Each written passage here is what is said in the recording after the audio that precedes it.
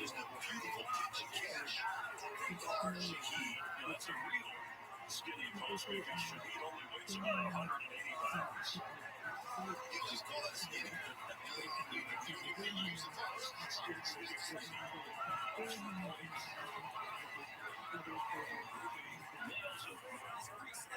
Tied up there in Houston. Cincinnati is tied up with the Seahawks, but the Bengals looking to change that.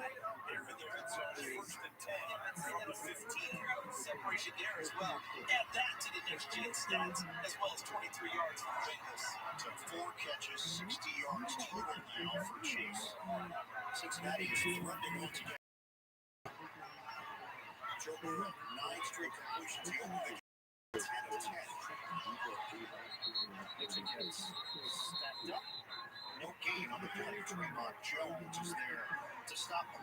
Chase set a new Cincinnati record for most receptions in a game. So we're on the Bengals red zone drive. Look at what just happened with the Commanders. A long punt return brings them first and goal. Actually, first and 10. Let's call it from the 11-yard line. Inside. Big hit by Landry. Offense. Where will he line up? And each time you've got to find it, you have to play for it. Gets it to the outside.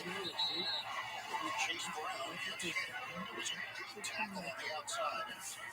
Particularly when you're in the red area, there's not much space to stretch vertical, so that side-to-side horizontal stretch is the important.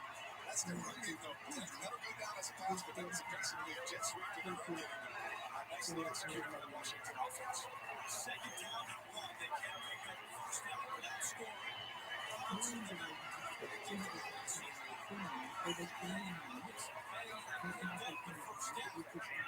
Third and 2 for Cincinnati.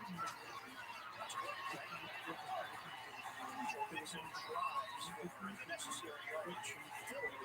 And a first down hit by Quandre Diggs on the play. One more note. For the offensive line, Brian Robinson getting downhill. And today's game doesn't even look like it's considered a right through Sam Mountain. Another one. Gibson is the back, and Robinson is in front of him. It's a fake to Gibson the outside for a touchdown. Fake it. Sells it. By time.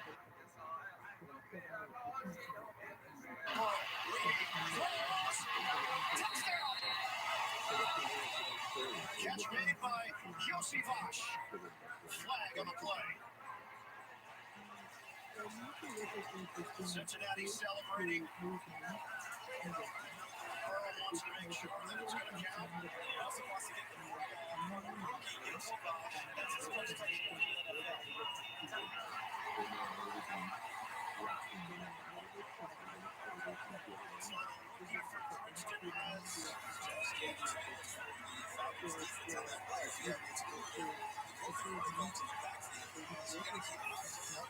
So we're on this Washington drive. Very tail-end of the punt return. And got the Commanders in business. It's Jamison Crowder, the veteran wide receiver slash return man. Now the Commanders do things and looked like he would be gone. He gets fired on a good hustle play on one of the special teamers for the Falcons. Gets called in after a 61-yard punt return, which eventually led to that Gibson touchdown, 10-7 in that one. We haven't looked at the Miami Dolphins offense yet today. They haven't done anything to this point, but now they are inside of the 20-yard line. Let's listen in live to Tua and the game. To the 17-3-yard game. So this is after he runs out of bounds and he's down in the end zone trying to get everybody going. It's flat because of the way the Panthers are playing and what they've been able to do in the first quarter. He has the most receiving yards in the NFL.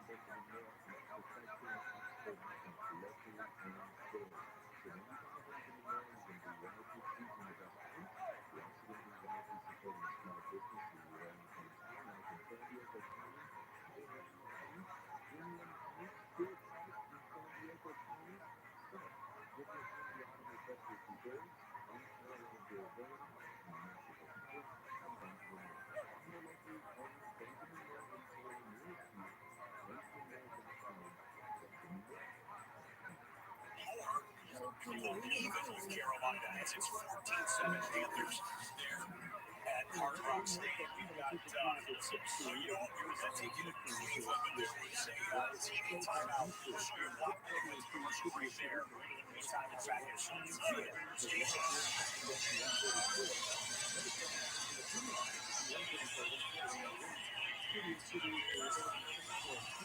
been a quiet day for TJ Hawkinson.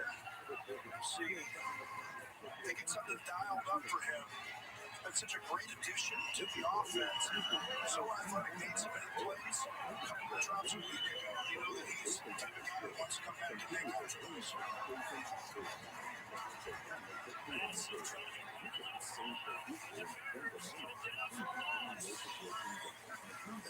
Third down and 12 now coming up for Minnesota.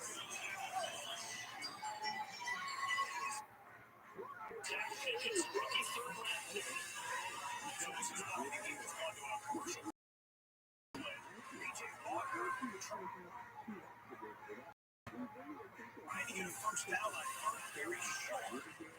This spins around. They have to spot the football. Sneaks to the measure. And that would be a first down, but then they call it a little tighter. And they have to look at it again, and then they say he was short. So there's a commercial break. We'll let you know how we figure all that out in just a minute. Briskers field goal on that one. So a long field goal attempt forthcoming. Brisker comes down, makes a nice open field hit on this one. Madison wasn't even going to block out of it. Double box into Houston, Texas. Nico Collins, who's had a terrific first 5 weeks of the regular season, making a grab to the sideline here, and that sets up a first down in the red zone for Houston. This one will go inside the upright. Kickers have all the points so far. That's what sets the tone, and that's business.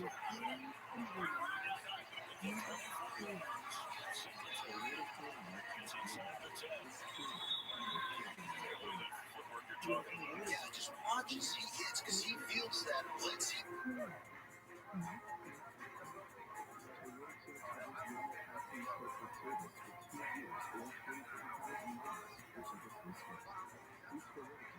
Feels that pressure. Watch his feet. Right now, pop. Boom, put it down and get rid of the football so that blitz can't get there. The quarterback and the timing of the routes, that has as much to do with why they haven't given up a sack as Even here at Houston, they're back out the TV timeout in Cleveland. It was a first down for the Browns. He's still shy of midfield. They're not missing much in San Francisco Street. They saw it right there. It's almost like dance stuff.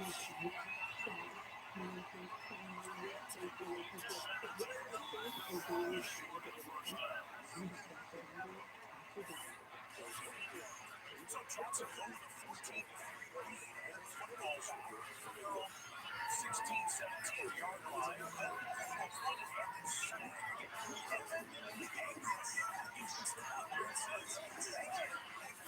14-yard nifty catch and a first down, Jags. Let's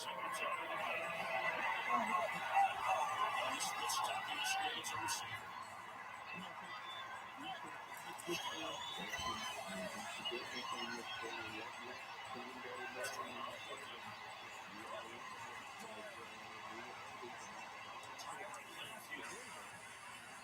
Seahawks have a touchdown in Cincinnati. And Geno Smith checks it down for the running back on the side of Charlotte. The igers see 10 yards of Kansas. Beautifully done by the Saints. Nice play. Not interfering. Get around the back of the receiver, around to knock away by that. 4-yard field goal. His field goal percentage last year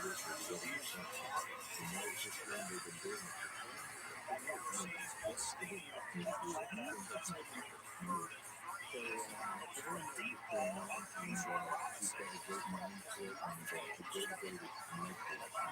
altered his body angle there. The ball goes incomplete. And Sean, some of the best hands of any running back so far in the NFL in his rookie season, but incomplete there. They line up for it, fight for it on 4th and 3, but yeah, Rodgers is home.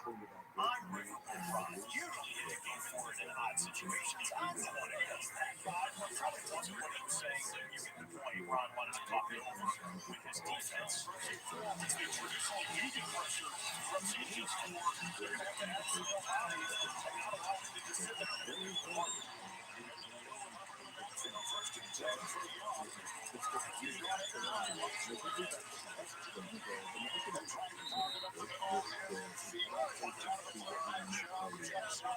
and that's how they were really coming off the right slot.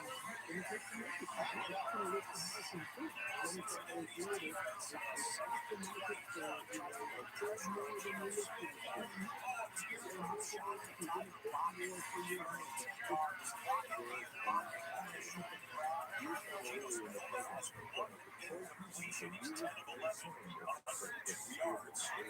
Gets there 4th and 3. There's no line left to go.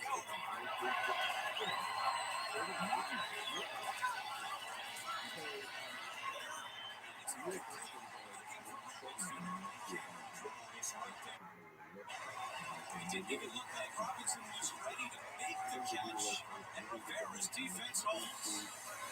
So Arthur Smith takes a gamble and comes up short. There's a turnover on downs, and we'll get you back to Atlanta when conditions warrant back here in South Florida, 37.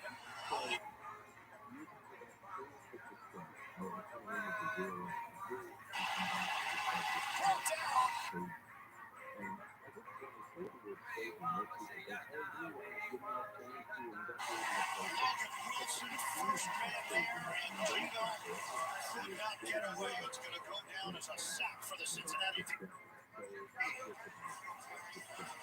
he wanted DK Metcalf on this one because watch Metcalf running to this play here. But the reason he can't get it to him is the pressure up front gets to him at the time he wants to deliver. He wants to let it go right there. Did you see that last pressure and block? That takes him out of, I think that was Hendrickson, 91. Showed up on that spot just as Geno Smith is ready to deliver. Facing a punt team on the field there in Cincinnati, looking 3rd and 16 for Justin Fields. So Fields out of the gun, needing 16 yards.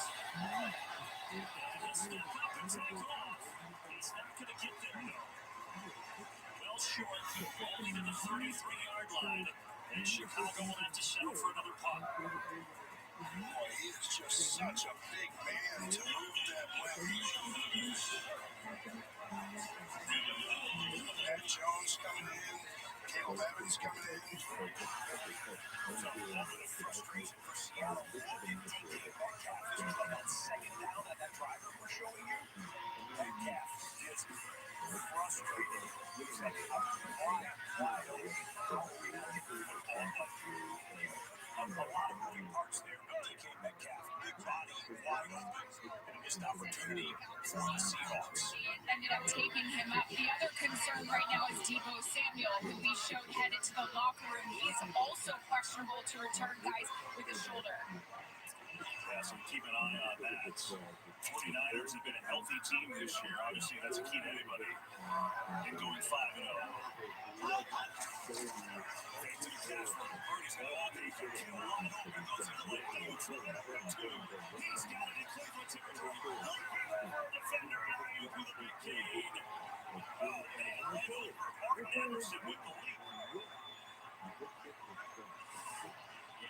He starts on the left side.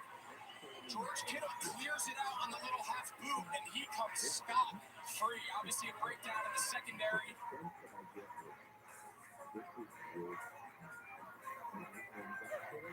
And you see that athleticism, that run after the catch. No team in the league better than San Francisco. No coach better than Kyle Shanahan at scripting wide open passes.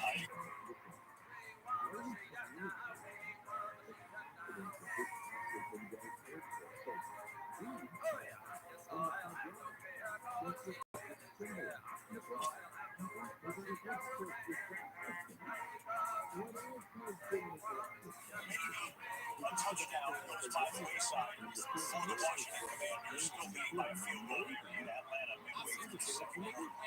A shootout, a slugfest. Takes us apart. I think Garrett Jones is eyeing, trying to get them behind the back catch. Hang on. I think Myles Garrett was offsides. We'll see. Run on the field is an incomplete pass.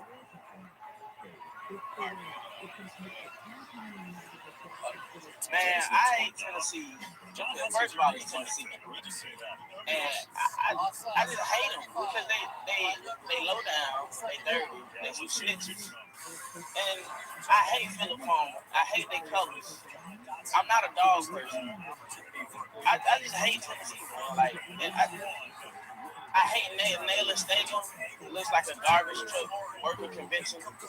And I hate all their quarterbacks. I hate Tennessee. It reminds me, and it's not that orange. It's that, see, I hate Tennessee more than I hate Auburn. I just dislike Auburn. I hate Tennessee. Tennessee's colors is that orange. It's not that orange you can sit with. It's that puke inside of pumpkin orange. And I don't like pumpkins. So I really don't like Tennessee, man. I can't stress that enough, man. And they losers, they sore losers because they're not Alabama. I hate Tennessee.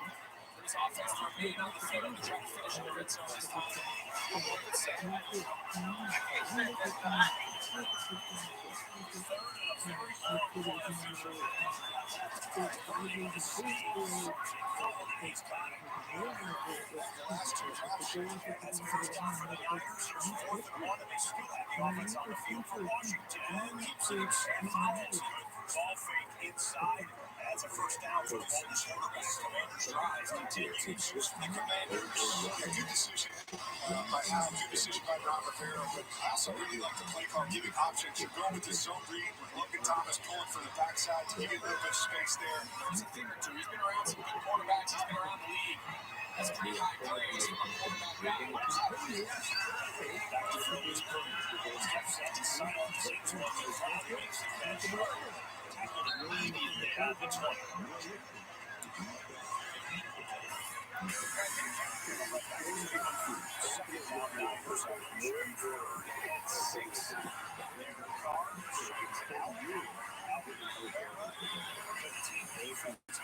Well, one of the most exciting stories in college football is Colorado Rapids had a remarkable turnaround with next year. Someone still needs to operate legend Deion Sanders. Here's a comment from Deion Sanders.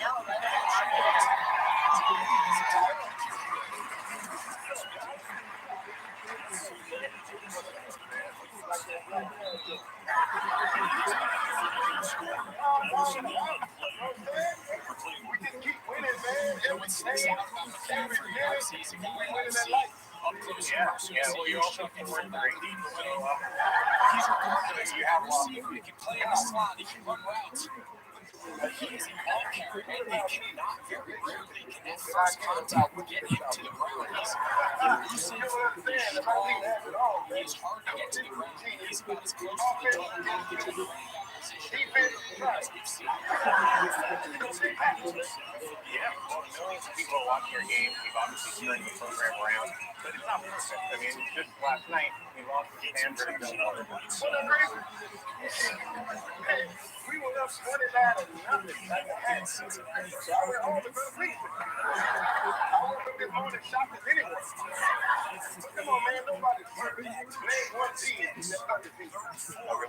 Georgia, Michigan, Ohio State, Florida State, Oklahoma, Penn State, North Carolina, Air Force.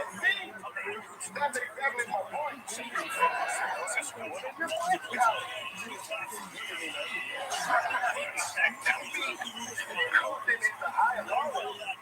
Right, that's right. You started a coaching career, right, at Jackson State, which is an HBC or the Black College, right?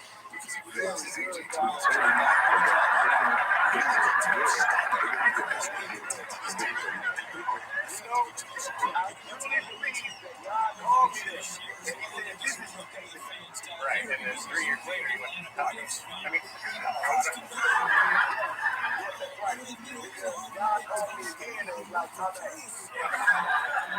And then he showed me the promised land of Colorado. I had to visit college, a place where there was white people. Every single person was white. I don't know, not many people know this, but Colorado is an HWC. So it's in white college.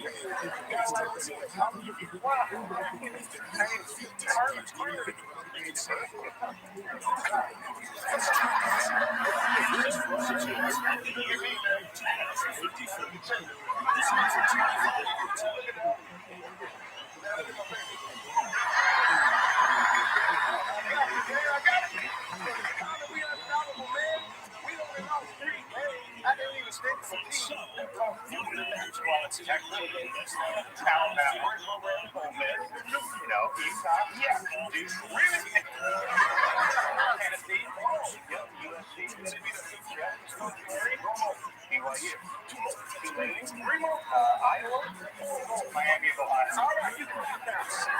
College, some teams might have a better record. We get NIL deals, baby. It's like I said when I was shooting on this very show, talking about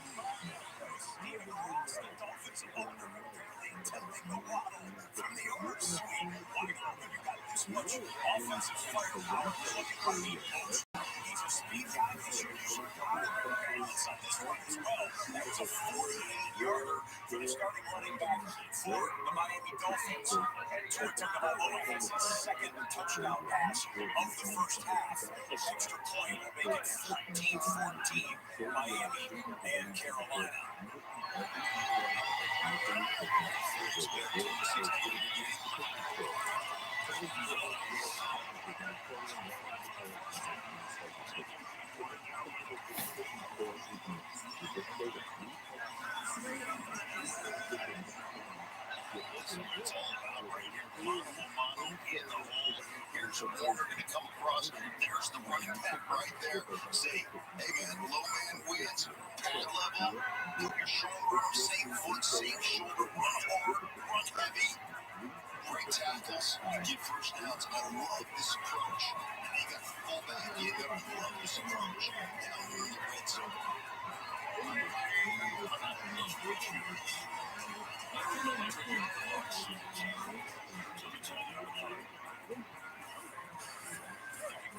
At Cincinnati.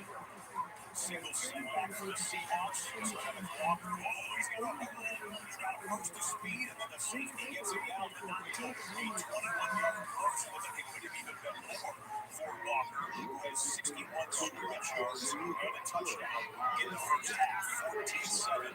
Cincinnati. Passing guy shuffle.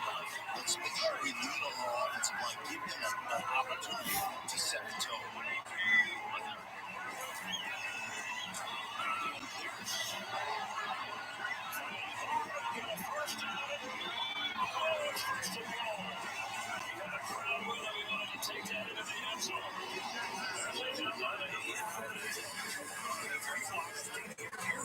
Crowd to their feet in Houston with an angry run. This was as C.J. Stroud puts it on the guy who's been his number one wide receiver all year long. Nico Collins, a 28-yarder. Nico has 3 catches for 63 yards already in the first half. C.J. Stroud, 132 yards passing, 1 touchdown, 10 INT, and another goal opportunity.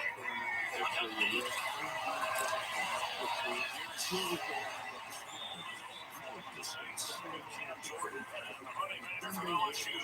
There's 11 here, Matthew. Let's go with 3rd and 5 for Gardner Minshew. As he finds his way coming across the middle there, Jonathan Taylor out the backfield. With the hands of the runs and the catch for 40 yards. And then 2 plays later in field goal range, Minshew in pocket, but he overshoots his intended target. Andre Cisco, it is Andre Cisco, 5 defensive backers for the Jags, coming away with the INT of the former Jag, Gardner Minshew. Inside the median, Pierce has going backwards. Pierce has a nice run, and then 2 runs for losses. They noticed 10. Yeah, they did.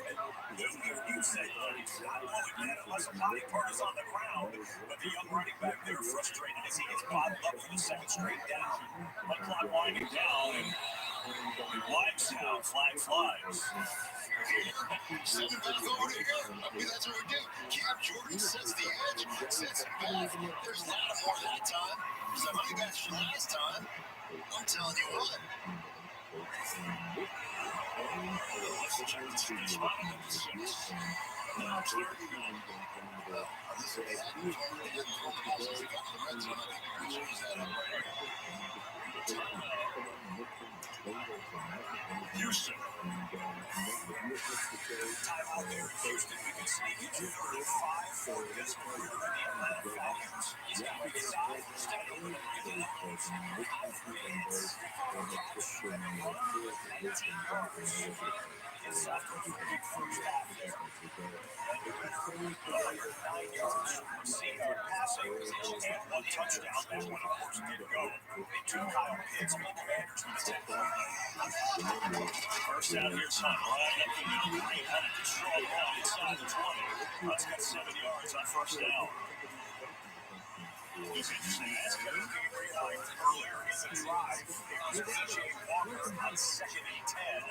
Some good pass protection. Floats one. And then Amari Cooper worked in between 2 defenders. Looked like he may have housed it, but gets tackled from behind. Still a 58-yard pickup for the Cleveland Browns. P.J. Walker at 97 yards passing and 1 INT. You fill the box with 2 teams in the red zone. C.J. Stroud on the right, P.J. Walker on the left. C.J. throws, touchdown, and it's Robert Woods. P.J. throw, and it's a catch, but not a first down for Cleveland. Houston back into the end zone, and Texans extend their lead.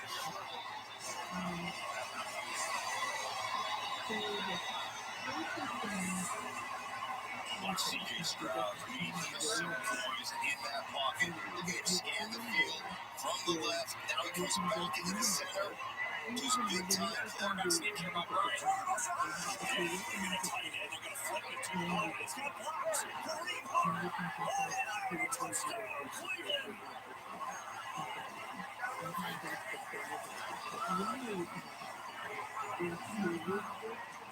There's so much going around the league about quarterback sneak, and Philly has kind of made it in vogue. Everyone's wondering what is the wrinkle. Well, in this case, Harrison Bryant, he's a tight end. He lined up under center. Everyone's thinking quarterback sneak. Does a little quick toss. Look, everything tells you this is sneak. They go jet motion to get a lead blocker. He doesn't get touched.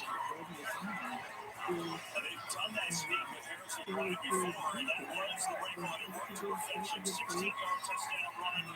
And the kick is up and good. And so the Browns answer the sub. So we got 10-17 in that one. 6:33 here. And Carlos Santos. Everybody's got 2 field goals. 6-6 between the one and the NFC North defensive performance. Was there. Lions play in the late window.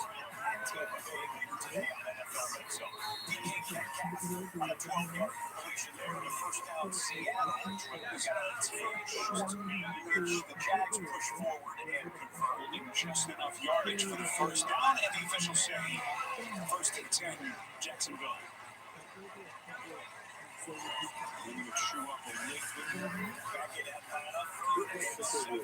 Desmond Ridder. Will throw for it. Bijan Robinson. That was a good choice. Out the backfield.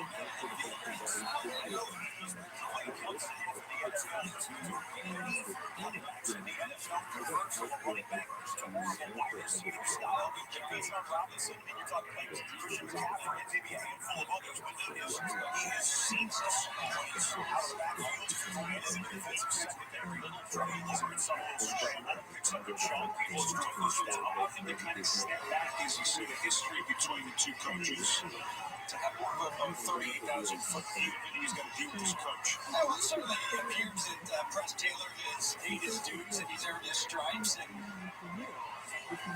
has a chance here to call the plays. And maybe they started to settle into something in London when they figured that trying to feed Christian Kirk, that would become a little bit more part of the offense instead of forcing things to drop. They seem to have touched the game. First down,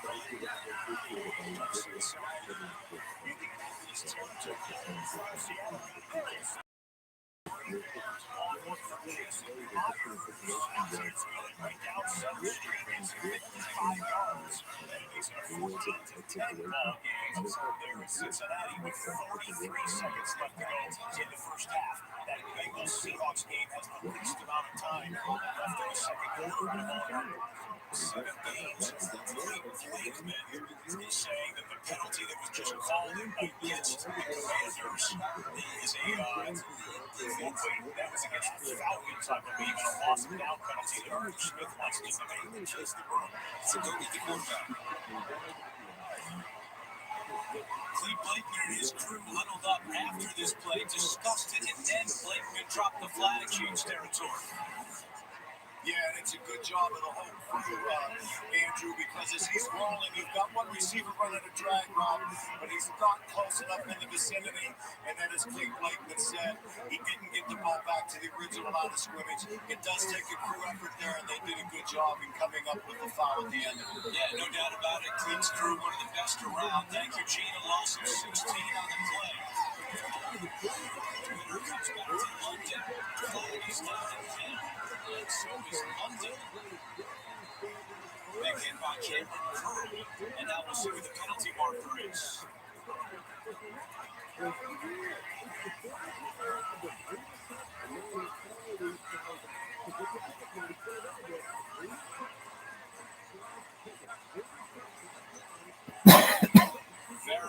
Indicating that it's against Atlanta and he will decline. Ineligible man downfield, offense number 63.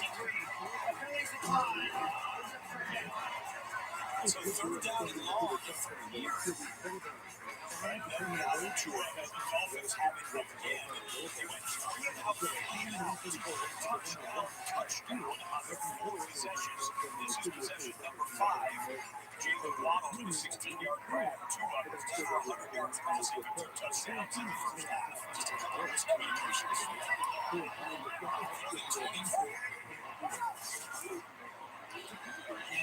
Passes to Waddle. Inside the 30, and it gives Tua a much better chance of putting 3 on the board. Just seconds ago in the Vikings and Bears game on a 3rd and 2, it's been all field goals between Minnesota and Chicago. Kirk Cousins hits his throws and a diving attempt by Trumman Edmonds. What an interception this is. If you see a replay of this one, we're not going to have time to.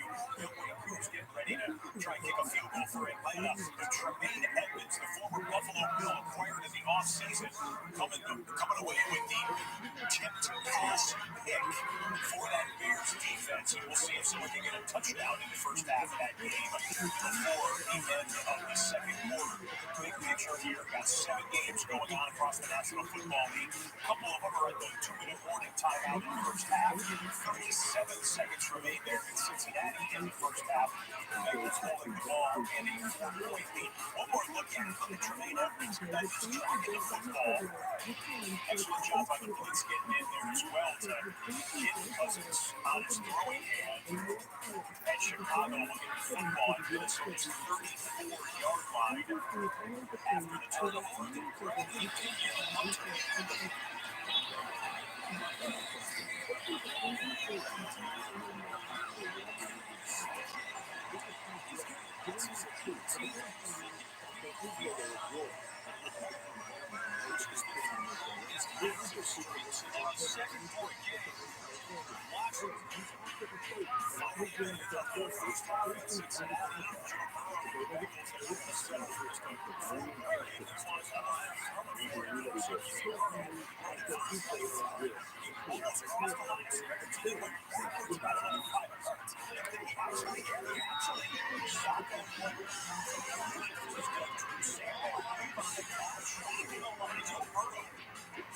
Last week, more healthy from that calf injury.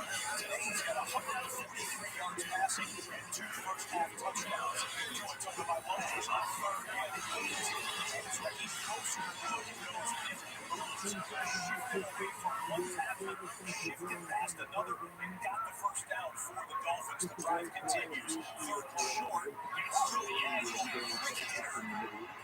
It's loud with the receiver motion handoff. That'll be a fresh set of downs for San Francisco.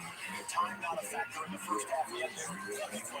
Under the Scaries Jackson reaching out to the outfield. Jordan Lawrence and the guys are on the move. Jacksonville with a 14-3 lead at that one, and they are now in field goal range. Jags at the, let's call it 29-yard line. San Francisco at the 40-yards. Christian Kirk, touchdown.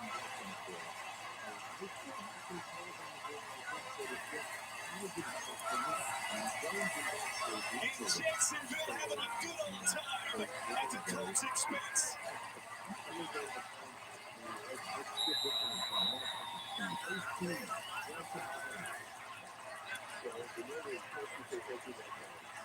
Doug Peterson told us yesterday, we want to make Christian Kirk a focal point of this offense. Tell you what, Bobby Tomlinson, number 94, the last 3 plays, he's about 4 yards in the backfield. They're going to start blocking him at some point. 2nd and 13, another middle. Wide open, no score. And so now the penalty. It was a free play. Defense number 95. That's twice Myles Garrett has jumped today. KB, this is a touchdown. So often we see McCaffrey run these little choice routes, but he's going to come, he's going to just settle, and he's just going to take it deep. Watch. The defender thinks it's a choice. No, he's just going to run right by him. I mean, that's And a third down live at Soldier Field, just out of a 2-minute warning timeout. Fields again from the gun.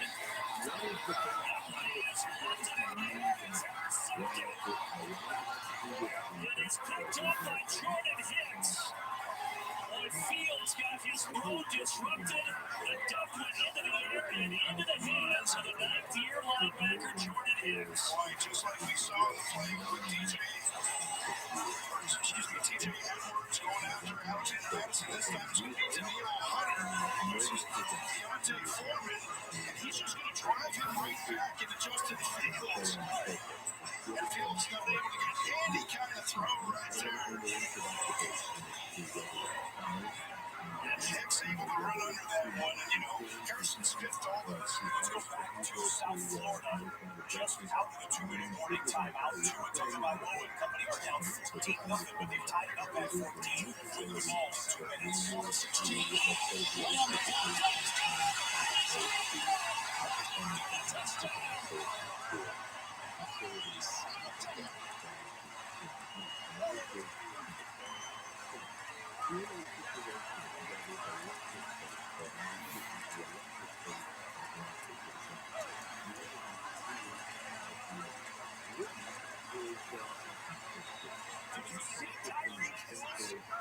Celebration, it looked to me that he went to some personnel on the sideline there, grabbed either a camera or a cell phone, did the backflip celebration, and then tried to take a photo or a selfie or something. Tyreek actually, he was fine in the game in Buffalo for grabbing a couple of adult refreshments and banding them together and chugging them. And look at these scores. He likes to celebrate. He's been one of the best weapons in the league in the first 6 weeks of the season. Number 10. Oh, and they call talking on it.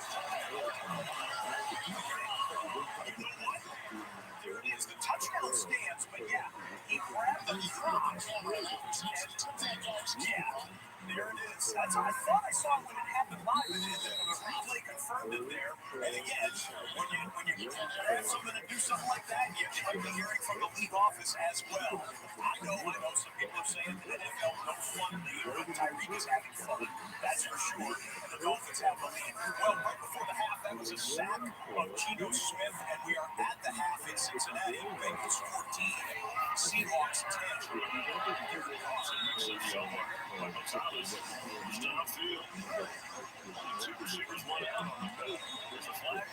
Subtitles. Subtitles.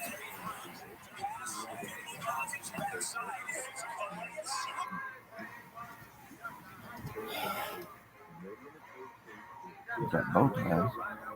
Bow tie costs up everything.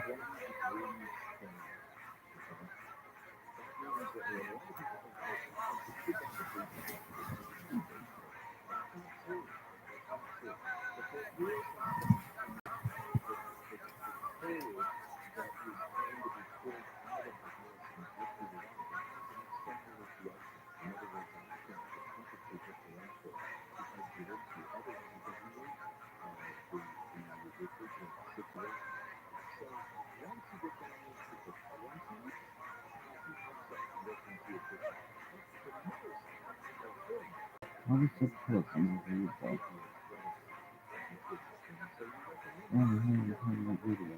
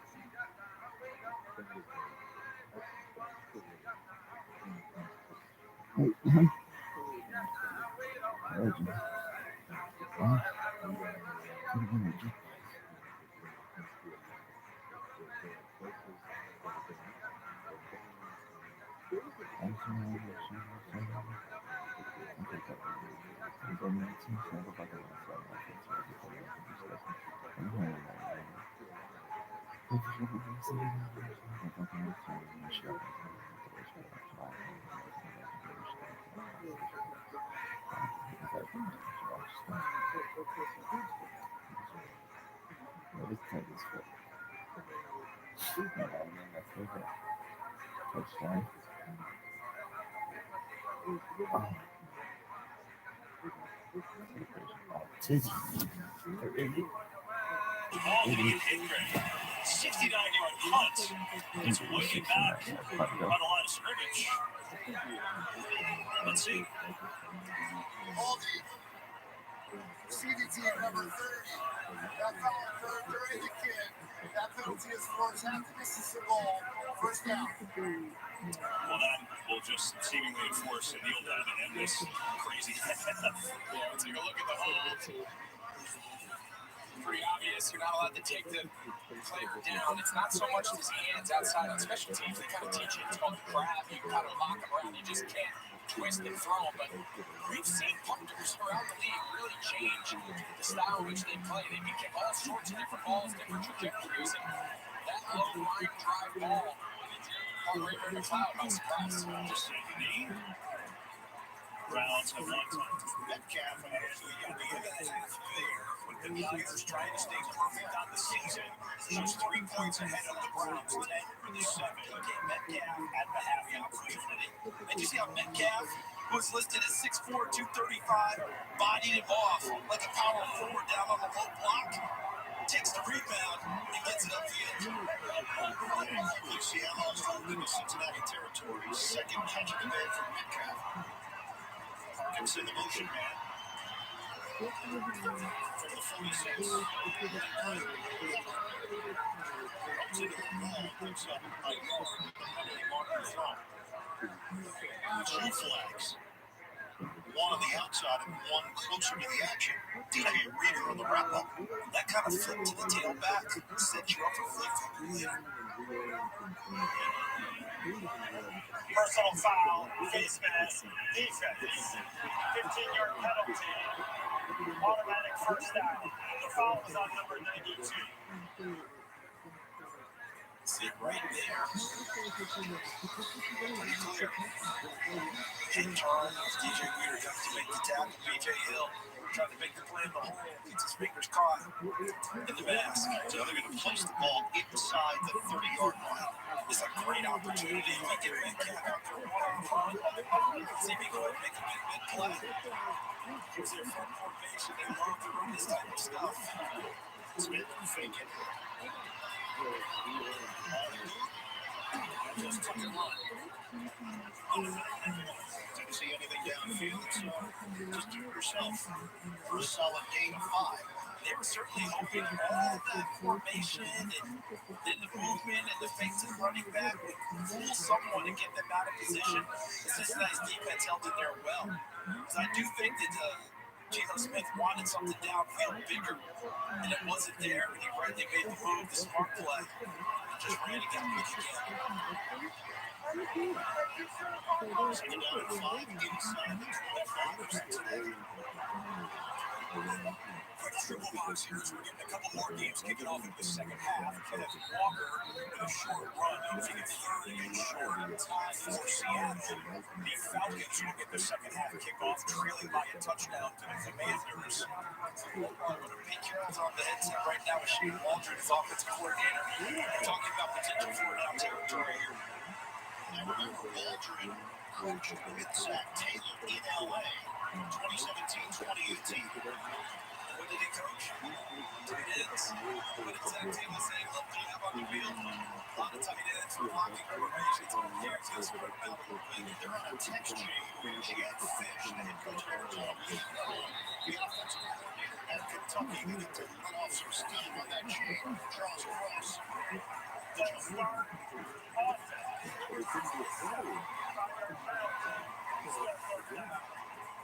Charles Cross's first game back in 3 games. They're trying to go sideline camp. Center trying to check. His head back coach, Charles Cross, shows first. I love your question. The question you had was active about that text chain. You're going to get it to the wrong time. Those guys, that Davis guy, he drives me crazy. Wrong text chain. Oh, you got that text? I got no, I got it. I'm just kidding.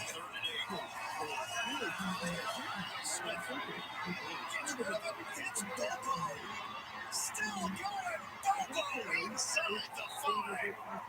The rookie out of UCLA is pumped up for 23 yards. Most of his career, dude finishes at UCLA and plays like this during training camp and preseason. Had the locker room shaking. Flex on that one. First and goal coming up.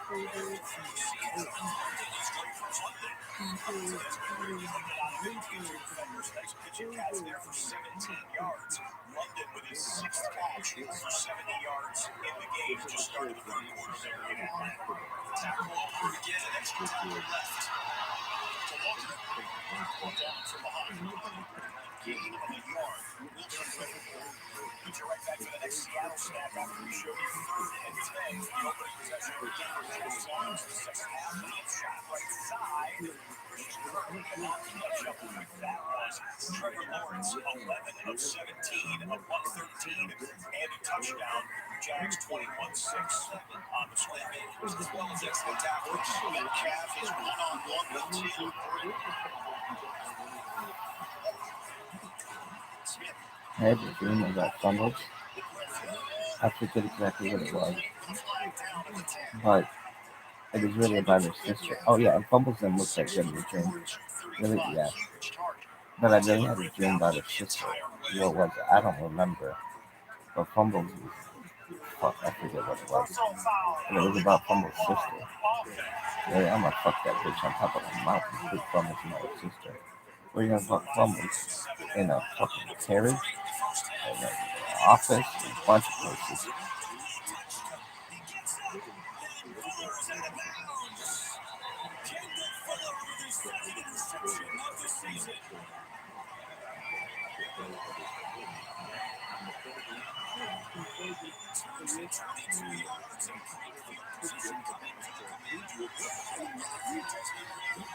Expecting Bijan Robinson to stop him, and he just doesn't get it. So you see the switch release, and Bijan Robinson right there. I think he was expecting a stop. Bijan. You're not gonna buy.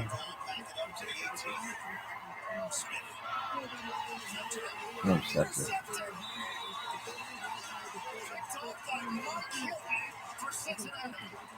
Just the second turnover of the season for Seattle. This season for the Commanders defense. Robinson. This is an area that Atlanta's defense has been put in this situation a number of times. Short fields off of turnovers, and they've been excellent in holding teams to 3. It feels like from a main thing that Arthur Smith talked about coming out of the half to AJ. Right now it's a big switch in momentum. Stop here, hold them to 3, keep it a 10-point game, and a touchdown here for the Commanders. It just feels like the momentum's starting to shift. Well, you know, Matt, it's all about possessions in the NFL. It's why you defer when you win the toss, and they defer, and they get the ball right back, and they lose the possession.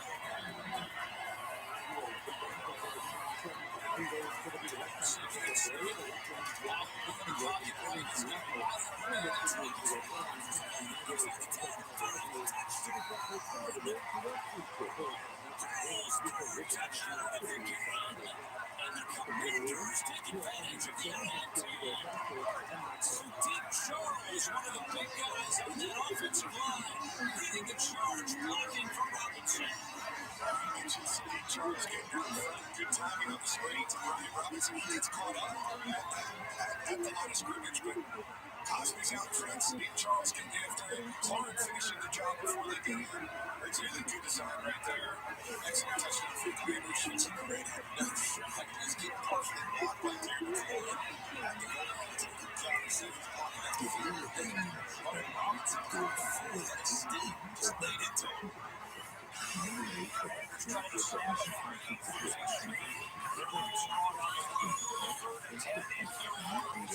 Panthers with 2 best players playing on that one. James gets rid of it out of bounds. He's a typical punter again. He has 3 touchdowns so far today. 32. Watch this catch. Gardner Minshew right Pierce. Now look good in real time. There's a reverse angle. It looks like he almost did a Jordan brand here. Up, spread the legs, make the catch, come down with it, get a couple of yards after the catch, looking back. Alec Pierce, pretty one there. Just goes for 5 yards, but keeping an eye on everything for you. Indianapolis down 21-6 in the 3rd quarter here.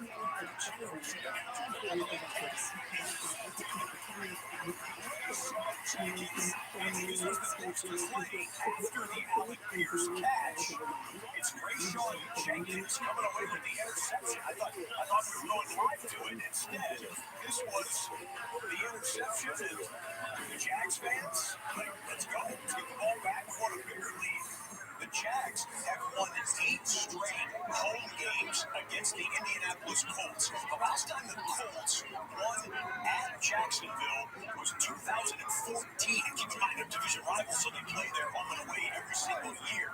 It's been a bad streak for the Colts, and unless they get something turned around in the second half, it might continue. 7 yards so far here today. And, you know, he's one of those wide receivers, and kind of rare amongst wide receivers, but he'll be more on the quiet side. So maybe he's not that kind of guy that's going to be in Justin Fields' face. Maybe somebody else needs to do that. This time, Fields is flushed from the pocket. He will just keep it and tuck it. And then he's dragged out of bounds by Daniel Hunter.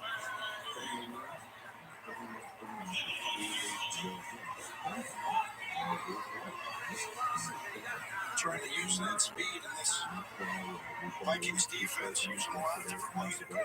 Dropping inside. It's 3rd and 2 for Cincinnati. Adapting game NFL. Continue to work with some pace here to get to the line. The official backs off on a 3rd and 2. Drew Sandberg in the backfield, the tight end. First down.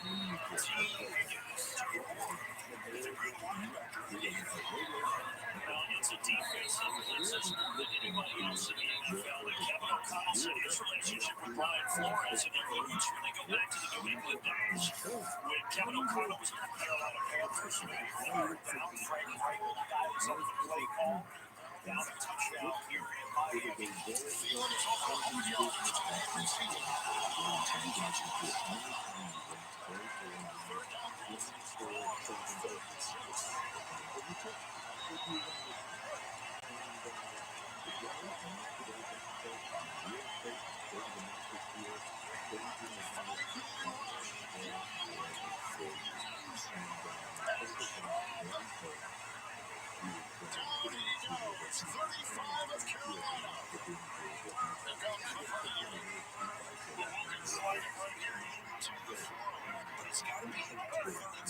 Chicago, especially a big tornado like this. 7 yards. Now the pressure gets to him. They try to flip the last second, but I think they're going to say he's due. Danielle Hunter. Danielle Hunter, it is a sack. He now has 7. It's been rougher sledding today than it's been for the last couple of weeks for Justin Fields. The sack will bring up the punt team for Chicago.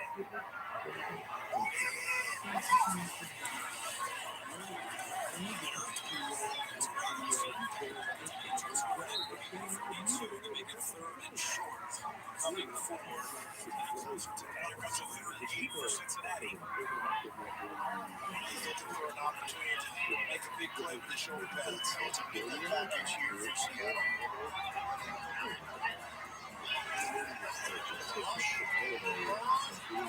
Can't break away. Tremont Jones.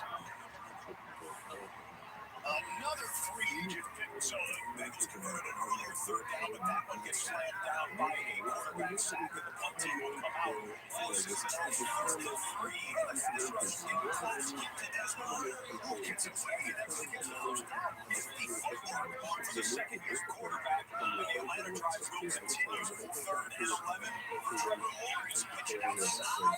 He's going to be a yard or 2 short. What do you do on 4th down? Gave him the cushion, but he closed quick enough. What do they do now on 4th and about a yard? We'll be right back for 4th down, but Justin Fields has gone into the blue medical tent for the Bears. This was right after the quarterback sack where he was trying to pitch the ball out of bounds just to get an incomplete pass. The athletic training staff looking at the star quarterbacks for Chicago. We'll let you know as soon as we know anything.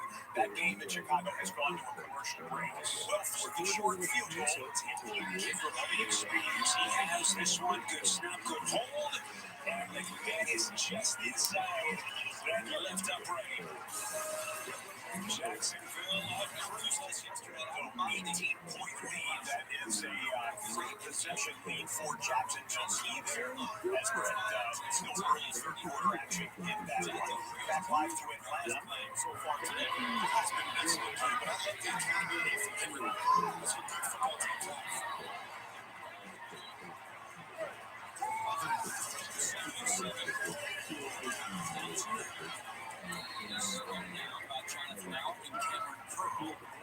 That'll make it 3rd and short again for the Falcons.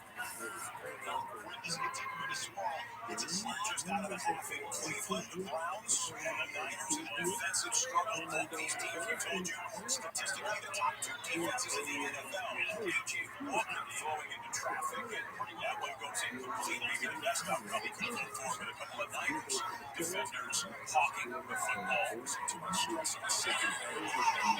Loss of Schwartz. Difficult to do. 33.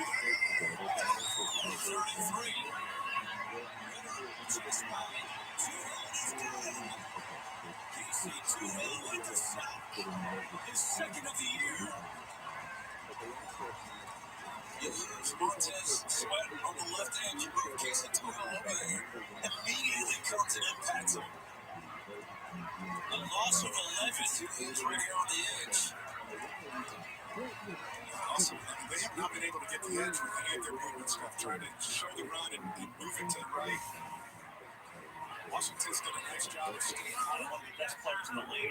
Yeah, and you factor into that some of the offensive injuries. Live 3rd down for the Browns. The Vikings-Bears game was out of a commercial break, and it appeared that Justin Fields was grabbing at his wrist. I believe it was his right wrist, his throwing wrist. But that's just a quick piece of video that we saw there. No official word yet. I mean, that's tough.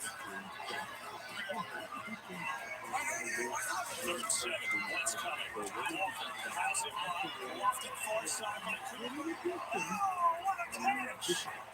Amari Cooper! This is where Amari Cooper excels. He might not have the deep speed he once did. He might not have that extra step. But as far as contested catches, going up to high point the ball over the top of defenders. What a catch by Amari Cooper going way over the top of both defenders. and getting a big play. Didn't go feed it bounce. Big play for Cleveland. Okay, 3rd and 12 here, and the crowd is loud. Cousins and company having issues. And they 96 yards.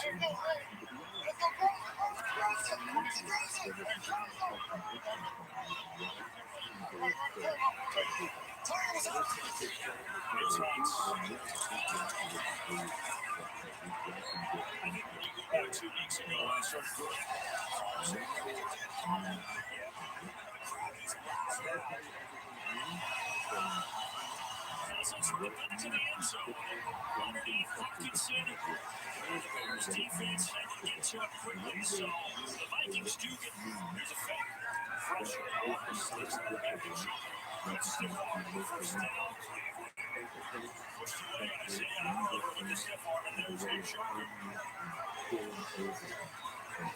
Joker is a guy that they think he can get a bigger role in the passing game. They've kind of struggled getting him down the field. A lot of his catches are kind of close to the line of scrimmage, but coming out of school in Miami, he was a big-time playmaker, fast, explosive, helped him get drafted in the first round. And if they can find a way to continue to unleash him, that would go a long way in establishing a little bit of a passing rhythm the rest of the season. What's coming? It's picked up.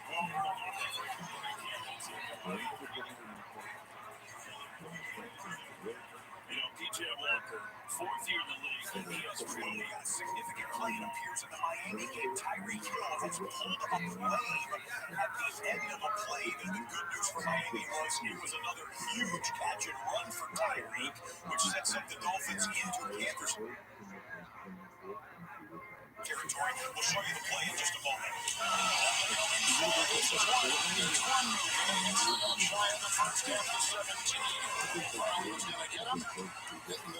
So here it was, everyone in sports television was talking about the track team, the 4x100 relay team the Dolphins have. All of that speed can come with issues at times, though. Tyreek makes the catch, hits the brakes, comes back to the right side. He was in a full sprint and then just had to pull up and go out of bounds on the end of it. 47 yards on the catch and run, and this is a live look at Tyreek Hill, one of the best wide receivers in the game, going into the locker room for the Miami Dolphins. That is down one. Fake to Brooks, Tua. First down in the ball. We had a live 3rd down in Cleveland. Third down. Long the pocket collapses. Diving forward. Heck of an effort. But he's nowhere near the first down. Just gets back past the original line of scrimmage. But it will set up. Hill today, 4 catches, 126. And a 4-1 touchdown pass for Detroit.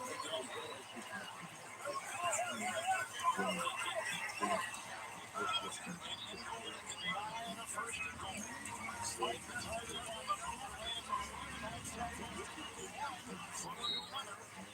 You told them earlier in the week that you tied 10-10. That San Francisco team we all saw dismantle Dallas on Sunday night. I think that entire organization was signed up for it. There's Hopkins at 42. Pick is up, and that one is perfect. And we are tied. Cleveland. So good opening drive. Greg said, all right, 10-10 with one of the 2 remaining unbeatens in the NFL. The San Francisco 49ers in a fight in Cleveland. On the right side of the screen, you got another elbow catch. And a flag for defenseless receiver being hit at the end of the play. It's first and goal for Seattle. Second goal for the Dolphins. Oscar dives over. He's in for the touchdown. That is 10 on the season for Rocky Oscar. He leads the NFL. Danced away to a 27-14 lead.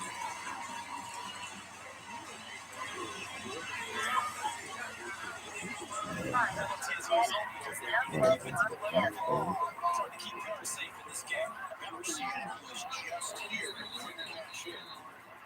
Officials are going to stop play here with the ball spotted just inside the 6. Medical timeout. Seattle. Someone spotted something. Let's go. Yeah, I wonder if that was Tim Strong's fast. There's a sound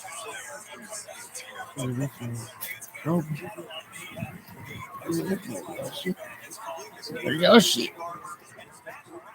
Is on the broadcast for this game as well. The former Falcons star quarterback calling the Falcons game. With his first sack of the year. The Silver Spring, Maryland native. And he kicks it on Trey. More football, please. Jackson Smith and Jigba hasn't been involved in a while. He's lined up number 3 inside right now. See if they get the rookie free if they don't want to go out wide to Metcalf or Lockett. Respot the ball. First and goal.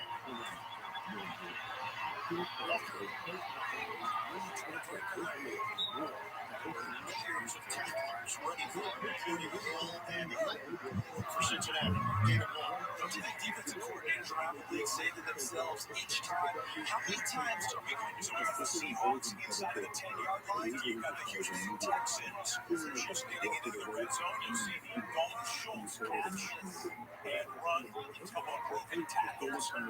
Houston with a 7-point lead, looking to add to that. Cincinnati trying to keep Seattle out of the end zone on a second and goal. Walker in the cut.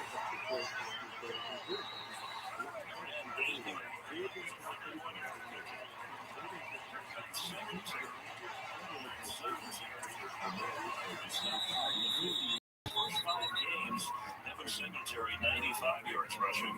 Today he's got more than 54. Also over the top, Joe Bocci, 49 into the ball game. Probably just play special teams. Get a little down and low from his teammates. That's a third and goal.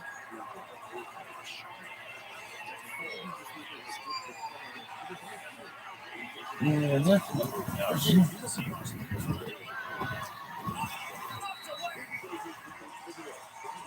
Lockett defended by Taylor Britt. And the Bengals hold. Was interesting on that call. DK Metcalf on the field in that portion of the drive. Big third down inside the 10, right around 10-yard line. We have that big receiver there. And Taylor Britt shows his agility to stay with the shifty and elusive Lockett. And he's right there on the play and knocks it away. And a chip shot here for Jason Myers. So easy for you to see.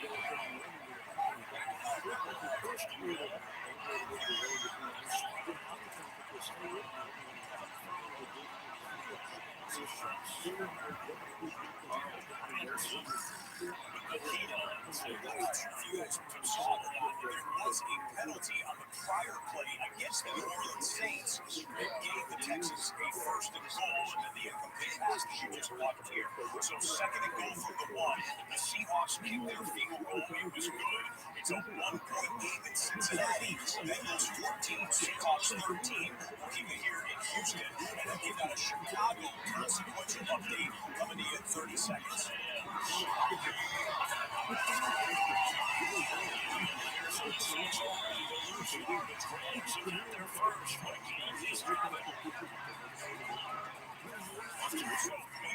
In Chicago, Justice Fields is out of the game for the time being for Chicago. This is Tyson Bagent, the undrafted rookie quarterback out of Shepherd University. His dad, the arm wrestling world champion, and now he gets a chance for his first NFL snaps.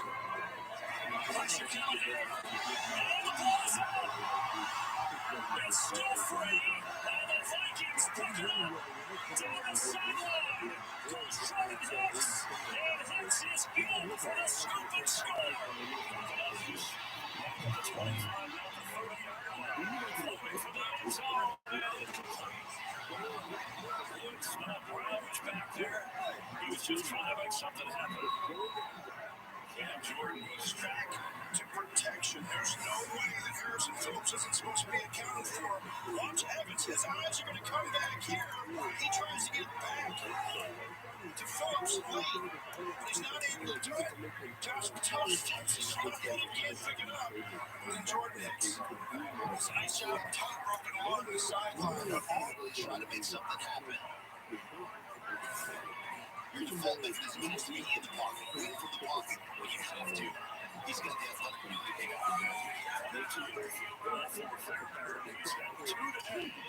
Finish a 10-point. A 10-point lead there for the home team in Houston. 3rd and 11 for San Francisco. Empty backfield. Purdy intercepted.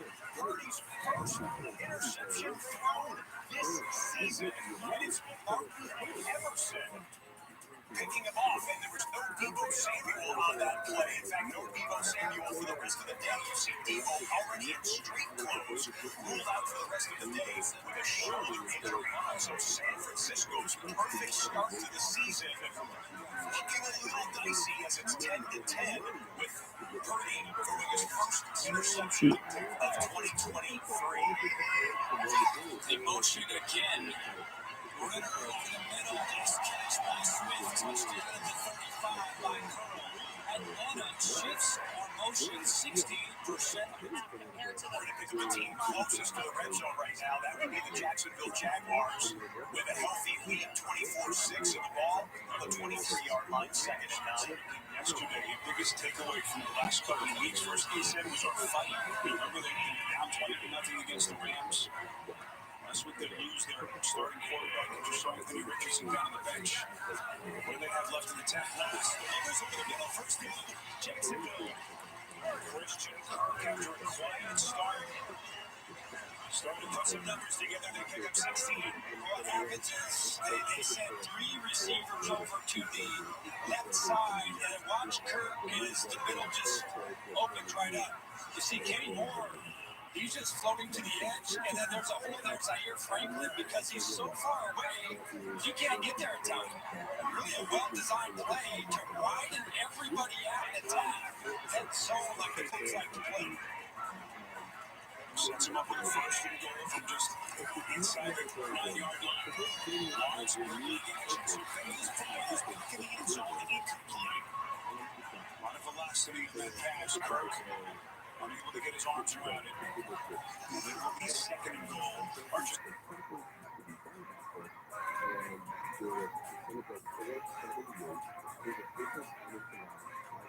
Kenny Moore goes to come back to the Carolina-Miami game. It is now a 14-point lead, which is what we said was a significant review at the beginning of the game regarding this play. DJ Charge makes, no, he does not. Incomplete is the call on the field, and it is 4th and short, and Frank Wright's going to go for this red zone offense. some of the struggles. They've been looking off the comp. So far, so good. But in the red zone, Frank Wright's going to clear and keeping the offense on the field on 4th and 1. 2nd and goal. The Jags goes nowhere. Miami fans want to impact this 4th and 1 snap.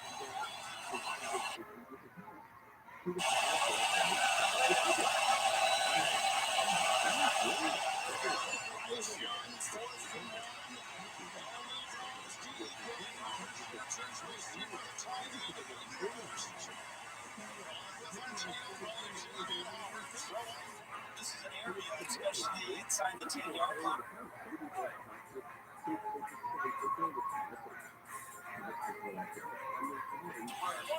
You think you might want to get over the everything and use some of that height that he brings to your offense.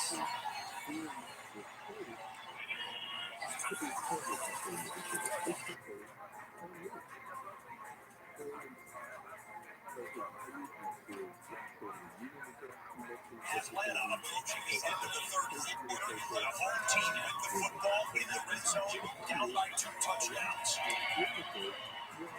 He's on the pass rush. You just can't do what you are. you go to your DNA, and that is the Atlanta Falcons DNA. 8th play of the drive.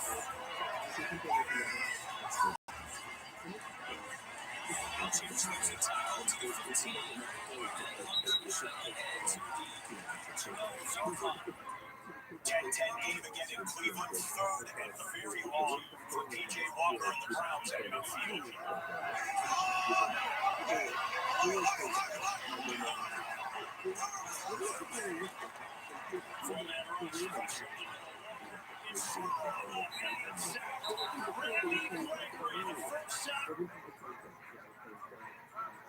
That's a 49er.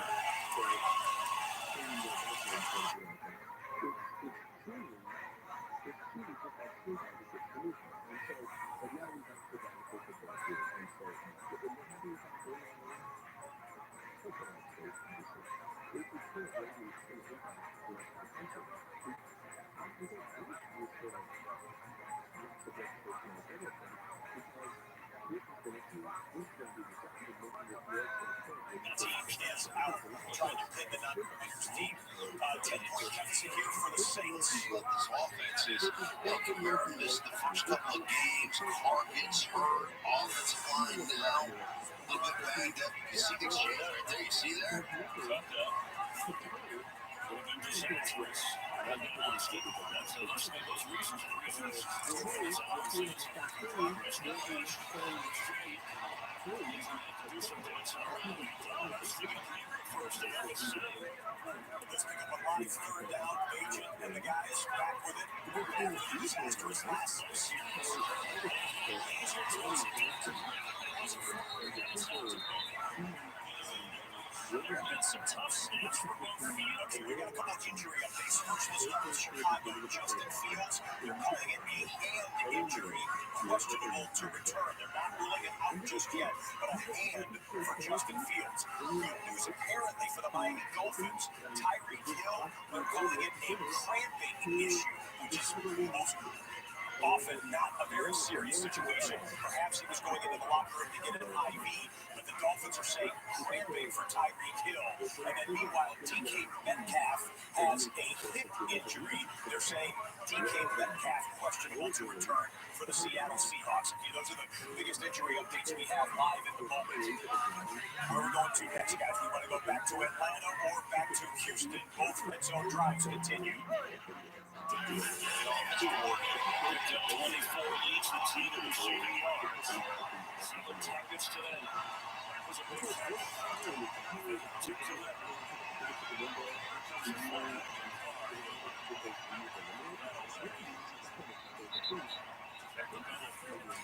Chicago going for it on 4th and 3. Into the 42. That pass. This Cotton was inbounds. Skip Randall breathed it in, but did not get the feet down. And it is a 2-yard loss. You can see the little hand right here. See it? Got a hook right there. Now watch him get a good hands up. Like a good hands up. I didn't do anything. Oftentimes when you do that, officials say, oh, yeah, there's no question he knows he's wrong. Give yourself a hug. He's going to think you didn't do anything. Double box in the Atlanta Falcons. They keep the offense on the field. Makes the catch from Derek Carr. So, to a successful play there. 4th and 4. This NFC South offense going for it. Quick pass. First down the line. So Arthur Smith took a gamble on 4th down in the first half, and it backfired. This time, the Falcons are able to move the sticks. Such a great job by Matt Collins here. needed more tight end. Shots on the plan. First regular McCaffrey. Second and 12.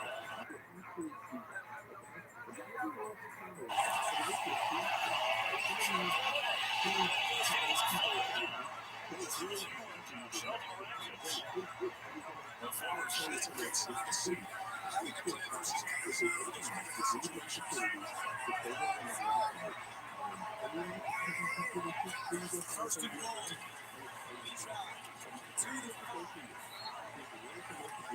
So we saw the same play last week. Desmond is one-arm spin. Ball right from the arm. Right there. Takes it back of it. Oh, yeah, that's the trick right there, Kenny. We call it the dying cop approach. When you get beat like that, just keep your feet in the air so you can trip somebody. It's a good call by the official. Off the edge.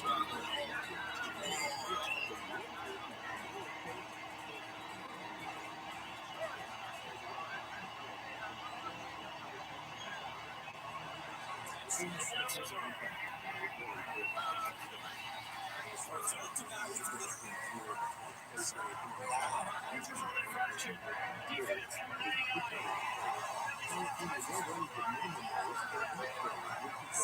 this was last week. We saw. Well, we told you that it was maybe good news for Miami and Tyreek Hill. Well, it's actually great news because he's actually back in the lineup on the second play back into the lineup. There's Tyreek Hill on the secondary again. Finding Ruben going 24 yards on the catch. Two attempts by Lamar, 241 yards passing and 3 touchdowns. Tyreek Hill. Another 150-plus yard receiving game was touched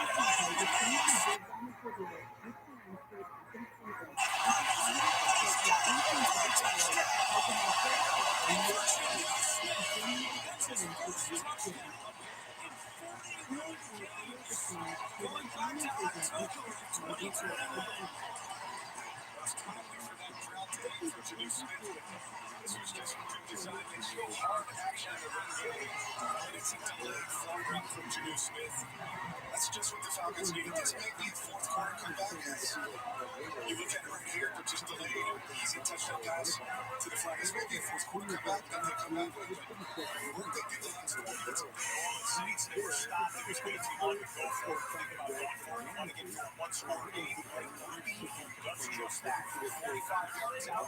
It's a 7-point difference against the Houston Texans. 2-point conversion line for the Falcons. There's the other one, and it's incomplete by flag.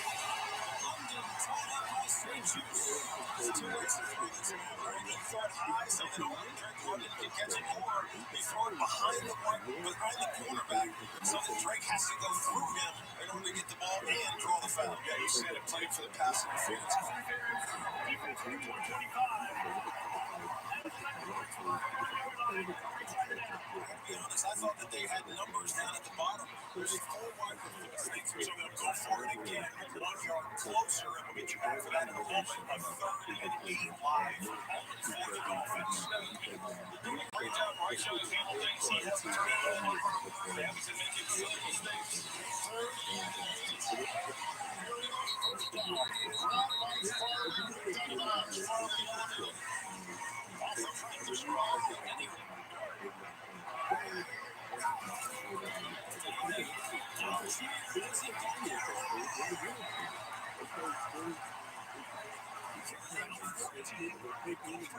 The first touchdown in the fourth quarter. That's the analytics play.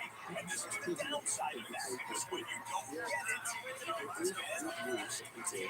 you find yourself down by 8 where you will have to go for 2. Again on the second, and that will be just going to go overtime. So the analytics play backfiring on that one. 24-16 Washington. It's a deficit for the Seahawks, and it'll remain so after the interception. Geno Smith with a miscommunication evidently with his intended wide receiver, and Cincinnati turns him away. Into the fourth quarter we go, with the Bengals having the ball and a 1-point lead. Cam Taylor grit on the interception and a diving one at that. Excellent job by number 29 for Cincinnati. Justin Fields has officially been ruled out for the Chicago Bears. So Justin Fields out. The Bears only have 6 on the board by virtue of 2 field goals. A lead for the Vikings and the football approaching the end of the third quarter. It's a big penalty now, 3rd and 12.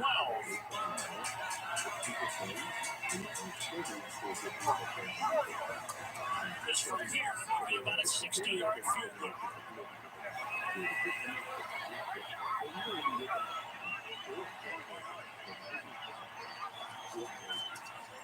Sees the pressure coming, gets it to Addison. Addison makes it a much more manageable field goal try inside the 50. As Falcons come down to the end of the third quarter, let's go big picture. 7 games going on across the National Football League. We have 3 one-possession games. We've got a 1-touchdown difference between the Texans and the Saints, a 1-point difference between the Bengals and the Seahawks, and a tie game between the Cleveland Browns and the undefeated San Francisco 49ers. As we enter the kitchen, wins become losses, and losses become wins. Our perfect season's coming to an end in the next 60 minutes.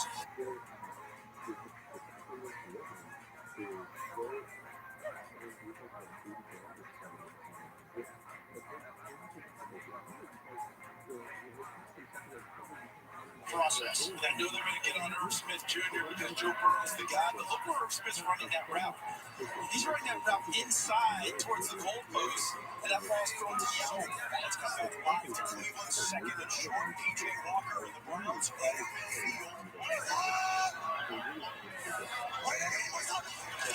Green punts. Offside. Trying to extend the Cincinnati lead. Athletics, Scott Robinson, 52-yard. Dead solid, perfect. Jeff Shearson, once again, the number one scorer. Yeah, and I think he deserves a lot of credit. I think when we asked him, he was very upfront and honest. He said, listen, there was a humbling process in going through, taking over a defense and saying, all right, I'm just going to keep a lot of the things in place. A lot of what they've done, their personnel, their scheme, has worked for a long time. And I'll give a lot of credit for that. Swinging out to Hunt. That'll be blocked.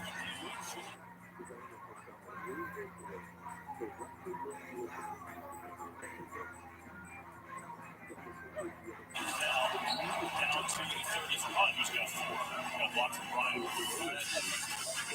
Just had a few more attempts for the Vikings. Trying to make this 16 lead. And what happened out of this one? Greg Joseph wide right for 57 yards. So he was going 19-6, but it's Tyler Bagent solid gap for the order here and Bears. Running up that even closer. That takes any strength of this Niners defense, their front, their linebackers. Wilkes' impact on the secondary is an area they can continue to grow. He doesn't have much room today at all. 12 carries, only got 31 yards. Right on third down is We're keeping an eye on the Colts and the Jags. It's a multiple-score lead for Jacksonville. You can see, but we'll show the plays that happen that matter, including Michael Pittman hauling in a big deep shot from Gardner Minshew. They flipped it in the fourth quarter, so same drive. And they go towards the end zone, 2 touchdowns. Josh Downs will cap off that drive. So it's 31-13 there in Jacksonville. Oh, we've got an injury update for the San Francisco 49ers. Christian McCaffrey is questionable with an oblique injury. That is news from the Niners sideline. CMC questionable with an oblique. You see, it's the Niners defense that's working right now. Niners on offense have already lost Deebo Samuel. Trent Williams was down and injured earlier in this game, although Williams has been able to continue in the contest. But now Christian McCaffrey called into question with an oblique.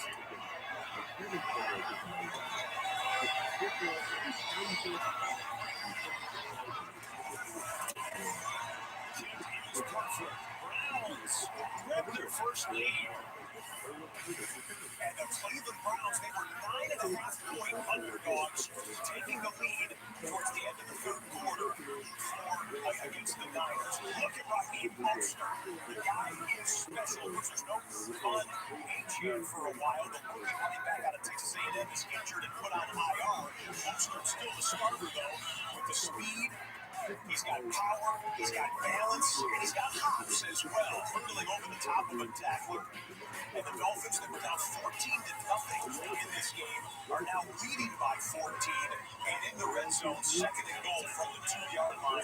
Let's listen in, as now it's going to be first and goal from the 1 after the Carolina Panthers pass interference. Struggle, they allow 60% conversion rate. Fifth worst. Trying to hold here. First and goal. Trying to punch it short. They held there. For another second down and goal. Monster 10 touchdowns this year. We got a live third and 11 for the Chicago Bears. We need to make things happen in a hurry, down a couple of possessions. Agent throws, and it's incomplete. Trying to get it to DJ Moore. But it is broken up. Andrew Booth there on the coverage. Here's a third and goal for the Dolphins. They just tried a quick pass underneath. That was another offensive line that came in as a tackle eligible play, perhaps, but third and goal live from the 1 yard line.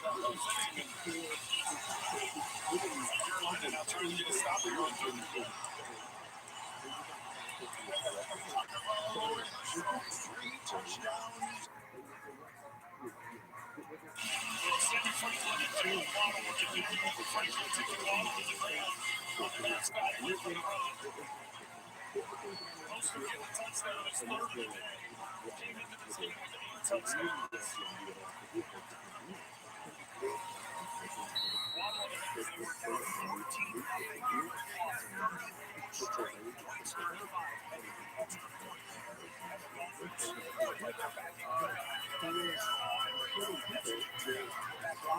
Possession game here in Houston. Derek Carr, fourth quarter, gets a touchdown to tie.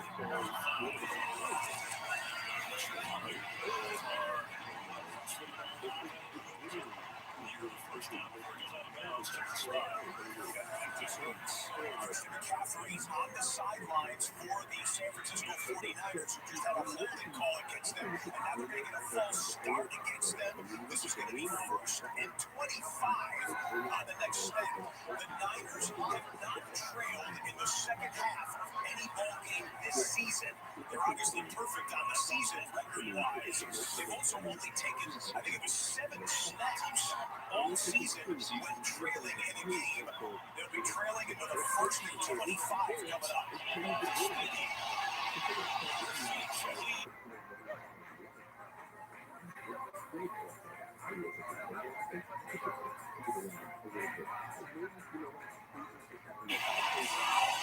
Good drive for the Sixers.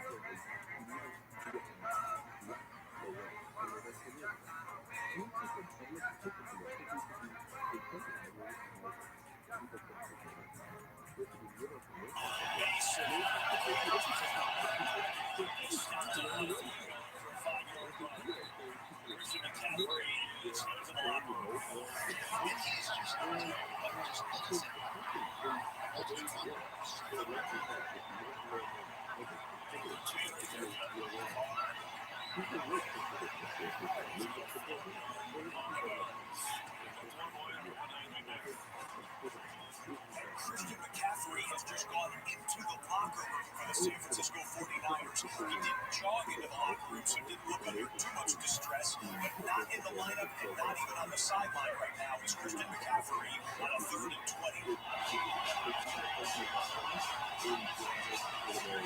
Just going to run into Mason left side. He's on a steam, and then gets slowed back in the redraw.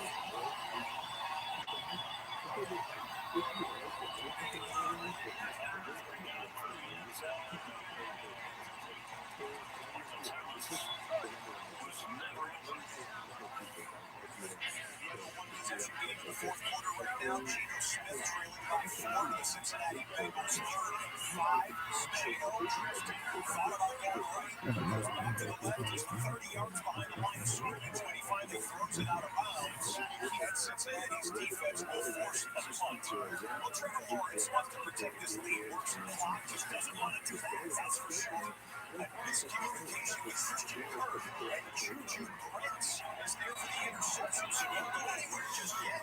Colts fans, and a missed field goal by Blake Grumpy. His second miss of the day. This one was a chip shot indoors from the 11-yard line.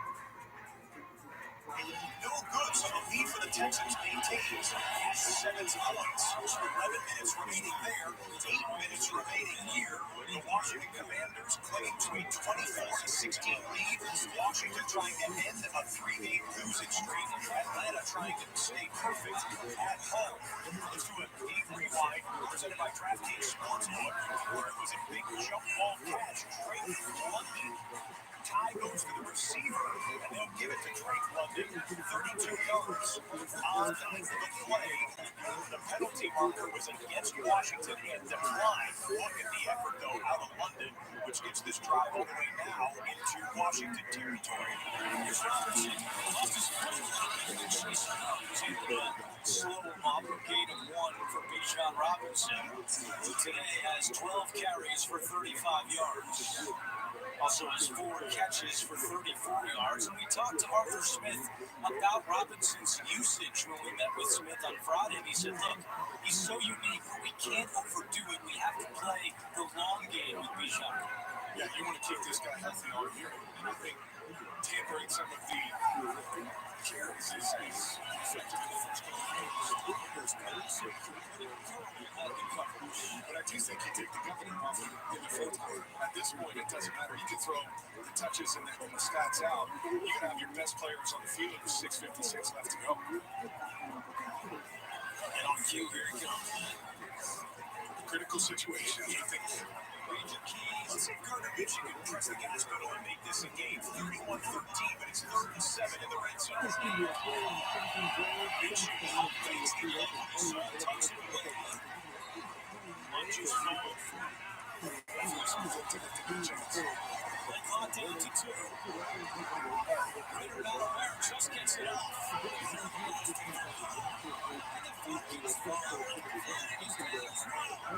The center, Drew Tallman, recovered the loose football.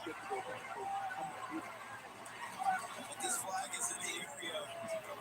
We're going to wait the flag out here in the Commanders game. Wow. Gardner Minshew again, half and a pass to Bears. The Falcons. Almost could have been a turnover for Minshew. 4th and 5. He'll shoot zone. Intercepted to the end zone. Just trying to get Desmond Ritter, but Cody Barton comes in high with his hands and contacts the helmet of Desmond Ritter. Even if it's not a violent contact, it is contact in the helmet and be called 100 times. Yeah, it's difficult on the defender because he's going up to block the pass. He sees Desmond Ritter getting ready to pull the trigger and he goes up to block the pass.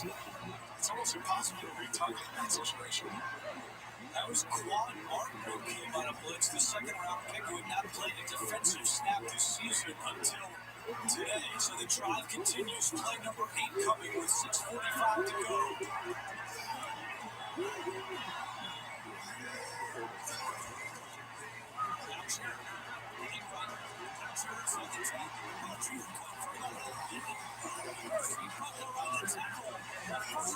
For the Falcons. Coming right back for first and goal. Falcons after Michigan. 18 for Bryce Young. Bryce needs 2 points. Smith waits. They waited too long. The Dolphins get there and prove that they keep position. First and goal, Falcons. Now Jerry King. And this time, from SC. Cody Barton makes another tackle. 6 minutes to go. Well, we've been talking about the rotation for Bijan Robinson, but when you have a guy like Tyler Algier come in, who was a 1,000-yard rusher last year, you've got a pretty good 1-2 punch. You also have 2 players who are fresh in the 4th quarter in addition to Cordero Patterson. So, I mean, the rotation early allows for the run game to show up. Once again, you see both Tyler Algier and Bijan Robinson in the backfield together in the game together. And some movement of Flyers down. And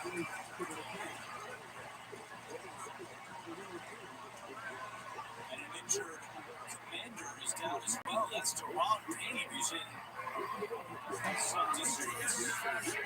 During the injury timeout, he's going to plunge back to the Dolphins. So Carson Zeros on the return. They feed him a turn off the right side. It goes up the Panther sideline, but then watch at the end of this play. There's a little fracas that gets involved. People trash talking. That's Johnny Hecker, the punter, and he headbutts the special teams player for the Dolphins, who takes a flop, pretty obviously. But Hecker's like, dude, I just barely headbutted him. And we sort it all out. And Pat McAfee has accepted for the show here this week for the Browns. Smile a little bit. But I'm not giving him all that, John. I just love it, man. Guys just go out and play. Just as tough as can be, but athletic. But easy hands. 4-9 territory for the Bears. Agent rolling out. Underneath him, completed. Just enough for the first down, it looks like. Performing out more than midway through the fourth quarter in Cincinnati. Joe Burrow and company, the 4-point lead, just trying to protect the ball there as he gets sacked on the rush. Boy, he ain't Moffett, New was one of that sass of 70 Bengals, just punted it to Seattle. The Seahawks get the ball foul, 36-yard line, scoring Geno Smith and the Seahawks. Boy, if they get towards midfield, they're trailing by 4 points in Cincinnati. In fact, let's pick it up now. Here's your first and 10. Just over 6 minutes to play. 17-13 Cincinnati. Running play from Walker. Brought down from behind by Hubbard after the gain of 4. We mentioned identity on it. 6:17 to go. You don't have to go super hurry up to get things done. And what does Seattle's main identity? Being able to pound that you on the run game and mix in the pass. Although now they get Kenneth Walker all the way down here. And he is a good receiver. Just shy of the 40-yard line. Second down and 6. Walker's got 60 yards on the ground and a touchdown. Shotgun for Geno Smith. Smith pulls the trigger. Picks up Metcalf down the sideline. Out of bounds. Coverage from Taylor Britt. Geno Smith. The game is in a commercial break. Don't worry, we'll get you back there to the Falcons. Second and goal when we can. Meanwhile, A.J. Walker, 35 on tackle break in front of sticks. The Niners defense does its work. The Niners offense is getting the football back, trailing by 3. Out of the 60 timeout, second and goal. Falcons is a touchdown and a 2-point conversion. So we're rolling right, throws end zone in. Looking for Truman, and now it's third and goal. This one. Chicago has a Yeah.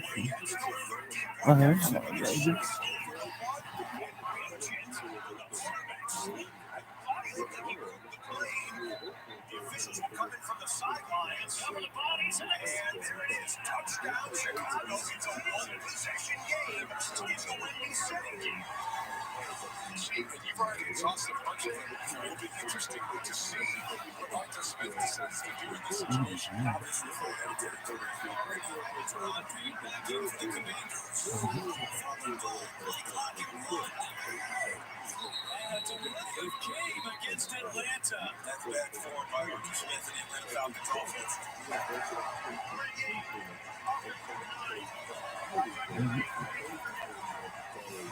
Agent. That first carry, first touchdown. Guy who set a bunch of records at the Division II level. That should Third goal from the 3, third goal from the 2. You get the call in, you get the operation up, you've got to be moving. But in this situation, it becomes increasingly difficult now. You have 2 plays to score from the 7.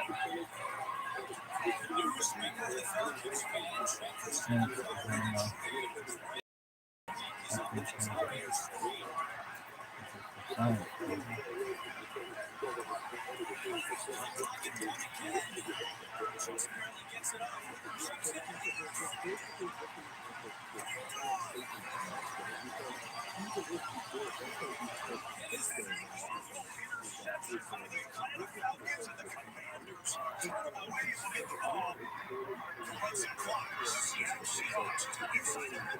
Seattle Seahawks first and DK Metcalf on the ground for Geno Smith. First and goal, down by 4, needing a touchdown to take the lead.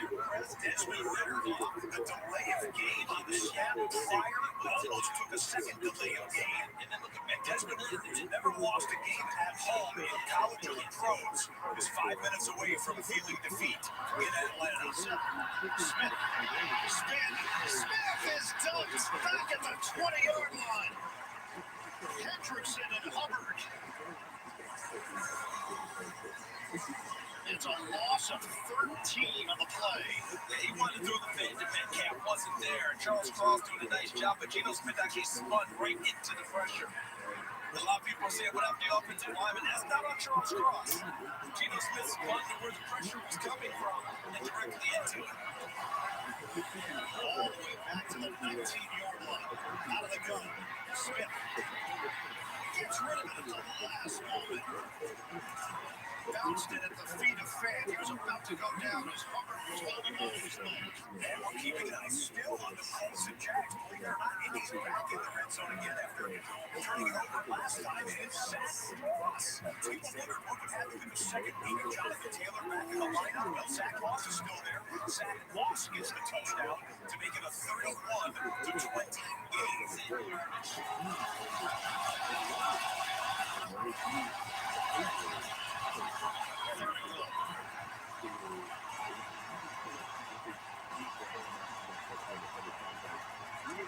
Smith guns it, complete. Hooked by Smith and chip block. And he's hit at the 6. Bob Shelby with the tackle. By the way, Seahawks fans, I think we're seeing. So we're focused in on the one-possession games here in the fourth quarter. It's a one-possession deficit for the New Orleans Saints after the missed field goal. Could pull them closer. Just chuck it up and Rashid Shaheed comes down with it. What a job. I mean, that was a chuck and duck special by Derek Carr, but it works out for 51 yards, and the Saints are in plus territory. Fourth and goal. Smith, home. He's done it. At the 15, Hubbard and Reeder, the fourth sack for the Cincinnati D, and the biggest one of the day. Cincinnati's defense makes a play that pulls them that much closer to getting the victory. And Brock Purdy and the Niners in unfamiliar territory, trailing in the second half. They haven't done it this year. Purdy has barely done it ever in his career. 10-0 in the regular season, but that was a third down incompletion. And they will have to, they're going to punt it away with 12.5 minutes left. They can't go for it that deep in their own territory. Can Derek Carr be a fourth quarter hero?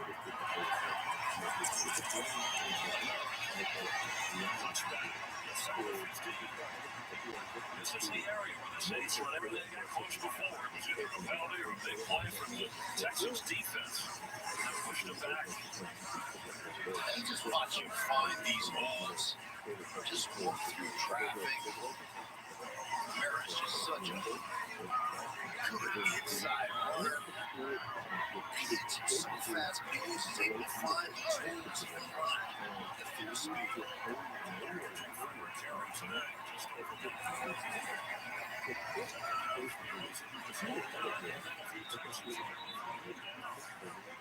Here comes a third and long for Sam Holt and the Commanders, needing a first down to help them work some more clock with an 8-point lead. Stays on his feet, and now he's crushed.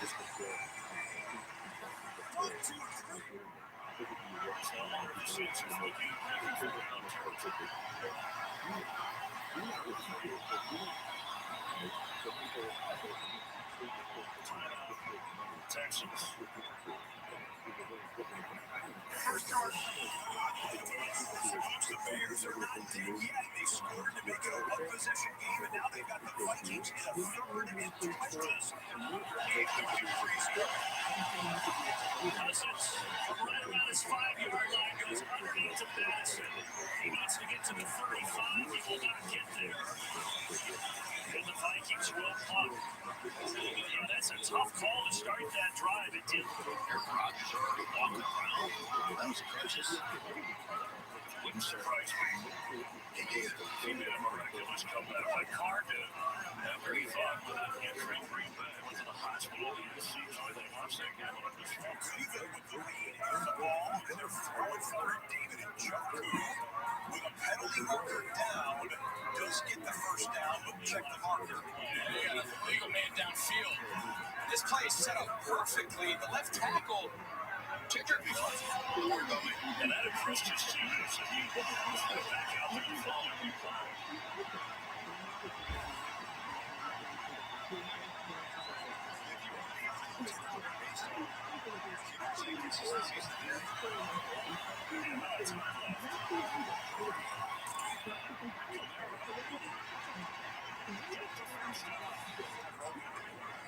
On a second down, winner and incomplete. Junior Smith was down there. Those two are not on the same page.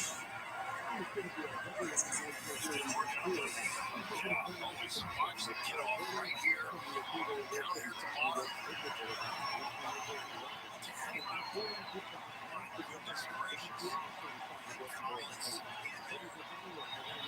Cash become off the top. They go walk up top.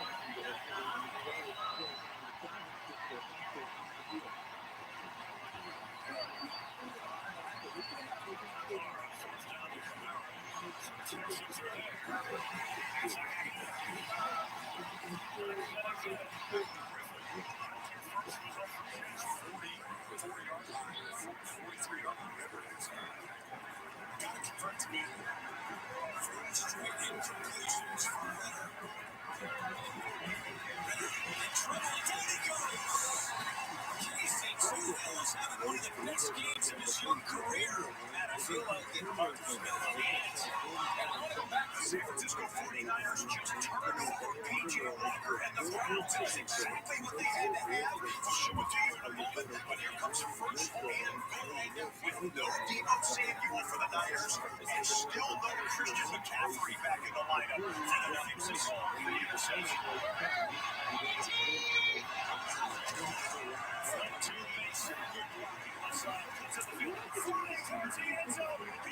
Touchdown, San Francisco.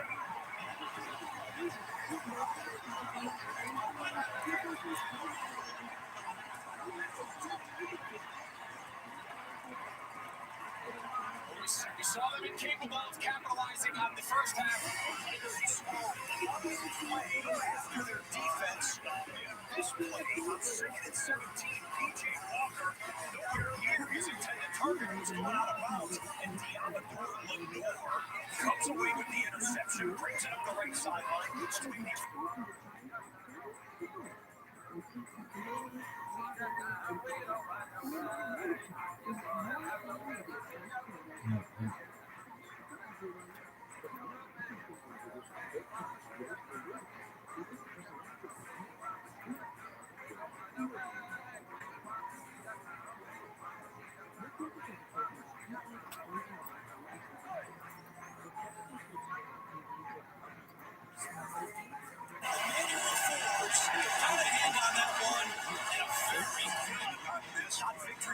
Just yet for Washington, but a huge play that helps them work it. And big Atlanta burned their timeouts plus the 2-minute warnings. The Commanders look like they're in good shape. On that one, Tyson Bagent gets that ball in the ball in Chicago, but that's not even the midfield yet. Let's pick up C.J. Stroud who wants to pick up a third down, and they take a deep shot on 3rd and 2. Carriers play ball. Oh, and they get bailed out perhaps with a defensive pass interference. That would be automatic first down, and the Saints would have to start burning their timeouts. In the one-on-one, Noah Brown gets on top. And Deebo. See if he just grabs this shoulder right here.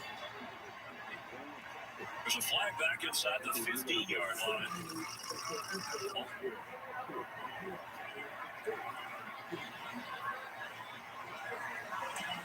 So check out the one-possession games. The Seahawks need a touchdown. It's a free play for Geno, but he can't get the football off. Looked like the Bengals jumped off sides. The key pass here was pass interference called against the Houston Texans, against the New Orleans Saints, and the Houston Texans will get a first down, and the Texans are going to be able to burn some clock and force the Saints to take their timeouts. That was indeed a free play for Geno Smith. They'll just mark it 5 yards forward. Gives after the quarterback snap. Washington with a 3rd and 8. Pass incomplete. Looking for McLaurin. And that quickly stops the clock at 2:10 to play. And now we'll see. 1:19 on the clock. One timeout remaining for Seattle. Now in Bengals territory in the 37. Let big DK Metcalf make a big play on the Cincinnati. Smith, step, dials it up. Tyler Lockett down at the 10. Nick Scott with the tackle. And the Seahawks on the brink. So the Chicago Bears will line third down. You've got drama for the Seattle Seahawks trying to extend their win streak to 4 straight. It's 1st and 10 from the 11-yard line. Geno, plenty of time to throw. Looking, firing, and so broken up by the Bengals, and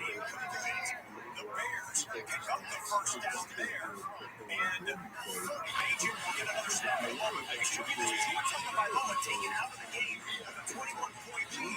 The backup comes in and throws an interception that's a pick six, which is significant to some of you. At the 4.5-minute mark, Troy Hill with the pick six of Mike White, who was in for Tua Tagovailoa. Mike McDaniel thinking that the game was all wrapped up. Well, now it's a two-possession game again. 14-point lead for the Miami Dolphins. Patriots deep shot, and it's intercepted. Well, the young man maybe not ready for today as DJ Moore put a hustle play. DJ Moore with a hustle play that stripped the football of the defensive back for the Vikings. And I think the Vikings got back on top of it. They did, but DJ Moore, that was a nice play to hustle. And almost a disaster, a double turnover potentially. But it is first down Minnesota. The Bears have all three of their timeouts. So this is not victory formation for the Vikings. But Bajan put into a tough spot. Badly underthrown ball. And a turnover back to the Vikings, looking for their second win of the year. Seahawks 3rd and 8. 34 seconds to go.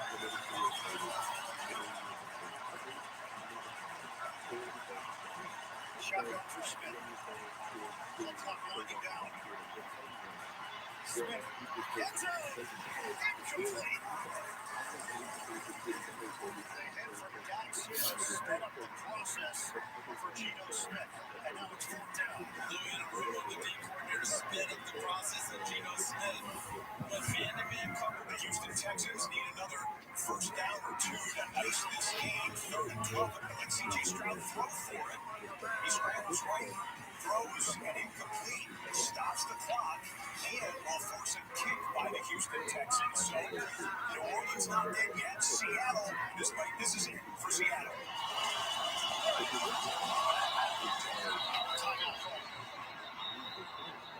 Cincinnati uses the timeout. That was the Cincinnati Bengals calling a timeout, I believe, on that one. I think Hero wanted clarification there. But yeah, Cincinnati wants to make sure they have the defense stacked up exactly what they need on 4th and 8. Now trailing in the 4th quarter. So time not being in this game just yet. We'll listen in on a couple of P.J. Walker plays. We're asking Stefanski if he wants to accept the yards gained on first down. Or Falcons Desmond Ritter did an excellent job at the end of the game last week to come up with the win. And starting a drive with the completion, just getting it going is huge. Nice start for the Falcons. 12-yard pickup. Ritter again, and his pass is dangerous, but London somehow has it. It looked like he was closing. The Falcons need a touchdown and a 2-point conversion to force overtime. The Seahawks need a touchdown to take the lead. And now Pete Carroll is going to call a timeout. So Bengals timeout, Seahawks timeout. Building the drama on 4th down in Cincy. Kicks Bijan Robinson, and Robinson flies the use out of bounds. Good start to this drive for Atlanta as Cody Parton makes sure Bijan went out of bounds. Yeah, interesting that one of their favorite targets, Drake London, went to the sideline. If it seems like Atlanta's had the ball, leading a touchdown and a 2-point conversion for a lot of the 4th quarter, it's because they have.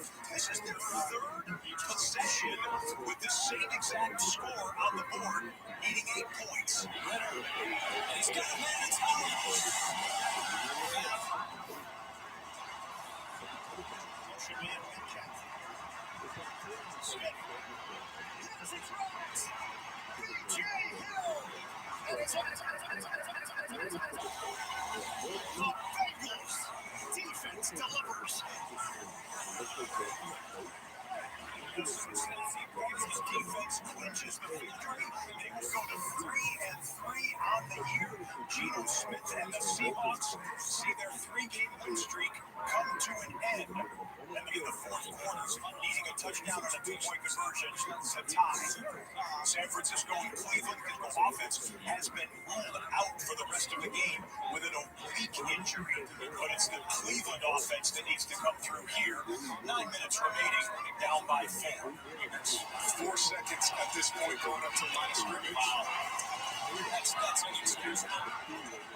Changes are stacking more. That's his best one of the day. A really good move and a first down after a big game. Yes, a great run, really well blocked. Little pin and pull. They need someone to seal the edge with a down ball, and then they pull a bunch of the big body offensive linemen out in front to block the linebackers and defensive backs. And you mentioned Ford hasn't had a lot of room to operate today, but one of his better runs, and it's coming at the right time.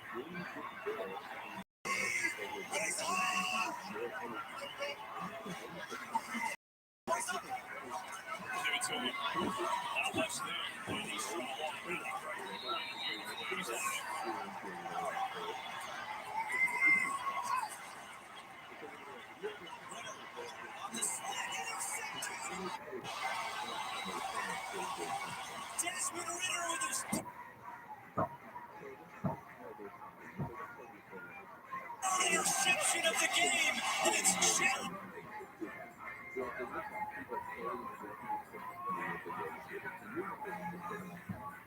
Favors defense with the opponent needing 8 points on 3 drives with the Falcons will drop to 3-3 with their first home loss of the year. DJ Walker ripped off the edge, and with it, this game has the most time out of all 7 games for halfway mark of the fourth quarter. He's kept this third somewhat reasonable. 10 on third down today. 6 on third and long.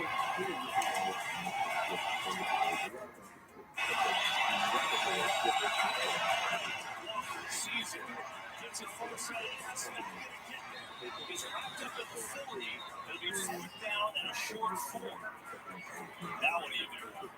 So fourth down upcoming for Cleveland. Kind of in no man's land. Bottom of the screen. The New Orleans Saints with a minute 54. They need a touchdown to tie. Attempt on the catch. Incomplete. No penalty on the field. There is a flag that comes in late. I think Mike Thomas.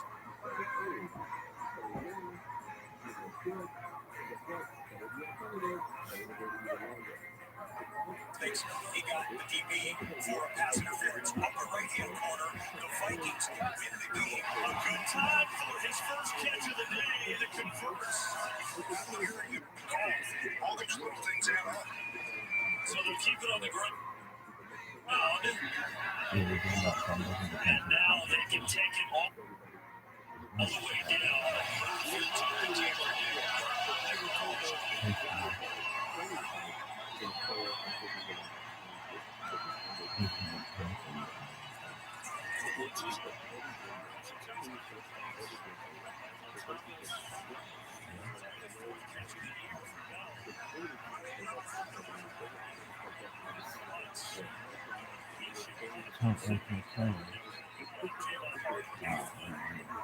Just a brick wall for Nick.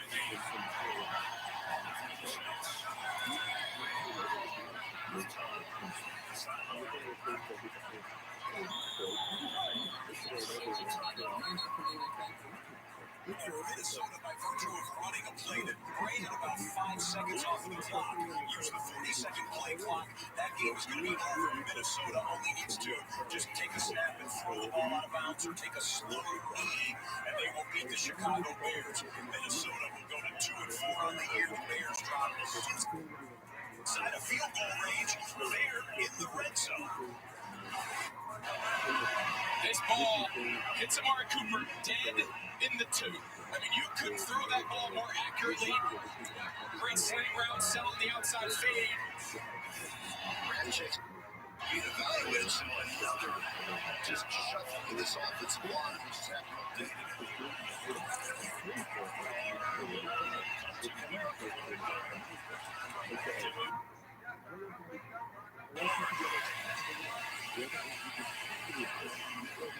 Jimmy Ward has just done everything.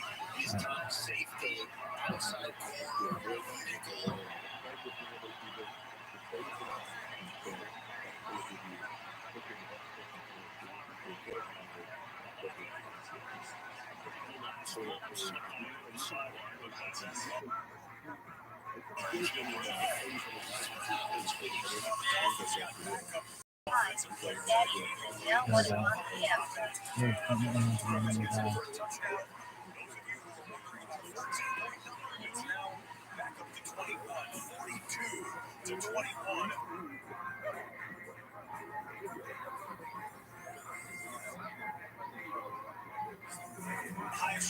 in the NFL continues to pile up the points, and the Dolphins are just almost at 3,000 yards on the season. That's big one down. They're going to have to use a timeout.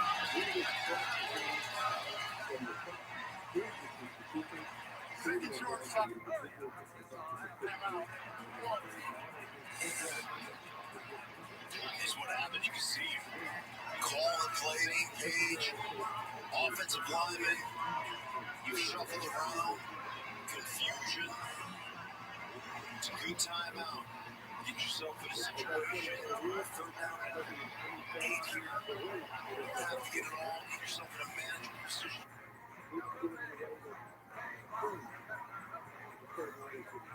You have to get something in the middle of the field, maybe a short crossing route. Let your guys run.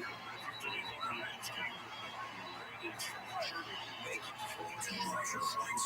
Cleveland Browns trailing it.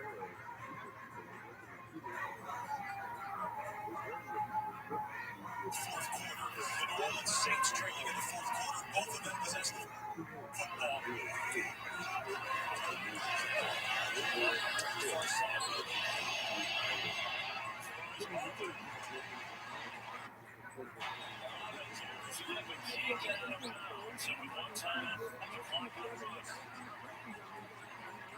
Under 40 seconds to play. 24-yard line.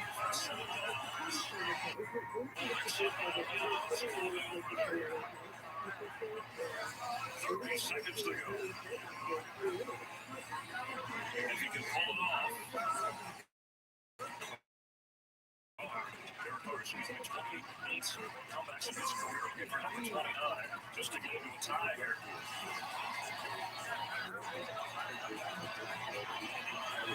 Still have time. Out left.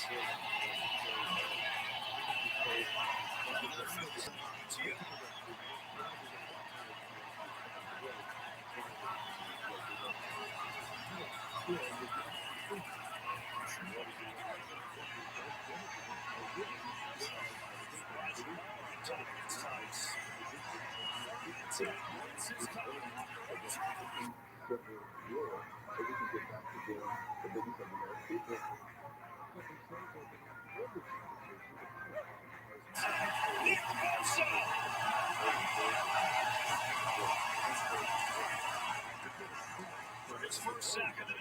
And just poor communication. They just keep, no one slides out to Bosa and Taylor. He's got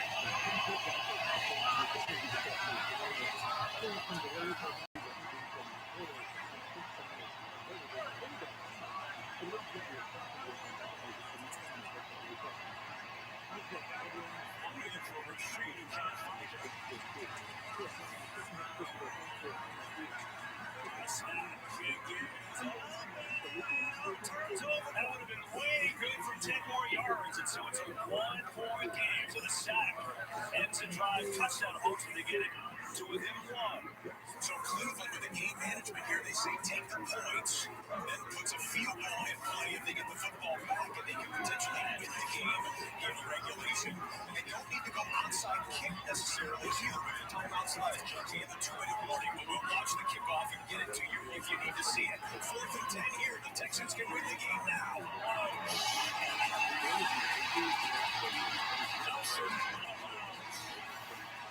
Texans take over on down. 15 seconds. This is soon.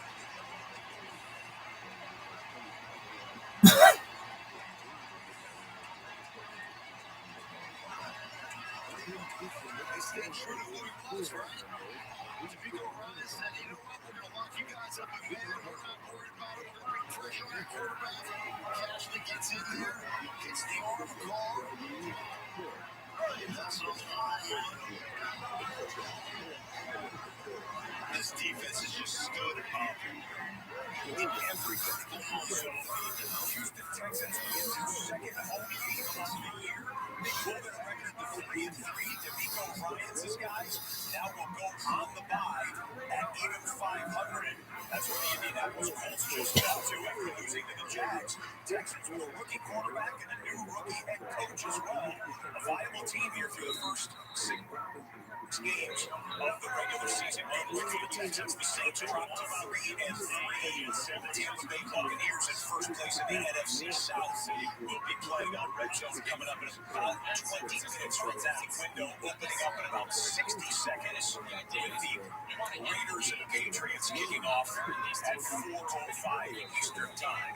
Your opponent take all the remaining timeouts in this case. The Browns have 2 timeouts and a 2-minute warning. They can stop the clock 3 times.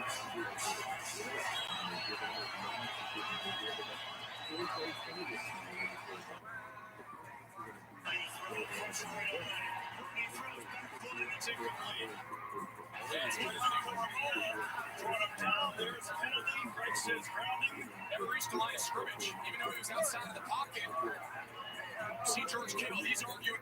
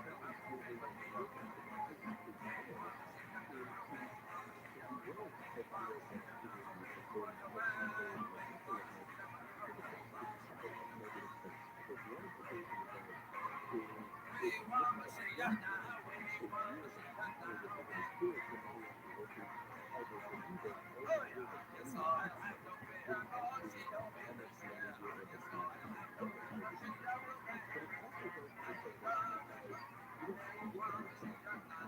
social media for a number of years.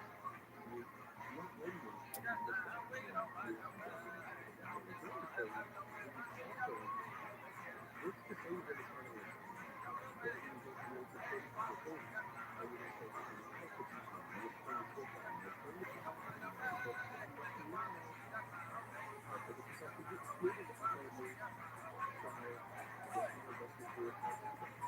Okay. And the truth is that early when the more often you do the thing, the more you're actually investing. Most of the tools have an investment. And it's usually a risk when you do it. And so if you're supposed to pay or if you target for return of 15% your income over a 25, 30, 40 period, well, that feels a whole lot more doable than saying, you kind of did it wrong. The growth of clients were 20, and then you got spent on 30%, then you went 30 to 40, you got spent on zero to 25. You've got a problem. So if you're really okay, truly get that overhead together so you're paying employees and starting salaries and insurance and maybe there are travel there, then I never thought that I would want to have my failure point been with paying more money than earning. I never looked back and said, why is that? And really what it was was I was dedicating financial resources and I put it into business instead. And so I don't know, it's discipline, even with philosophy, but there's sacrifice that really works. And if we want to commit to it, sometimes I stand back, maybe say, maybe this is what you're committed to. And by the way, if you do want to look at the numbers, my 25-year-old has invested something like $3,600 a year. That could be a $2,500. So let's say that he's invested $3,600 a year for the next 2 decades. Well, at the end of those 2 decades, that $3,600 a year, right? Nothing, nothing major has transpired. So at the end of 7 years, say, listen, the investment already did. Take another year, right? Take 4 years of doing kind of using that maximum version of ROI calculation. Let's say after that year, let's say 4 years, and a lot of people quit after the year, but really start realizing what the hell they committed to. The 3rd year continues to do the same thing, continues to add to it, but the training is something behind it. And then maybe the next step is something bigger. That's going to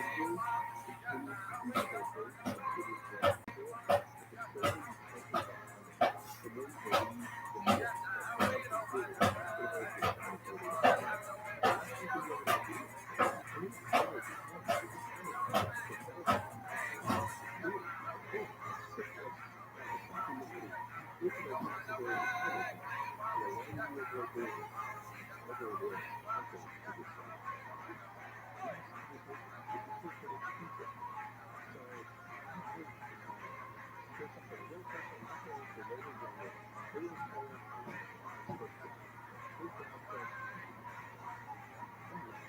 Like, I had good jobs that were good. Guess what? That's all we were taught. Yeah, we got a coworker saying, you should have an investment. Because you could have been doing this good job, and then what happened? You got to do this job. These are the 5 things you can't forget. And in this job, you had some good tasks, you had some very important meetings, you had to stay with that. And it's advertising is a whole industry for years and years and years. And the selfie scandal was advertising that didn't start until now. That goes back to 2010. We've talked in this podcast about normal things working, how real they can be in life when they start. But they start with poor selfies in reality. So content creators have tight roles and experiences, very few exceptions. So my approach when it comes to this is listen, just do it. I mean, we think like, oh, it's at least a little bit less than last year. Well, you just need to watch someone pay $40 in a course for 25 minutes on something. It's not crazy. It's not crazy. And I always ask clients, do you have a week where it's not exciting? Yeah, it's not going too smoothly. And I say, guess what? How about if you have a great week and then all of a sudden something is ready to start next week? Oh, so the other time, well, it's each week and then we're probably not going to do it very hard. We're doing it for 1 week.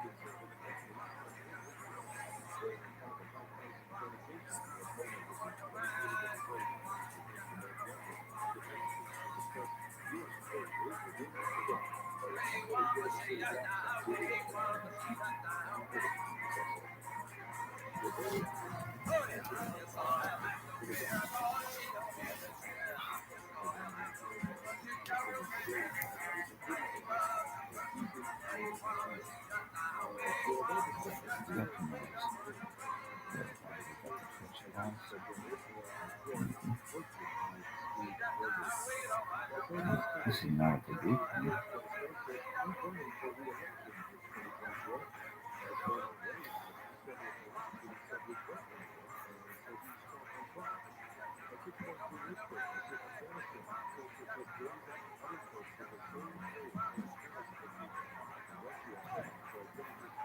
I'm using that just I'm using that change.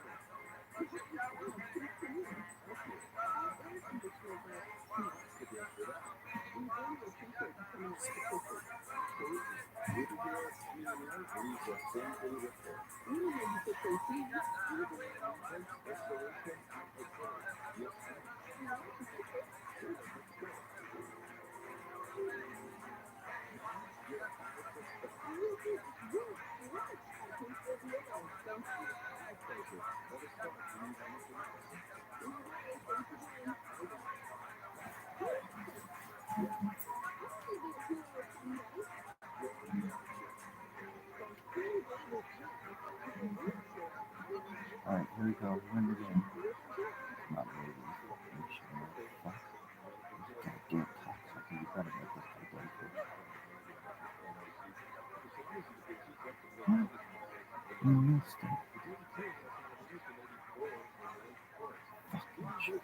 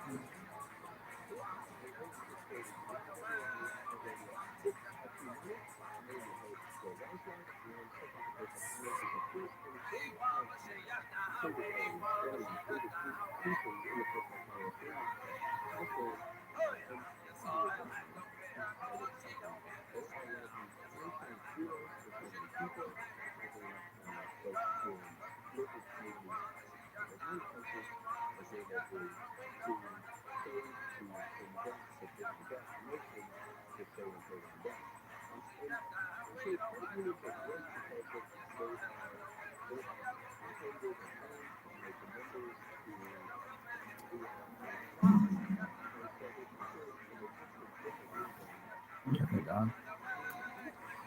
Yeah, I think I can't stand that.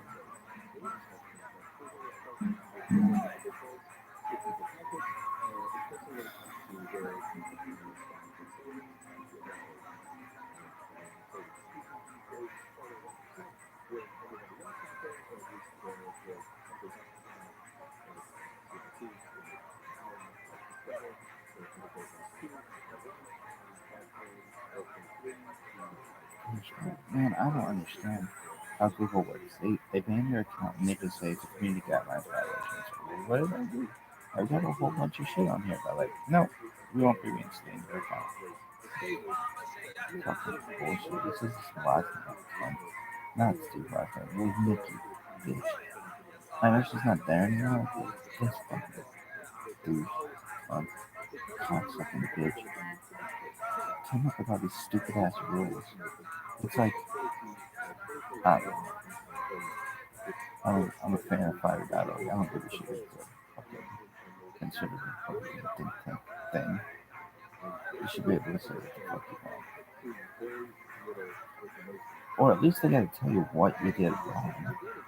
They're just like, after careful review, I submitted for 2 hours go by. After careful review, it's like, you fucking, some asshole in fucking India or China. No one is working in the United States who would like understand this shit. I'm not saying you wouldn't understand India or China, but it's like, I just don't believe this bullshit. I'm no bullshit. I'm a no bullshit guy. My dad had this tie that had a little bow on it with one of those blackout symbols. It's no bullshit. I'm no bullshit, baby. It had a little cow, and it had a little poop coming out of the cow on the ground. I said, no bullshit. Really? Yeah, it was a tie? Yeah. Okay, so yeah, she's like, all right, Mikey, tell us more story. Some reference is like, yo, Rabbi, sorry about you losing your at ViralRabbi account. That sucks. And yeah, it's fine telling us about this fucking stuff, like, whatever. But why haven't you told us about stop that cum dumpster? And be like, stop looking at cum dumpsters. Like, there's a stop looking at me. Like, it's all the bets about. And be, hey, yeah, what about cum dumpster? Like, we'll get there. Anyway, I'd be like, man, I'm so fucked. I am like, I don't have a shot. I just sit here and do nothing. I got them bacon, watching people watching me pee. I feel like a goddamn zoo animal. Anyway, Yoshi's like, all right, well, hey, zoo animal, tell us about your timeline of working at startup. He'd be like, and he laid into Alfred enough. He'd be like, what? Because I called him Poosh. Yeah, I called him Pooshka. Hey, Pooshka. No, I called him, what did I call him? I called him,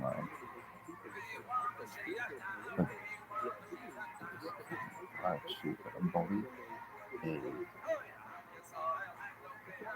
cheap, and an asshole. Yes, you did.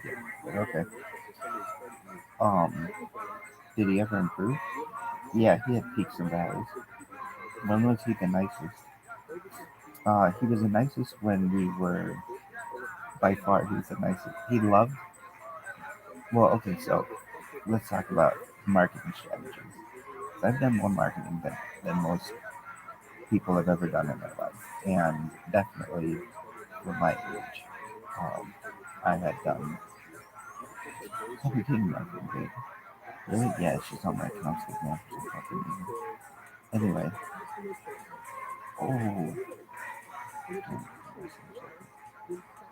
So what happened?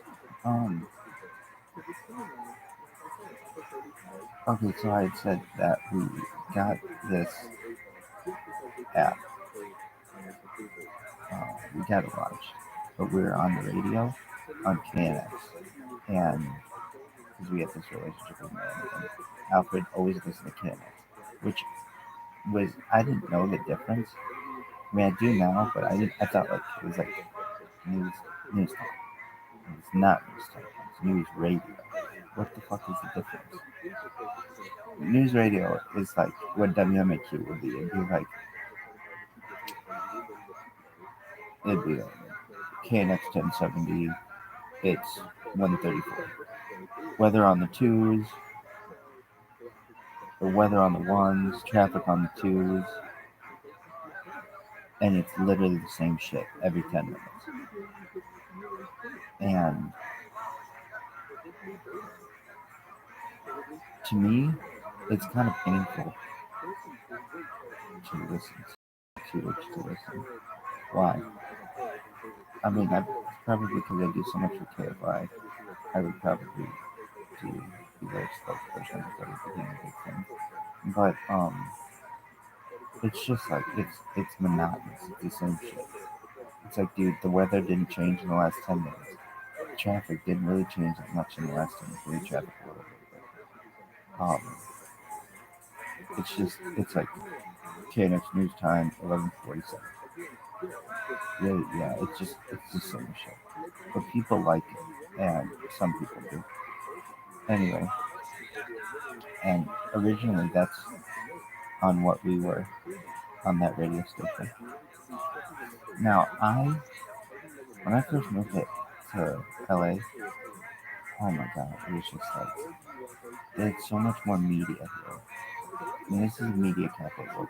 Say whatever the fuck you want about New York, fuck you, New York. This is the media capital of the world. There is no doubt that LA is the media capital of the world. And if anybody wants to disagree with that, that's fine. You're wrong. New York might have been when like NBC radio was big, but like you've got Hollywood here, which is definitely the capital of the film industry globally. No, Bollywood is big, and Nollywood, like Nigerian film, and BAFTA, whatever British film is big comparison to Hollywood. And Chinese, that's big, but like it's still. LA's pretty tough. There was something on billboards. In Germany, I can totally go out.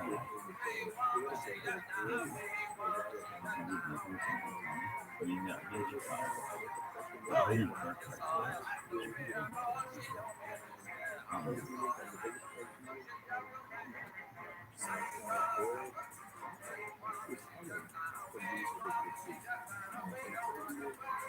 But, yeah, I can even tell you what the fucking billboards would always be.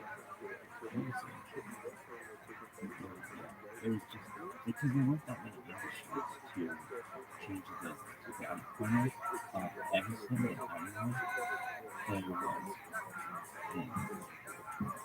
what was called like Woman's Center, which is like low-key probably not like, it was always the same shit. Abortion stuff is being for other people who are fucking up other stuff and stuff. So, yeah. And it would be like, that was always on the, like, because, like, basically, if you were into an abortion, you had to drive past the court. It was like one last ditch effort to, like, not have it.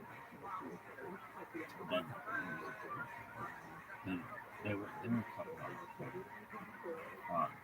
There's one above the fucking line, which a lot of times universities like that for people who have the best population. Really good population. Where else? There's a roller swing on the corner that I like.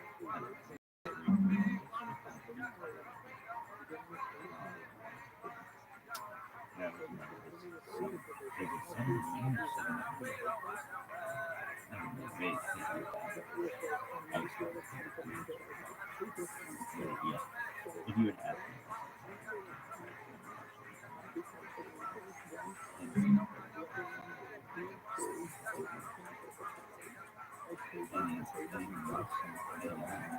well, they just don't have it. Yeah, there are other people. They're just not as fun. Those are like the big ones. But here, oh my god. The Brooklyn's, I don't even know like billboards are called Brooklyn Space. Brooklyn Space, and that could also be wall stamps. Or something like that. I think Parisi's is a restaurant, the oldest restaurant in the city of London. Has a wall stamp. Oh no, not Parisi, sorry. Not Sunny has a wall stamp. Oh, what's the best one? Doc Pearson's has a wall stamp in downtown Michelle. What's a wall stamp? It's like when you paint.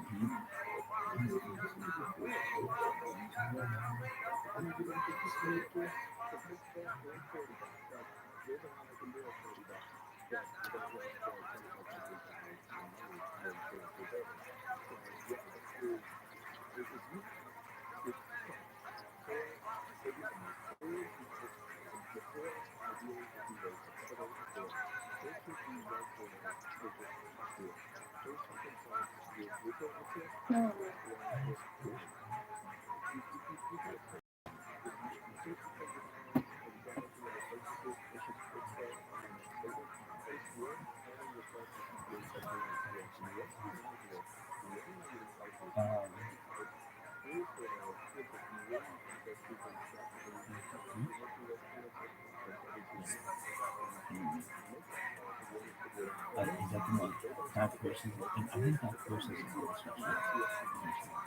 So it's weird if you both just cross it.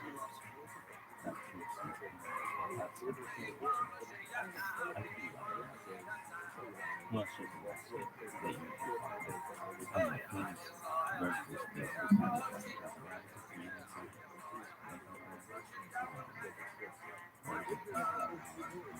it. Yeah, there used to be this one song group, when I was playing, but then it moved. They knocked it down. But when I was a kid, it used to be a bunch of things,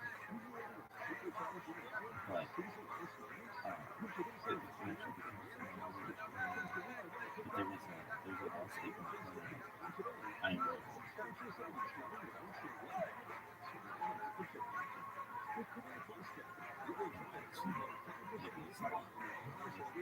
I think it was something else too. But they don't really do a lot of wallscapes anymore. And I just think it's kind of redundant by companies now. One thing here that's a thing that isn't in a lot of places, but I can tell you because I like that Google Earth so much, is I guess horizontal space, roof space. Like what? There's this place, this board short place in Santa Ana. I forget the street actually. It's a board short place. Where is it? It's right off the line, right by maybe anyway, right next. You can see it from space. What else is there? Space up here. Anything else like that? We talked about Stella, but it was just a minute.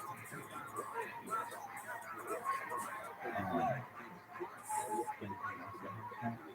I remember Space on Tower. They actually took.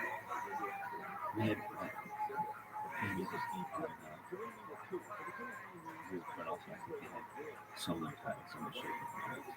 But I know that there's a board short place. I don't know what I have no idea anything about it. I would never notice it, but because it was on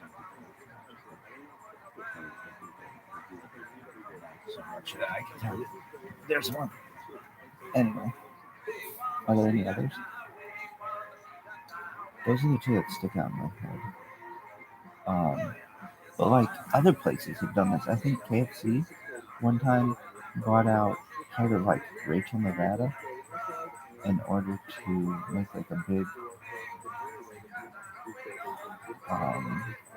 kernel there, some shit like that. Anyway, it kind of looks a lot like my grandfather.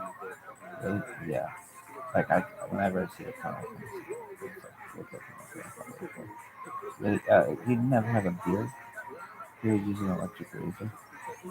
Yeah, but no, you could probably kind of razor. It's like an old electric razor. What the fuck would you call it though? A foil razor, I think it's a foil electric razor. Anyway,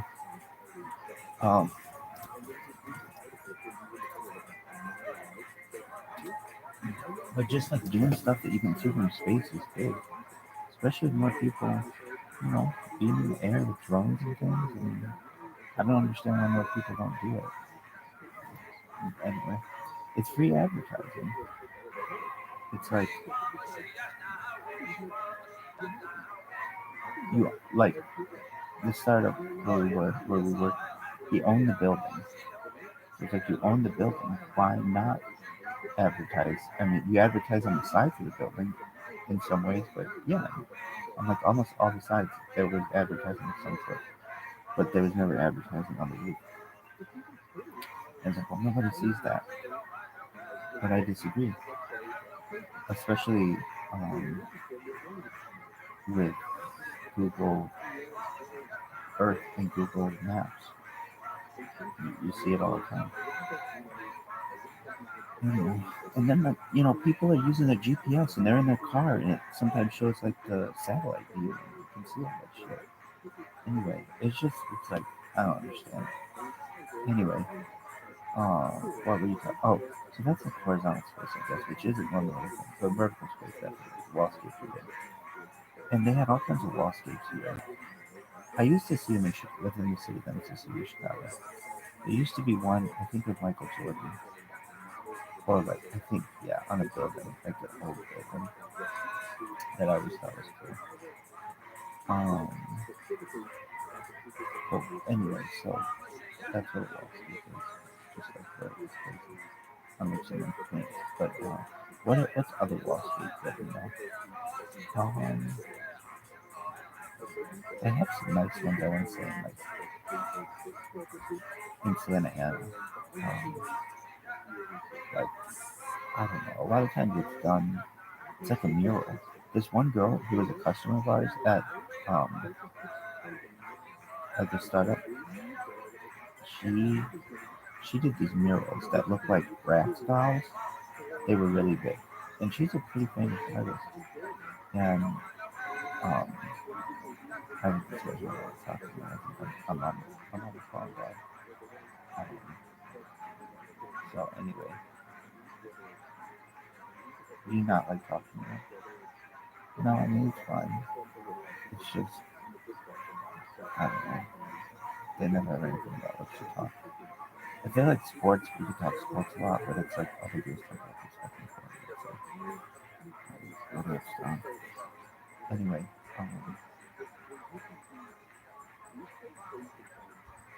so what kind of advertising do you do first? Radio. I said to Alfred, I said, we should really do billboards. There are a lot of billboards here. He said, no, I'm going to do billboards. Nobody looks at billboards. I'm like, okay. What kind of advertising was he doing? When I first got there, they'd send out flyers. They put flyers on people's at people's houses and things like that, or they'd send out they do mailings, like just and that it honestly to do a mailing is expensive, but it's also like it's very strategic. You don't want to waste money when it comes to postage and things. So where did they send them first?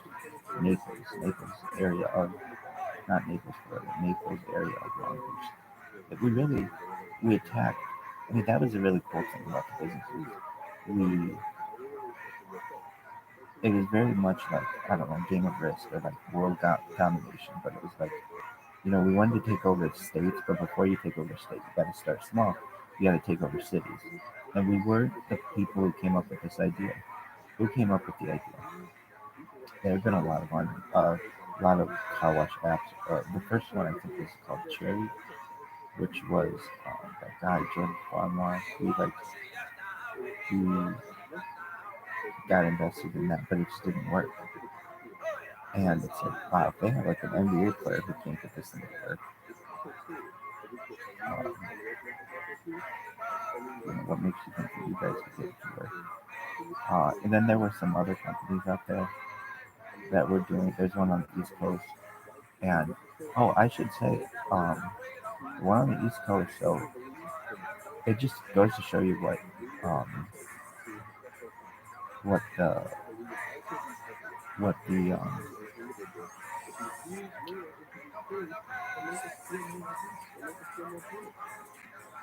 what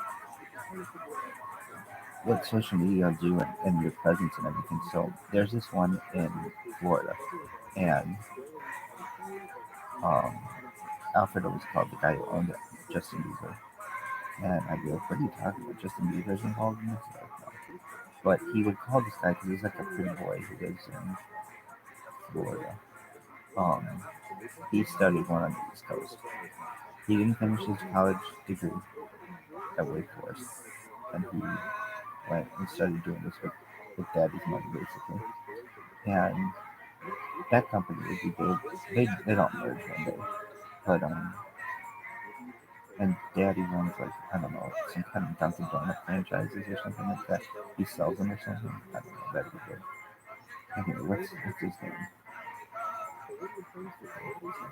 Anyway, doesn't matter. But I'd never known Alfred B. Like I had only known him like maybe within a month. It was actually like less than 2 weeks or something, maybe less than a month. And as I had said, he was being really mean to me when I first started there. And Alfred I was like, I didn't know at the time that we had competition, and I thought this was like when I first got there. Like, how would you know? I thought, oh, like this is a genius idea, and no one's thought of this before, but people have thought of it before. There were definitely businesses in places in business before we were. We were just bigger and did it better. But so what what happened? Um,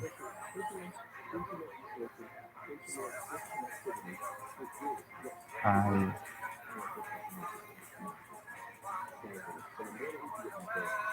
what did you do? I well, you couldn't do any job. That's what makes sense. Anyway, what did you do? This isn't my normal way. Oh my god, that was such an easy catch. But it was something that I did that was very um, traitorous. It was very um, it was very untrustworthy. But what did you do? I messaged the owner of the business in Florida, and why'd you do it? Well, because like he had all these videos of him like in private rooms and all this other stuff, but it was just it's just shit. Like he just living in fucking, he's like right in the house, and it's like not. It's like sister works there, she be there, but it's not like a huge company. But they made it seem like they were just living this really fabulous life, and and here I was, not happy in my position and somewhat desperate. I mean, I had less than 1,000. I didn't have a lot of money, and but I was a little worried that this company was just gonna find out once we launched our ad and crush us because it seemed like they were really big and they were gonna be coming to LA and everything. Really big business. Anyway, but it just goes to show you what advertising can do for a business and what social media can do for a business. So they had it very professional, I would say. Not professional, but it was cool. Um, Social media credits, but they were just using like stock footage and things like that. Like it was the end of it. Anyway, but I messaged this guy on Facebook and said, "Hey, I want to talk to you uh, about your business. Is there any way I'm going to set up a call?" And he and his like right hand man set up a call with me one time on like a Monday. It was like a Monday morning or Friday morning or something. And I remember being in this parking lot, and the minute I heard this guy's voice, I knew I had him. It was like I just heard like, oh, this isn't this isn't this is we're gonna crush this guy. And so he thought he was getting a lot of information out of me, but I was really getting that information out of him.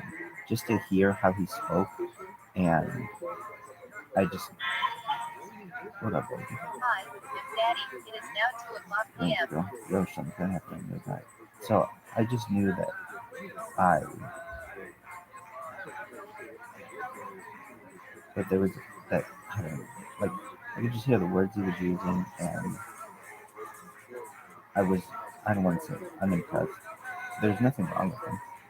He seemed like a cool guy. I'm sure we could probably be friends someday, but it just wasn't intimidating to me. It was like it made it real. Basically, I saw through all the bullshit on his social media and stuff, and it was like, oh. And then what happened? We just we we talked about um,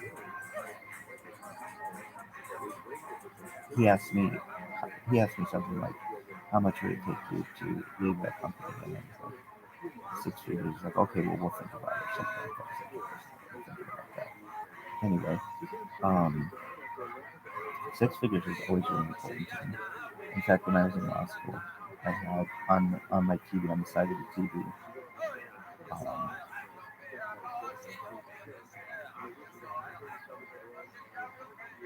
a little note card that just said SIX space FIGURES, just 6 figures.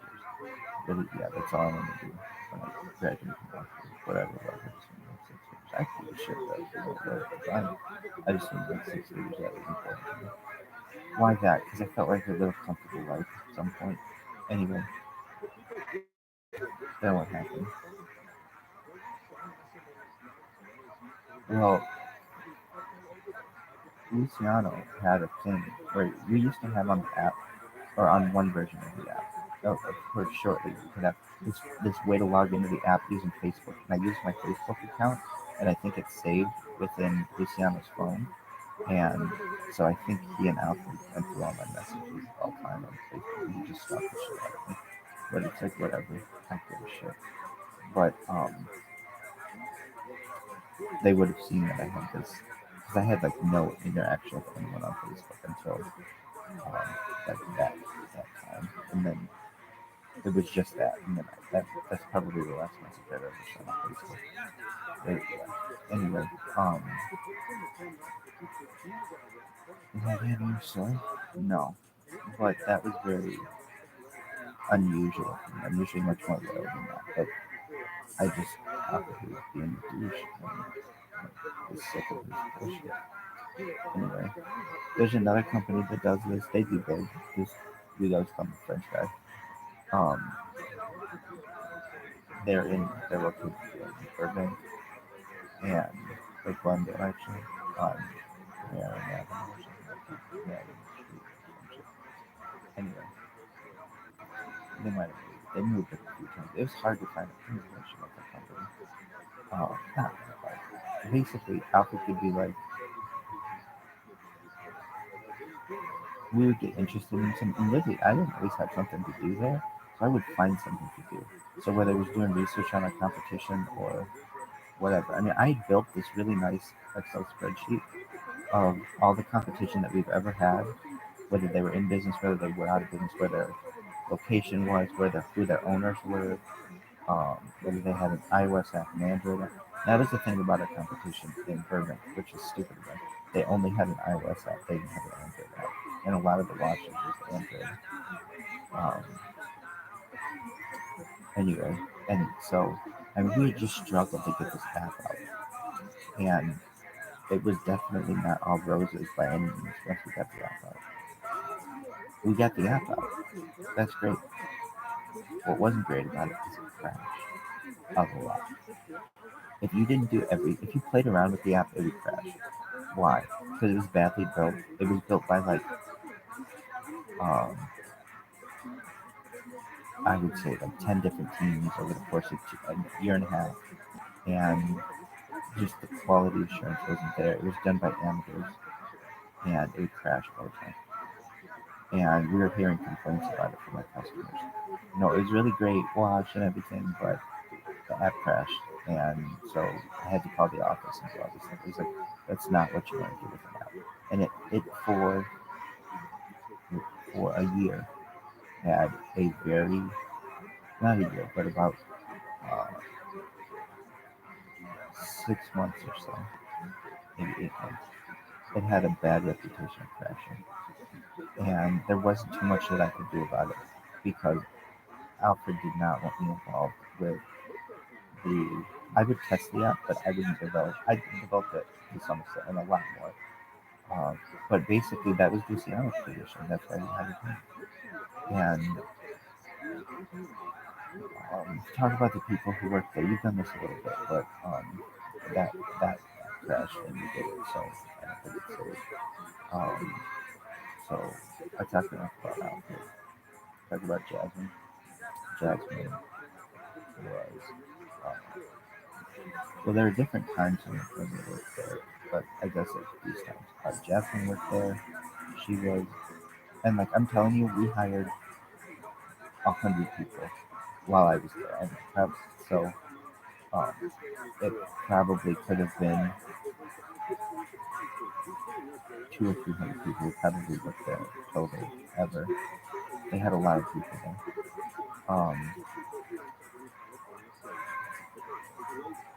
And it was weird. Like, what makes an app crash? It's weird stuff. Like, I remember this guy who used to have a position before I did. His name was, anyway, and I'll say this. Like, Alfred would rip on anyone who wasn't there anymore, but he did not rip on this guy. He was generally, generally pretty popular. What was that guy's name? Nestor or something? No, that's not. It was something like that. Anyway, and this guy was from like Hungary or Croatia or some shit. Anyway, um, that guy just, I think, had enough of Alfred, and without any freedom in the job, and said he had an earache and left one day. So Alfred would never let you, his manager, because he depended so much upon the person. And particularly when I was there, that's why I think like he was creepy, stalking me, and it's just weird, and he's just very controlling and very controlling. Probably the most controlling person I've ever met. That's what I would tell him. You're obsessed with control. And so when I read this $45 million lawsuit against him, he would just be obsessed with control. And um, I mean, he didn't tell people where they had to work if they were the independent contractors, but like he wanted every independent contractor to have magnets on the vehicle and not give out their business cards. That was against the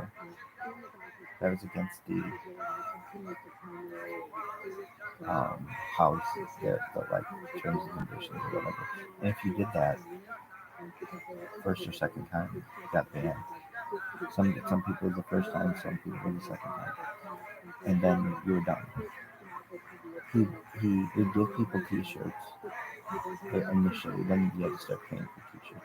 He had this like he called it gear, this welcome pack where you had to pay $100 in order to do this, and because he was just losing so much money renting the T-shirts, and we would go through T-shirts like crazy, and um, he he would but you had to wear T-shirts, you had to have your badge, you had to wear the hat. It was very much controlled. But were these people employees? No, they weren't, because the state allowed this type of behavior to occur for other apps, including Uber, Lyft, DoorDash, all that stuff. And while I think you can wear whatever you want to wear when you're driving Uber, I think Uber had to have their sticker on your vehicle, which was some amount of control. So Alfred felt like if Uber can make you wear a sticker, I'm gonna make you have magnets, and you had to put magnets over your telephone number. Because if not, you'd be at somebody's house and they would just take your number down, and then you'd never have to do things on the app anymore. And that was a violation of the terms. And so, uh, I mean, I would say this: I don't think that I think that when it comes to employment, you should either be an employee or nothing. The contractor system to me allows for far too many loopholes, far too many loopholes. But that's the way that they have it. And but in my opinion, that's more an issue with American employment law than it is with some little app in Delphi, California. Anyway, who are the other people? I've talked about him. Ricardo, he was in the Navy. He was a Freemason, but only first level and first degree, and so he shouldn't have been using Freemasonic emblems on his car and stuff. But that's fine. That's how I found out. But you know, there's a thing because in Freemasonry, to be one is to ask, and I asked, and he didn't really help me out with it. He said he would, but it was just like then he went to that Navy, and so I had to do it on my own. Um, and the thing is, he wasn't in, I don't want to say good status, but he wasn't in paid status, so he wasn't going to meetings and things like that. Yeah.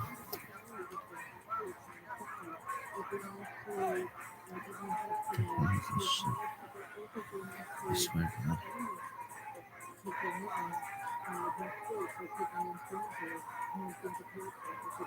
Okay, you were talking about advertising. Oh, yeah. I'll tell you other people in person. Anyway, so, how else were you doing advertising? Well, you name it, we did it. So we were on TV. I was on television. And that was the thing. It was only going to air once. And wouldn't you know it, that it aired. We launched the app on, I think it was like June 9th. And this thing aired on television on June 12th. It was the absolute best timing that it could have aired. And that was really, it was big because, I mean, we had to get this app out in time. So, I mean, the timing of it couldn't have been better. And I remember being at Shabbat. It was like when we taped it in April. And they're like, so what'd you do? How was your weekend? I was like, good. I was in Beverly Hills today taping something that's going to air on television. Like, you're going to be on television? I was like, yeah. And they're like, you just moved here. How are you already going to be on television? I was like, it's just kind of how it happened. And then my rabbi was like, something like, would you mind if I sent this out to the other people in the shul? I said, no, I didn't. So I sent him a bunch of the stuff that we were doing for advertising. My Rebbitzin always said, you need to do a billboard that says wash me, because she would be on the 405 all the time, and she'd see cars that would have wash me on. But I explained to her, number one, we had done this. We had done this idea on Instagram. And then number two, we didn't want super dirty cars. This wasn't like a service for like, hey, we want the dirtiest car. We wanted people who basically took care of their vehicles. And that's kind of the service that it was. But I remember she always said that was something she wanted to see. Well, once she saw that we'd done it on Instagram, she we had experimented with it. Anyway, so we did Instagram, we did Facebook, we did just in social media, and then I would eventually learn. Like none of the people there were professionals in anything they were doing, basically. And but we just learned through experience. What else did you do? What house did you advertise? So I remember saying, I think we should advertise on billboards. And I remember Alpha Technology looks at billboards. I'm like, I do. I mean, they're all around. They're like, if you go outside, you can see like a billboard from here, and they're I think an excellent way to advertise. Alfred was big on doing like Google ads. He was really big into Google ads and getting keywords and SEO and all this stuff. And I was like, I just don't think that works like that. He's like, what do you mean it doesn't work well? I'm like, I haven't seen an advertisement on a computer in like 7 years. He's like, how? I'm like, I use an ad blocker. He's like, huh? I'm like, you can block out all the advertisements on computers, and well, I don't know if you're still paying for that. I never see it. So if it's like a YouTube ad, I don't see it. He's like, what? And I'm like, and a significant portion of the population is doing that. However, if you're advertising on a billboard, I can't block that. That's there. And not only that, I explained people are taking pictures of around, and it's in the background and stuff, just randomly. He's like, that's a good point. We were on KNX, and I remember being like, and another thing, it's fine that we're on this radio station, but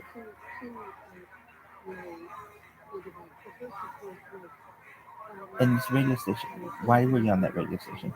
Because news news radio. I remember talking with Manny Cavada, that's his name, I think, or something like that. What was it at that time? It was like Lieberman Audio or something like that, which would eventually become like, it's not other name. It's got a different name now. And and Tron or something. It has a different name now. It's media companies are very incestuous, or they very they well, that's true too. They hire each other basically, but um, they they become subsidiaries of others. There's a lot of conglomerates. There are only a few conglomerates in the world. Anyway, Entercom is what it's called now, I think, which would be probably something actually. Anyway, I said,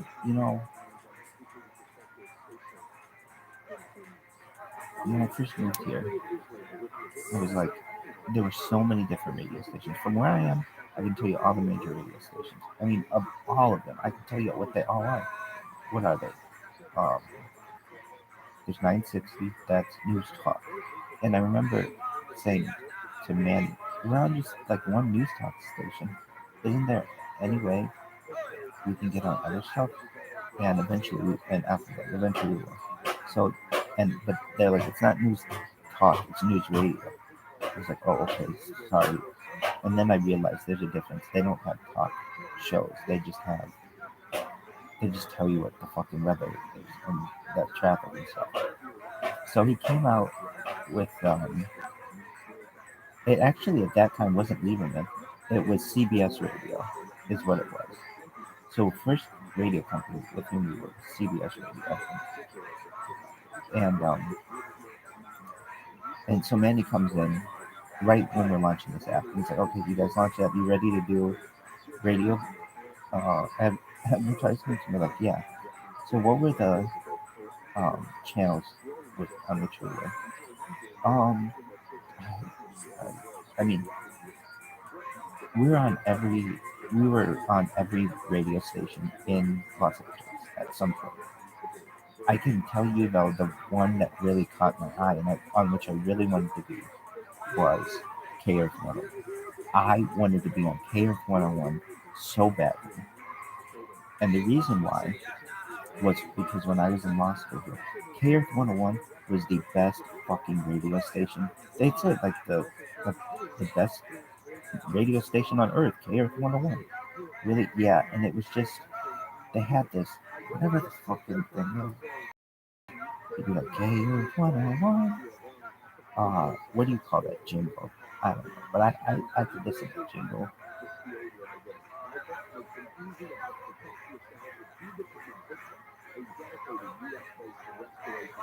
It's like, and when I was here in law school, they played oldies, and they played kick-ass oldies.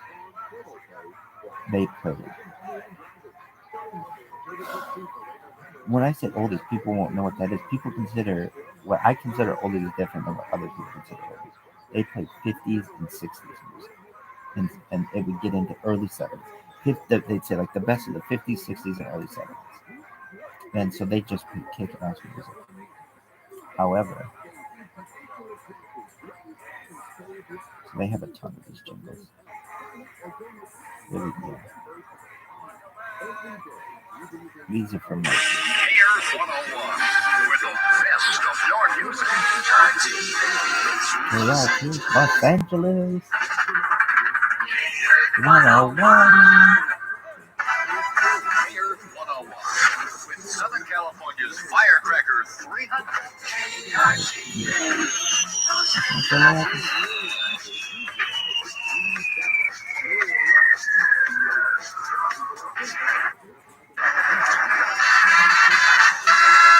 Happy holidays from Kayers 101. We're counting them down in order. Here comes number 42, 9 o'clock, and this is Pat Evans. Los Angeles. 101, KRTHFM, Los Angeles. Classic rock and roll on the top of the Pops weekend. Key Earth 101. Los Angeles. Key Earth 101. Playing back your favorite memories. Key Earth 101. Key Earth 101 with Southern California's top 300. Los Angeles. I mean, I remember listening to people on the radio. They would take like requests and things, and they'd have people calling in from like Norway and stuff. I'm like, oh yeah, we fucking love Key Earth 101. I mean, it was the biggest station for classic rock and roll. Not classic rock, but oldies at the time. So all I wanted to do was get on this fucking station. And now, when I moved here, though, it was really interesting. I was never into satellite radio ever. It's like, why would I pay for something that's free? However, if I were a truck driver or I traveled a lot in like rural areas, that's the only way to go if you want to listen to radio. When I was here on my drive, cross country drive, I listened to my car had Sirius XM radio, but it did not have. I didn't pay for it. It just you could listen to the one channel that was like their free channel, and I listened to I think the same.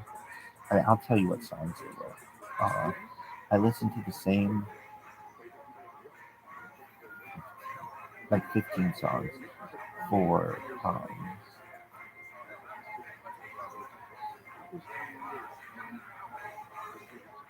Billboard is huge. Billboard Top 100. People shouldn't get paid by how many streams you have because that shit's bullshit. It should be Billboard, whatever the Billboard Top 100 is. But this would have been for December 2016. And so the songs that were on at the time, 12,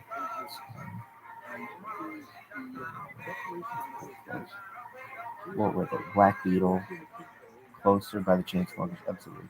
Starboy, absolutely. 24 Karat Magic, Juju and the Beat, Side to Side, Heathens, Let Me Love You. Yeah, that song really sticks out in my head. But, yeah. I mean, they played the same 15 songs. Don't Want to Know, Fake Love, Caroline, Starving, I Hate You, I Love You, Scars to You're Beautiful, Cold Water, Treat You Better, The Greatest, Can't Stop This Feeling is good. Unsteady. But they weren't playing Can't Stop This Feeling. I wanted them to, but they did. Anyway, they played those. I'd listen to those like 20 songs for, I don't know, like 3 days straight, basically on this cross country trip. But anyway. And then I got to Los Angeles, where they have radio stations again. And they had so many radio stations. Oh, in Pawnee, what are the stations, Pawnee? There's a news talk station, 960. That's the big one. They're the ones who have the university games. What is it, though? It's weird. It used to be News Talk 960. Now it's not. For many years, for like my whole life, it was News Talk. But now, and then it would become like sports, which was cool too. I don't think a lot of people like that, though. But I honestly, they had Darren Pridgett, who was the person who did the radio show, along with, I forget the other guy's name. He worked at WSBT. It was weird. I listened to this radio station. It was like part of me. Oh my god, I'm gonna take a shit. The summer that I had just moved back to Pawnee, I listened to 960 like I listened to KFI all day. It was always on in my room. And then I would mow the lawn sometimes 2 or 3 times just because I was so bored. And I would just listen to them all the time.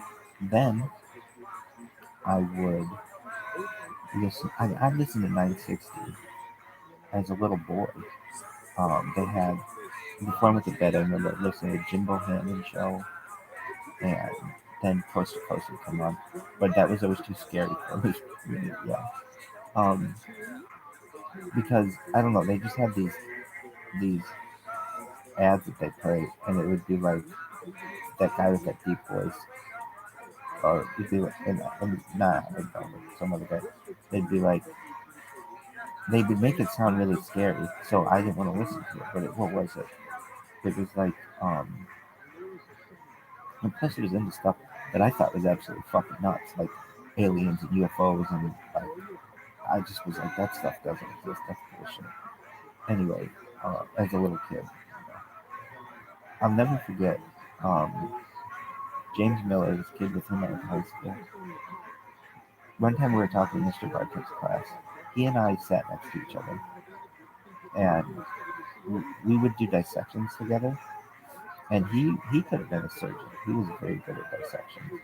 Anyway, we were talking about 968 or something like that, and um, James Miller was like, "Yeah, that's the one that has that coast to coast at night."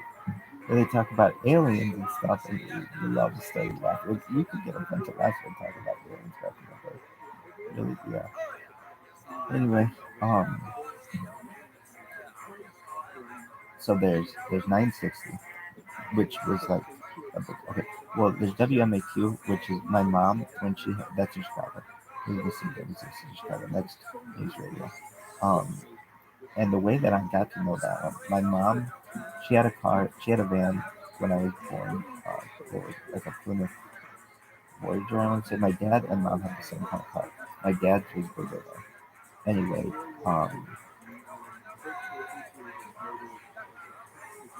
they had,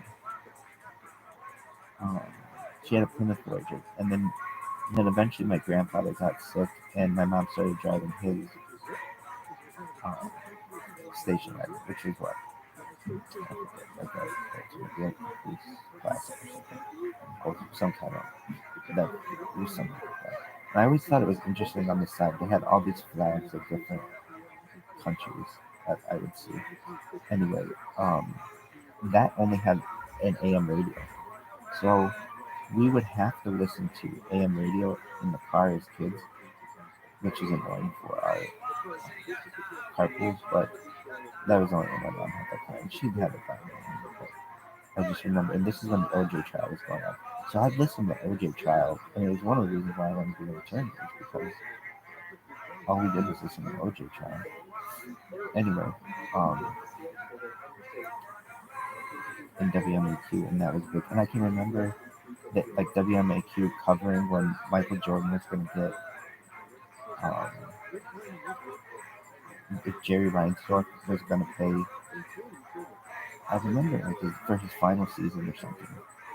It was a big deal whether he was going to pay the money to Michael Jordan. And I think Jerry Reinsdorf would give him an extra $1 million.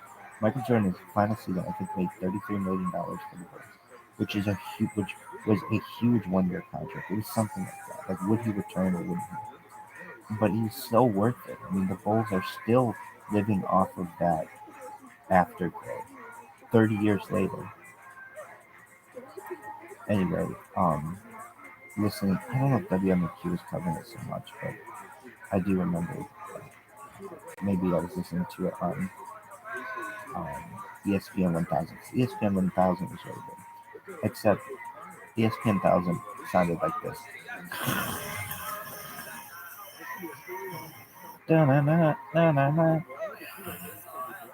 That right there was the 96 Yankees winning the World Series. I mean, that's how I'd have to listen to this fucking radio. In my head, right, I think it's that same radio, and I have my head right next to it, just trying to hear what the fuck is going on. I mean, it was like, but they used to have this thing that always stick in my head, and to this day, I mean, I still do. I hear some lady saying it when they were talking about like recruiting her kid. Da na na na na na. That song, but it was they had this, and I'm getting back to that startup. But what was the song? I mean, but I'm talking about media and radio at least at this point. What was the song? They used to go.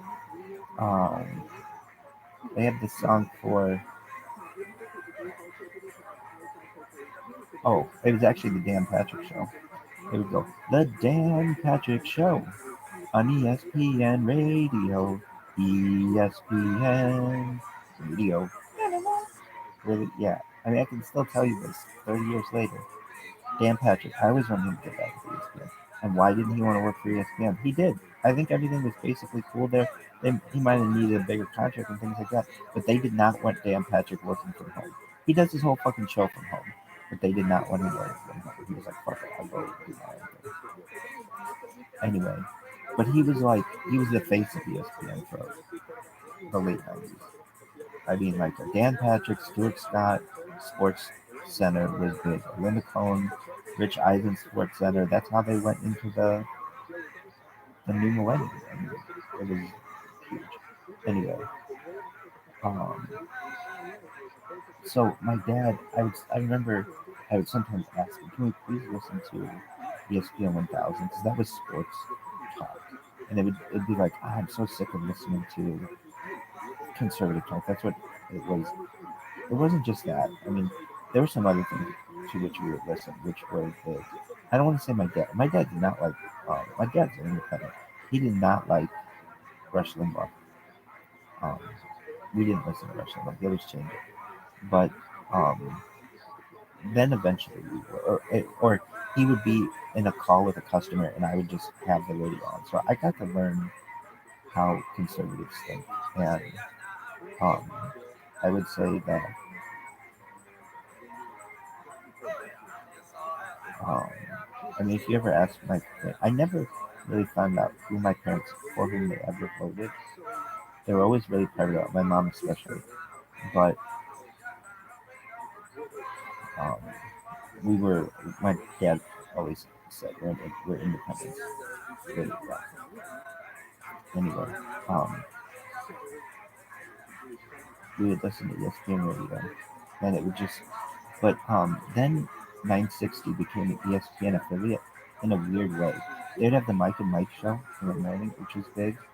Mike Greenberg, Mike Golick, and but they wouldn't carry it. They had JT in it. JT in the morning was the biggest um, constant, I would say, of any show of which I listened, to which I listened, maybe in my entire life, more than this shit. Aside from this shit, because I listened to this like crazy, but JT in the morning would come out at 5 in the morning. He had a show 5 to 9, and he was just a guy from Massachusetts, and he drove. He called the Sweden. He drove a Volvo. He married the lady who was the head of the Northern Louisville Center for History. It's now called the Center for History or something like that. And he just did a good job of. I mean, and the radio is so huge in my life. Not the television's not. The radio's so huge in my life. So um, they used to have this thing, that little call sign. I don't know if it's still on here. Let's see if it plays. I mean, they probably banned this person's fucking account. That's the thing. I don't even know what I got banned. But they used to have this really great way to start your day. It would go news. They had this lady go News Talk 960 WSPT. Na na na na na. Really, yeah. And it just is a nice way to start your day. Anyway, I would. I gotta tell this story really quickly. Okay, so um, they would have contests on the radio. Like they don't really, I guess they do. Okay, has some contests, but like they don't nowadays. They don't want people interacting with the radio station. They literally like, oh, you can get on a podcast and all this other shit. And that's why radio is dying because they don't do contests and they don't do like really interesting things like where you actually think that you have a chance at winning. Like from what I've heard in big cities, you're not supposed to be related to the people who are running the contest, but a lot of times it would be like, oh yeah, we would tell we would like there'd be insiders in radio. We would tell them we would tell our friends like when a contest was going to be or whatever, what the question would be or something like that. And then people, so it was rigged in some ways. At least in Pawnee, it was not rigged. Not, I mean, if anything, I rigged it. So when I moved back, I didn't have any. Well, I'll talk about the first radio contest I ever won. My mom just so happened to have her cell phone with her, which she normally didn't have a cell. Nah, she had a cell phone, but there were times when she had a cell phone, times she didn't. She needed one for work, and so she had a cell phone. Actually, my parents had car phones. They both had car phones back in the day. And then my mom got a cell phone, but she would never use it, or very rarely use it.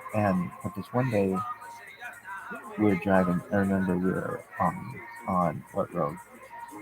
It was like right off of East Lane, driving to school, and it was really slippery. And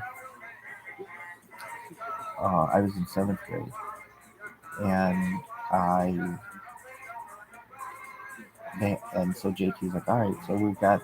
It was at 7:25, I think, is when they would have a contest or something like that. And the question was, what is the longest running television show in American history? And I said, Meet the Press. My mom looks at me and she's like, huh? What did you just say? I said, Meet the Press. And she said, how did you know that? And I said, I used to, when I would be really bored with my dad, because we would be in the car, uh, I would have the Guinness Book of World Records. Somehow I got my hands on one, and I would just read it and memorize it. Not like, but you read it enough and you would memorize, like, oh, the tallest guy in the world, that guy from fucking Illinois, or the guy with the super long fingernails, or like, the fattest twins on those fucking motorcycles. Like, you just remember these things if you've seen them enough.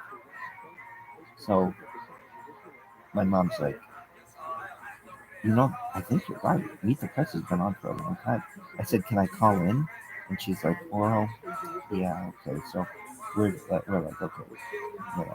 I still remember what the fucking telephone number is. At then it might have been 219, but it might have been 574. But they go back to 219. They get that fucking area code back.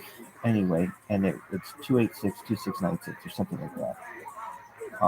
And so I call in, and JT's on the other end, and he's like, all right, third caller or whatever, 7th caller. And I said, he's like, so, oh, what's your answer? They used to do it behind they wouldn't have you on the air initially.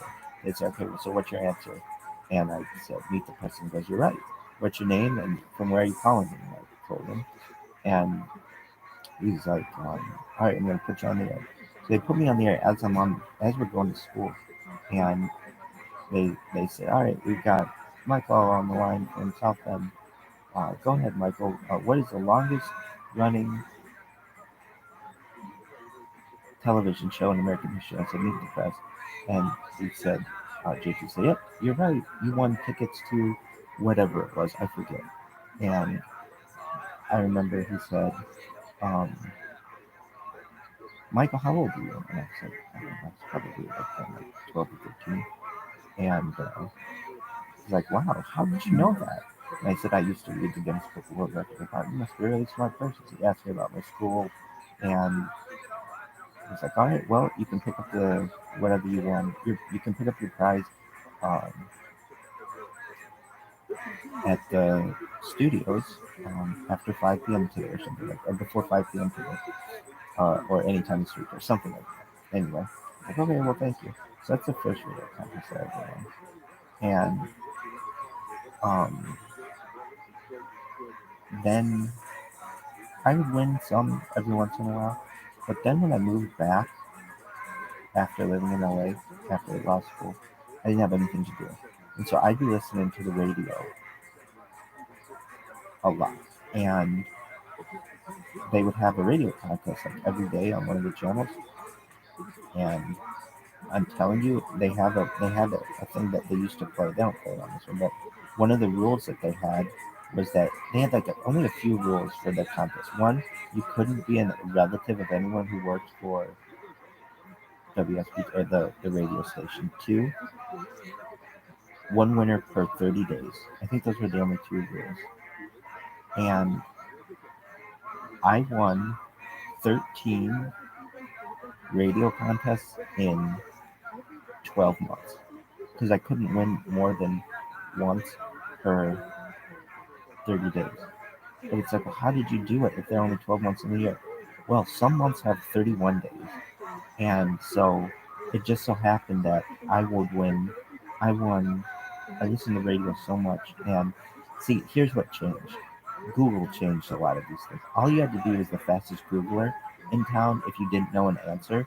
And, people in Pawnee weren't as, like, right there with at a computer or anything like that, like they could be.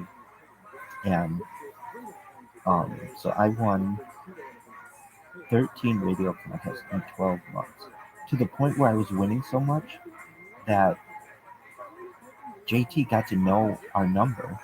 And I remember this one time I called in and I wanted to give the answer, but but I, I had won like the previous weekend. I didn't want him to know who I was. So I went to my mom. I gave my mom the phone. I'm like, Mom, I don't know, say John Mellencamp or something like that. And she's like, who is this? What are you doing? And then JT's like, yeah, like you won last week or something like that, didn't you? Anyway, but I did win 13 and 12 months. And my mom's friend Kathy would always think, you guys win all kinds of stuff. We never win anything. And I don't know if we were just lucky. We tried hard and stuff too. But then what happened? The last radio contest that I recall winning, it was right when I started at the university full time, and I won tickets to the women's basketball game.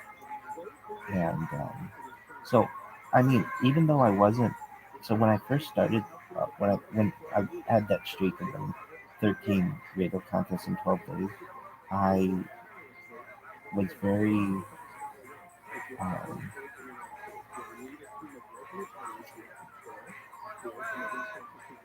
I was still recovering from being ill, and I wanted to pay my parents back somehow because they had taken me on their roof and everything.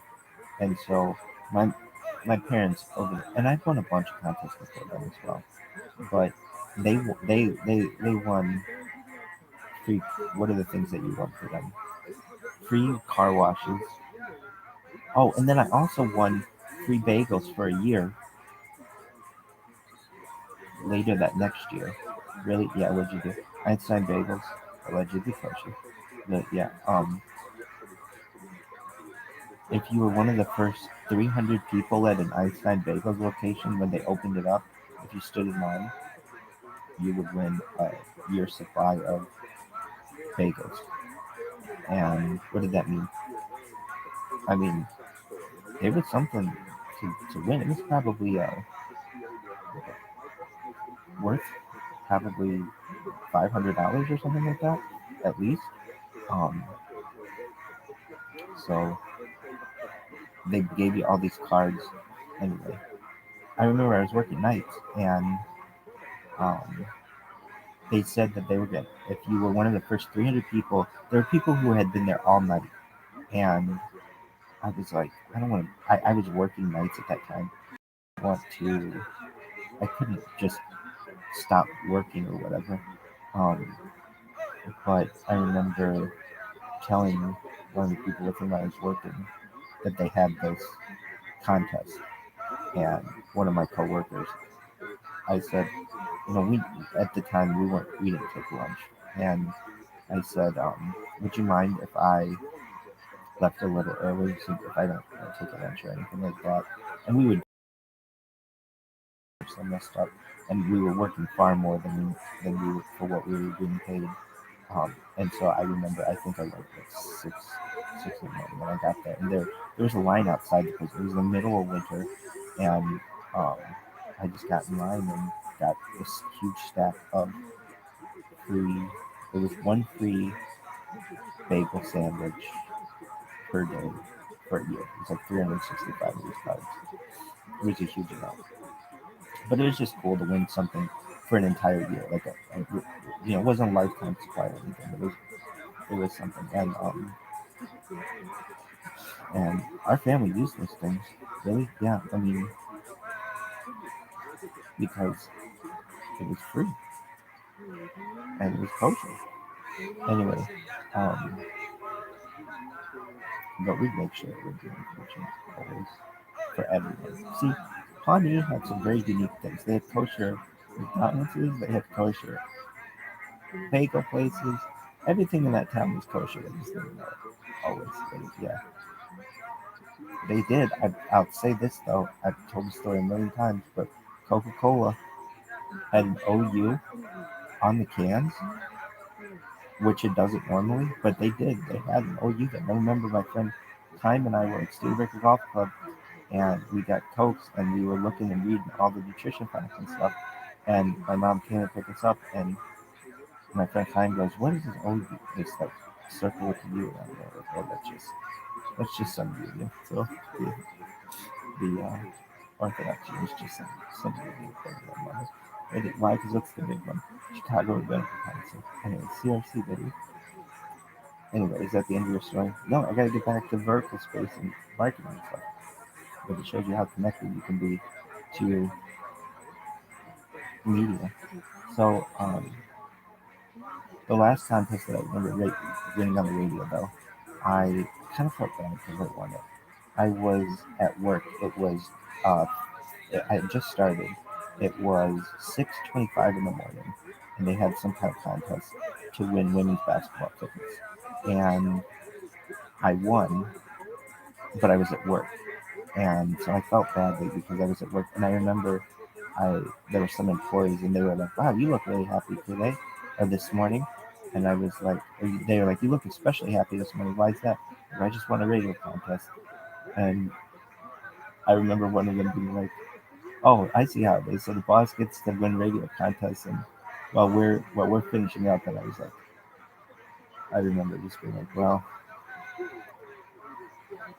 I wouldn't have been mad at them if they had won."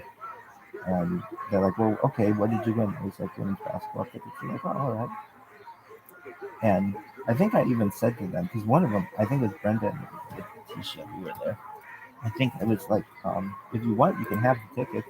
I think Brenda's a big women's basketball fan, but for some reason, I don't think she was there or something like that. But anyway, I think that's the last thing I've done. Really? Yeah. Why? Um, that's the last thing I recall doing. Maybe it's not the last thing I did. No, it's not. I won other stuff, but I used to win some really cool stuff with my parents and my mom and aunt stuff. What would you win? Like tickets to the Beach Boys, tickets to the Temptations, tickets to. Um, they would always have like Pacific Coast Concerts would do radio contests, and they'd give tickets to the radio stations, and then you could win the tickets. What else did you win? Like I don't know, box sets of things, of like certain bands or whatever. What would big things you want? Like gift certificates to like Honkers or what is Honkers? It's like a restaurant. Or the Skillet, which is another restaurant. Like, I'd win like get drive and shine, free car wash, uh, for turn drive and shine, which is like a $30, $25, $20 value. Um, what else did you win? I won a lot of things. One time my mom won, I remember, what was it?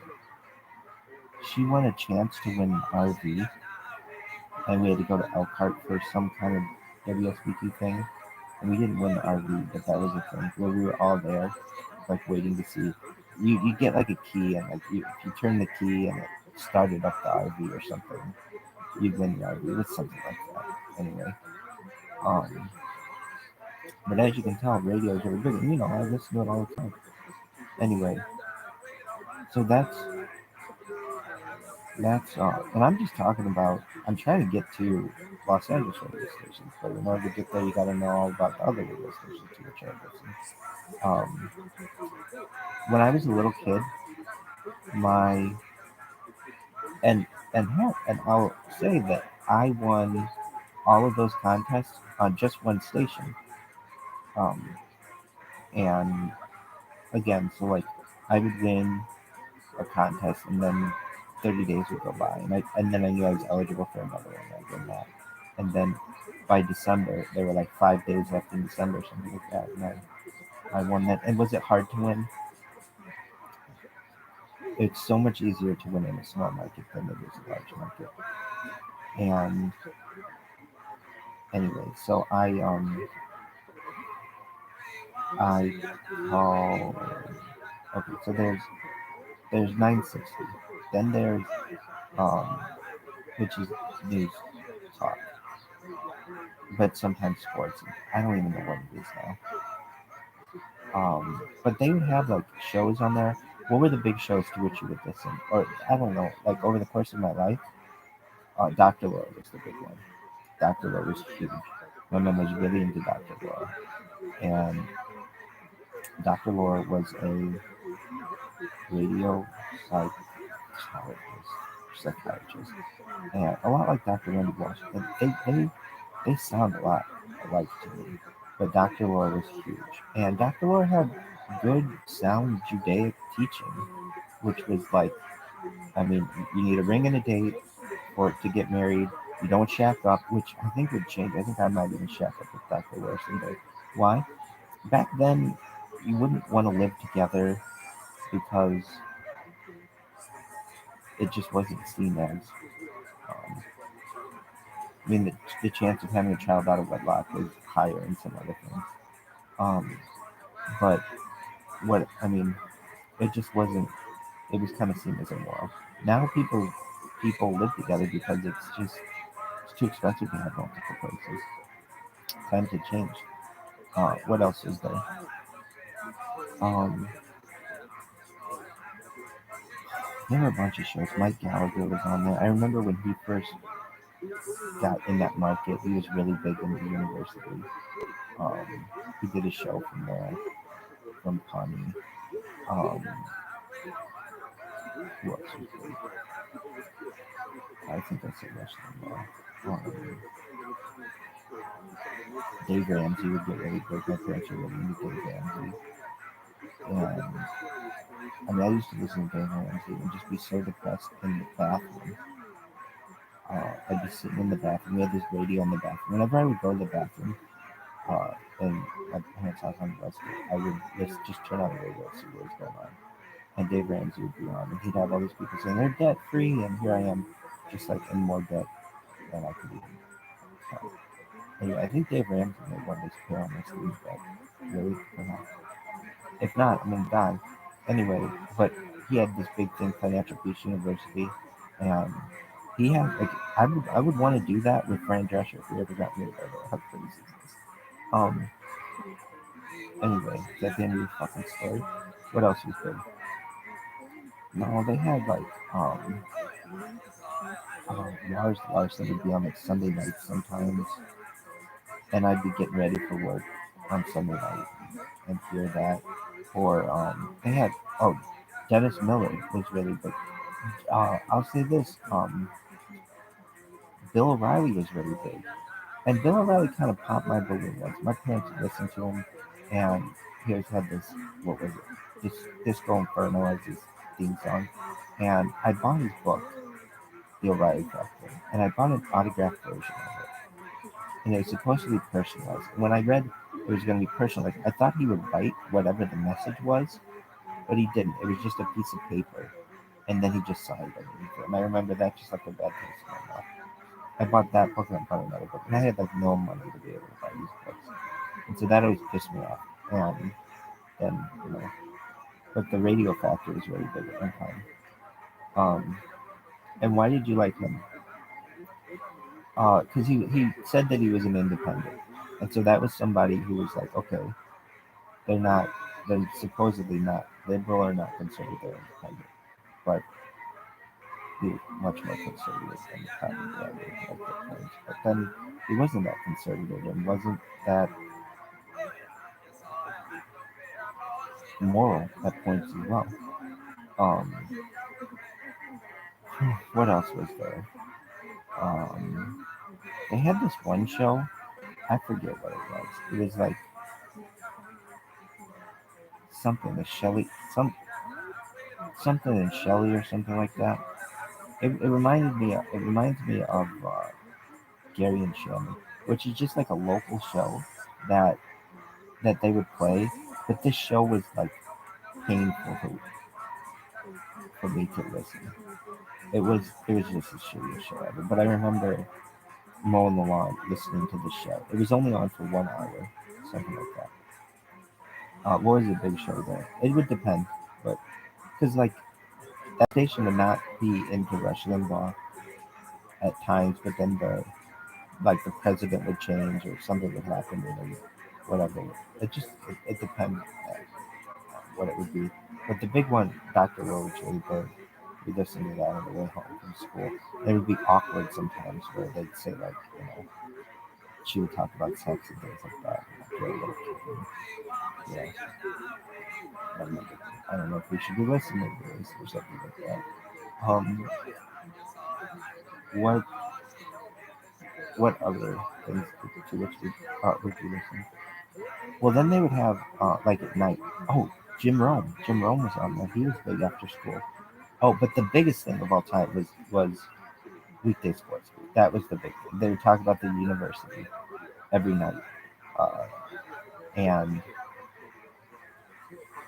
it was so big. I would do this thing where I would go on runs. I had this little route that I would do around my parents' house, and after I moved back, I was just really depressed. But I would go on a run. I would try to go on a run every day, and I would listen to weekday sports, and that would help motivate me. And they'd have this, I forget who it was, where he goes, and Notre Dame is number one, and I just love that. It happened in '93, but I don't know, they play it. I would run by Marty's house. I'd sometimes see my teacher, Marty Open's house, watching Marty Open and just got it. I would sometimes see Mrs. Alexander. There was this Freemason I would always see uh, on when he lived up a street over. Um, and I would just do this. I would listen to Weekday Sports Beat on this run. And I can tell you, I listened to Weekday Sports Beat like after school every day. Basically, it came on. I can tell you, it came on at 5:30 every 5:30 to 7. They would change the hours, but usually it was 5:30 to 7. Uh, I forget the other guy's name. There were two, and one time they did a remote at Chili's, and my parents, who liked this show as well, they we went there. I don't know if we ate. I don't think we ate because I don't know if it's kosher. I'm sure it would be there. Anyway, we were at this Chili's and douchebag. And where's that one guy? He had a name like they had this coach guy there, and they would become a coach. He used to coach at Michigan and the university. I forget his name. Slut. Anyway, and then they had, but even before that guy, they had this guy who was like a beat writer or something. But then he moved to Florida. Tom Finneran, I think his name was. So I think it was Tom Finneran before Darren Pritch. Darren Pritch was really young at the time. I can remember when Darren Pritch's daughter Logan was born. I think she's graduated from the university since then, but it shows you how time flies. Anyway, we're at Chili's, and um, they had a thing like stump the sports guy or something. And so my dad had a difficult question. What was Mickey Mantle's lifetime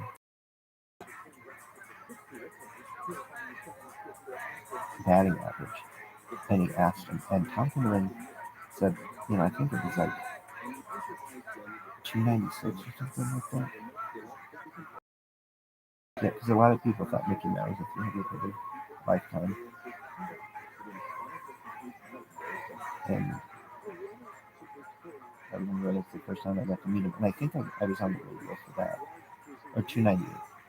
Really young. And I should remember. Anyway. This one time I remember we won tickets to, what was it? What was that place? Carrabba's Grill was really good.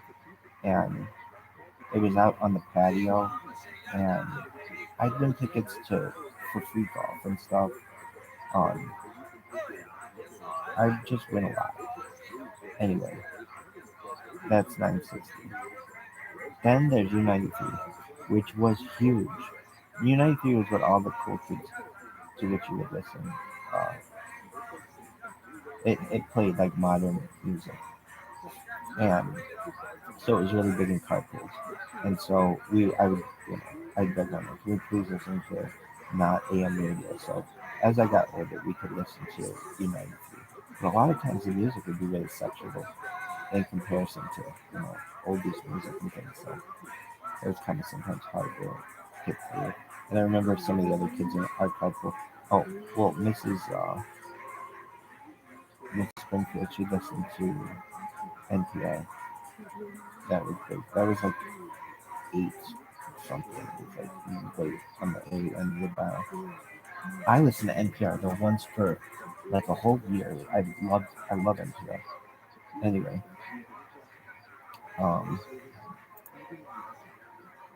what else was there?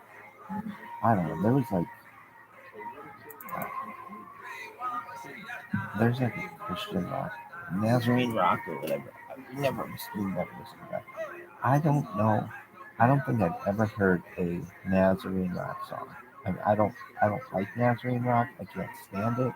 It's to me like the worst music in the world. But we had a carpool person who would listen to it sometimes in their cars, and they would write that kind of stuff. They would think. Anyway, what else was there? There was 99.1, which was they'd sometimes play Big Boy in the morning, and I always thought Big Boy was in like Benton Harbor, but not Big Boy was a syndicated show in LA. But it made it sound like he was in your area. They played hip hop, and well, I didn't listen to that. That my friend Klein listened to it more than I did, and we'd eventually listen to it. I'd listen to it more often. What else was there? There's Sunny 101.5, which is big. When I was a little kid, my mom always listened to Sunny 101.5. What is that? The best song of the 70s, 80s, and today is what they would say. There's Lunchtime Oldies, which is just like, what were they called Lunchtime Oldies? Like Cyndi Lauper, Elton John, Billy Joel, those would be really big artists. Really, just like 80s, basically. Not 80s rap, 80s like adult contemporary listening and things. Anyway, Pamela, basically. Anyway, is that the end of your story? No. What else is there? I don't know. There's like Harvest there. I've never listened to that. There's like WFHB or something that I've never listened to. Oh, they had WAOR, which was huge. WAOR was maybe the world's, I know it's America's first classic rock station. So we would listen to that. I would listen to that at times, and my friend was really into that. But I like oldies. Oh, there's an oldie station. What is that? WBND, I think it is, or not BND. No, it's WCOC. To what my dad would listen, and they had this thing they would play on Fridays, which was, I forget what it was. We're getting to advertising in California too. Startup. You gotta know it. You gotta know the whole background. As my mother would say, quit driving me around the block and park in the garage. And I would just be like, blah, blah, blah, blah. Okay, so what was that song?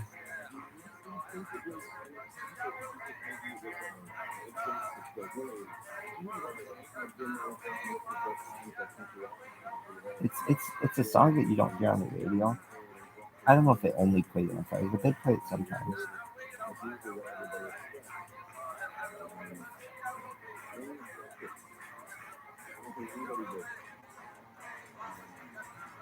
I think this is it.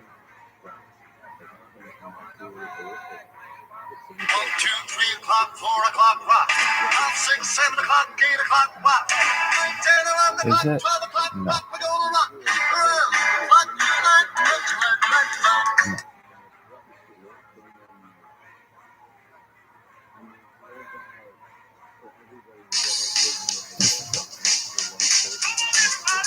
Come on, everybody.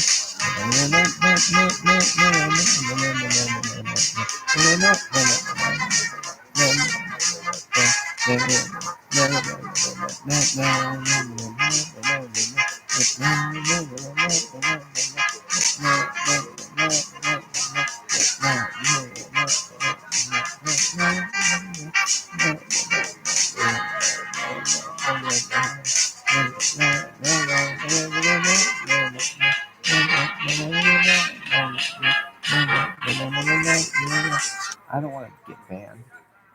Stupid. I just play different parts of it. Some fun when the clock strikes one, we're gonna rock around the clock tonight. We're gonna rock, rock, rock, around the clock. We're gonna rock around the clock tonight. And rock, rock, rock, everybody. Roll, roll, roll, everybody. Rock, rock, rock, everybody.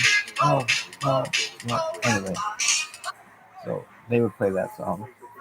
They played oldies songs, though there were some songs they wouldn't play, but just because they didn't have the rights to. So I didn't really get to listen to the Beatles that much until they'd have Breakfast with the Beatles, which is big out with what's that guy's name? I forget. But anyway, that guy do big. Breakfast with the Beatles would be huge.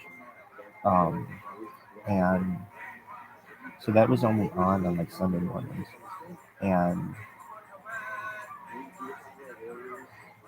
what else was there? Oh, I remember this one time. Okay, so we were at this place, Steel Warehouse, and my dad was at a customer, and they had a thing. I don't know. They used to have this show. One of the guys was named Jack Riker. The other guy, Bruce something, and then they eventually had a lady named Shannon or something. But they had the Jack and Bruce show. When I was maybe like 6 or something like that, it was my mom's birthday, and my dad had the radio station crank it. They could have a birthday call. So what would that be? She'd have to be at work or something like that. And so she was at work during the call, and they called in, and they just would be like, yeah, so my mom was a real estate agent or something like that, but she wasn't. I guess they would call and be like, yeah, I'm interested in a house. Yeah, but it can't have any doors. And she'd be like, what? It can't have any doors? What do you mean? She'd be like, yeah, so can you help me buy a house? And she'd be like, yeah, it can't have any doors. And she'd be like, can't have any doors? What do you mean? And they'd be like, yeah, it's just like a house where it doesn't have any doors. This isn't pretty similar to that. And my mom would be like, okay, can it have a garage door? And the guy would be like, no, like one of the guys would be using a fake voice, like, no, not even a garage door. And while we think of it, it can't have any windows. So you want a house that doesn't have any doors and doesn't have any windows?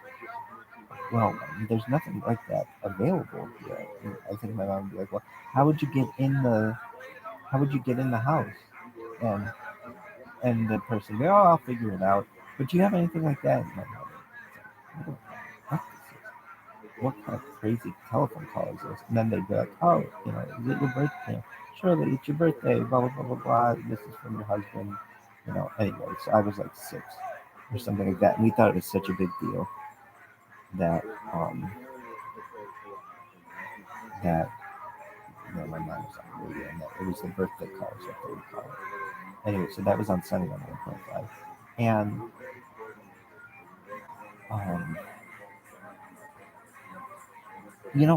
My grandparents never got mad at my dad. I don't know if they were so happy that he did that. My mom was happy about it. She thought it was cool, but I don't know. I don't think that.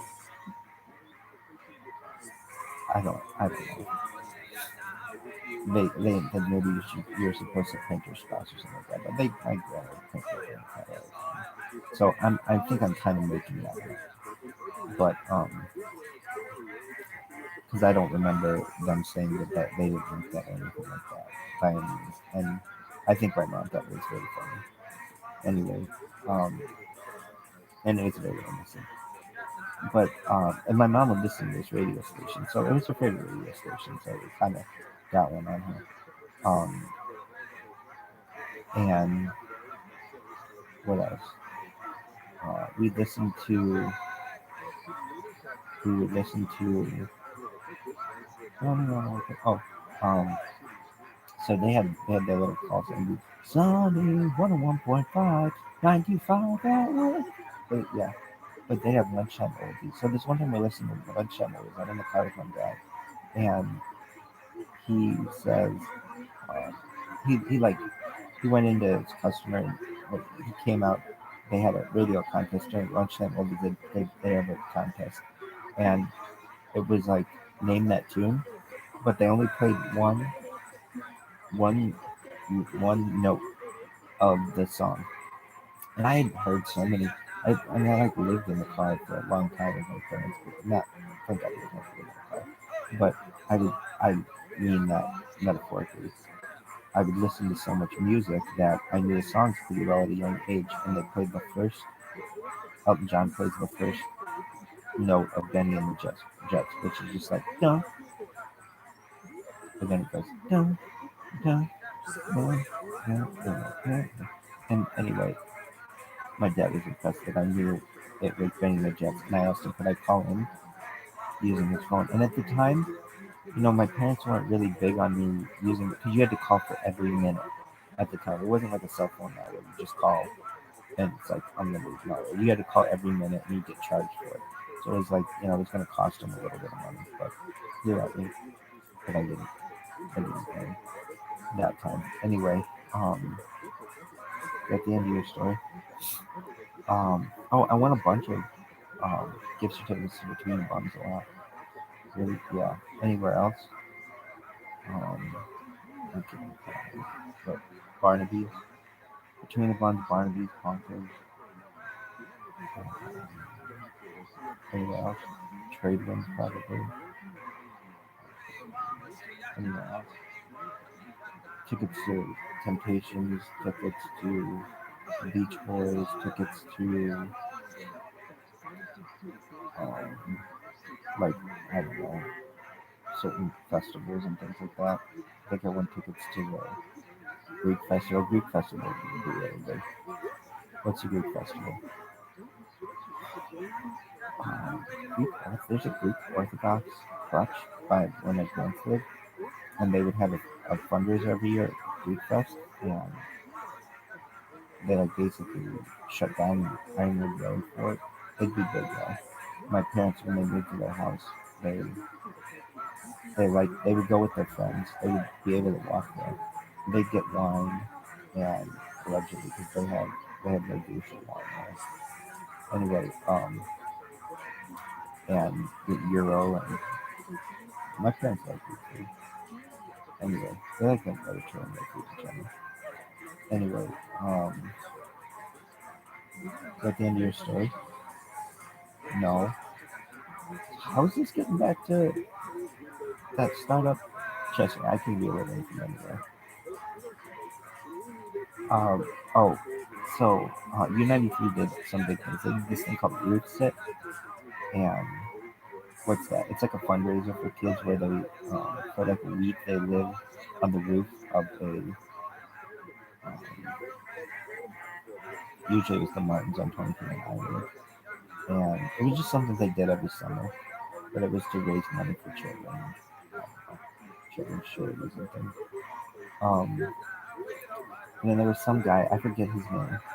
One time we met a guy who was, to meet someone on the radio was like a huge fucking deal. And we were, this guy's name was Mark DeRoche, I think. We were at Scottsdale Mall, which no longer exists, but it would again someday.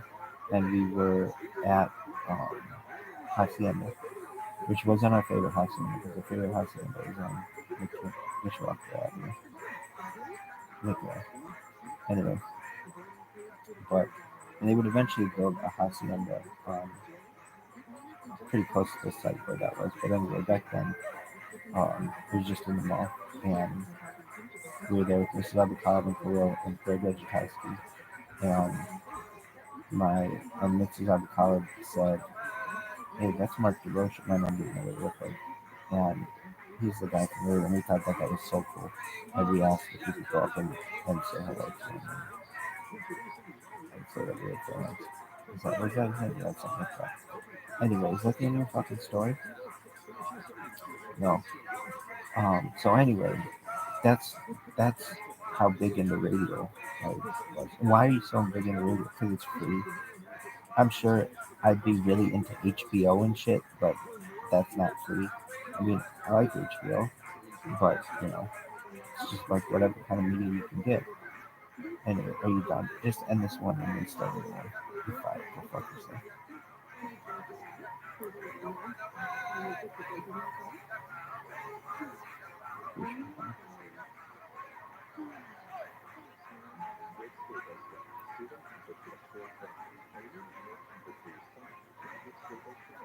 Shaka Aesop, Schwab, and Chillin' and Duke. Why?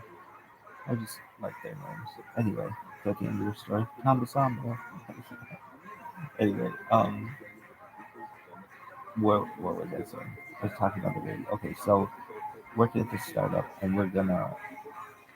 Well, when I moved to California, I named all the major radio stations. There's another radio station. What is it? It was like which patch? What was it? Well, WAOR was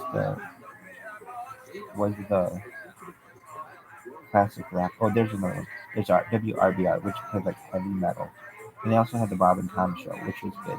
And Bob and Tom, I would occasionally listen to Bob and Tom, and they would say live from the Napa studios, and I thought Napa meant they were in like Northern California, because I knew like Napa Valley from wines and things.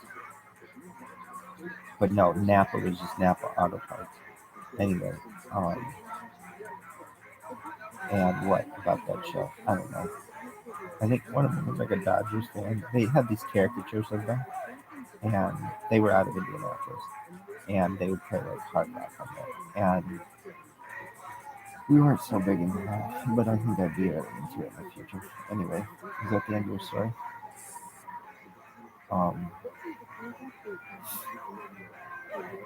I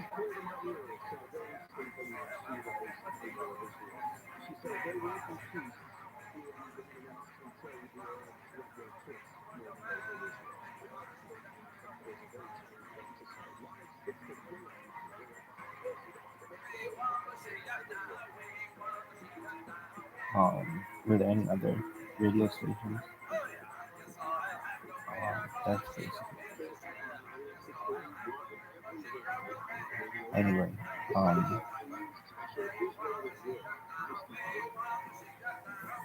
there might be like a random radio station that might pop up every once in a while, but it was like you had the big ones. How would you find out about radio stations? Through people's bumper stickers. Bumper stickers used to be big. No one has bumper stickers anymore. I knew the last person who basically had bumper stickers, but he wasn't he was big on bumper stickers. But basically, from where I was, bumper stickers were a big way to. We never had bumper stickers, but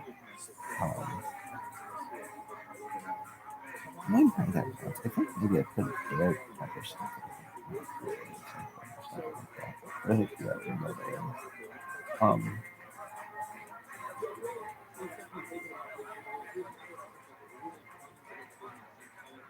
but people were big at bumper stickers. There's a way to advertise. Anyway,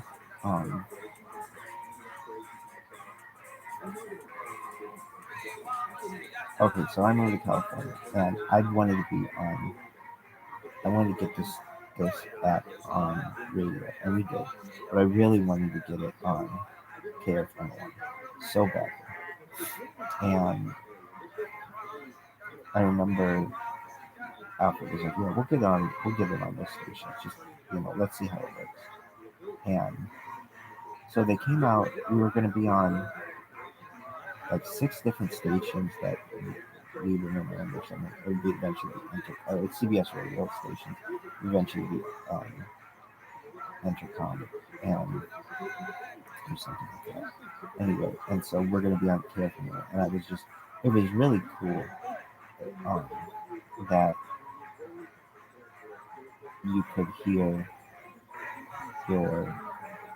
like the words that I would write to this company, because at a certain point I was the person just doing all the writing of the copy, and I'd come up with a radio advertisement. I read it to Alfred, he'd approve it, and then we would send it in. And at that time, all Luciano did was he wouldn't answer any emails. He would just tell Alfred if an email came, and then it was such a pain in the ass because he didn't have any self confidence to be able to like he wouldn't talk. He was too scared to talk to customers. He would talk to because I guess he talked to customers a few times and fucked it up, which was the best thing he could have ever done because he didn't have to talk to customers. He would talk to the washers. I would talk to customers, but then it got to the point where I told him after like 2 or 3 months, I'm not doing this anymore. I'm not getting in fights with people on the phone and then having them go on Yelp. Yelp would be really good and say that whatever I said to them because I'm like I have no control over this stuff. So I ended up.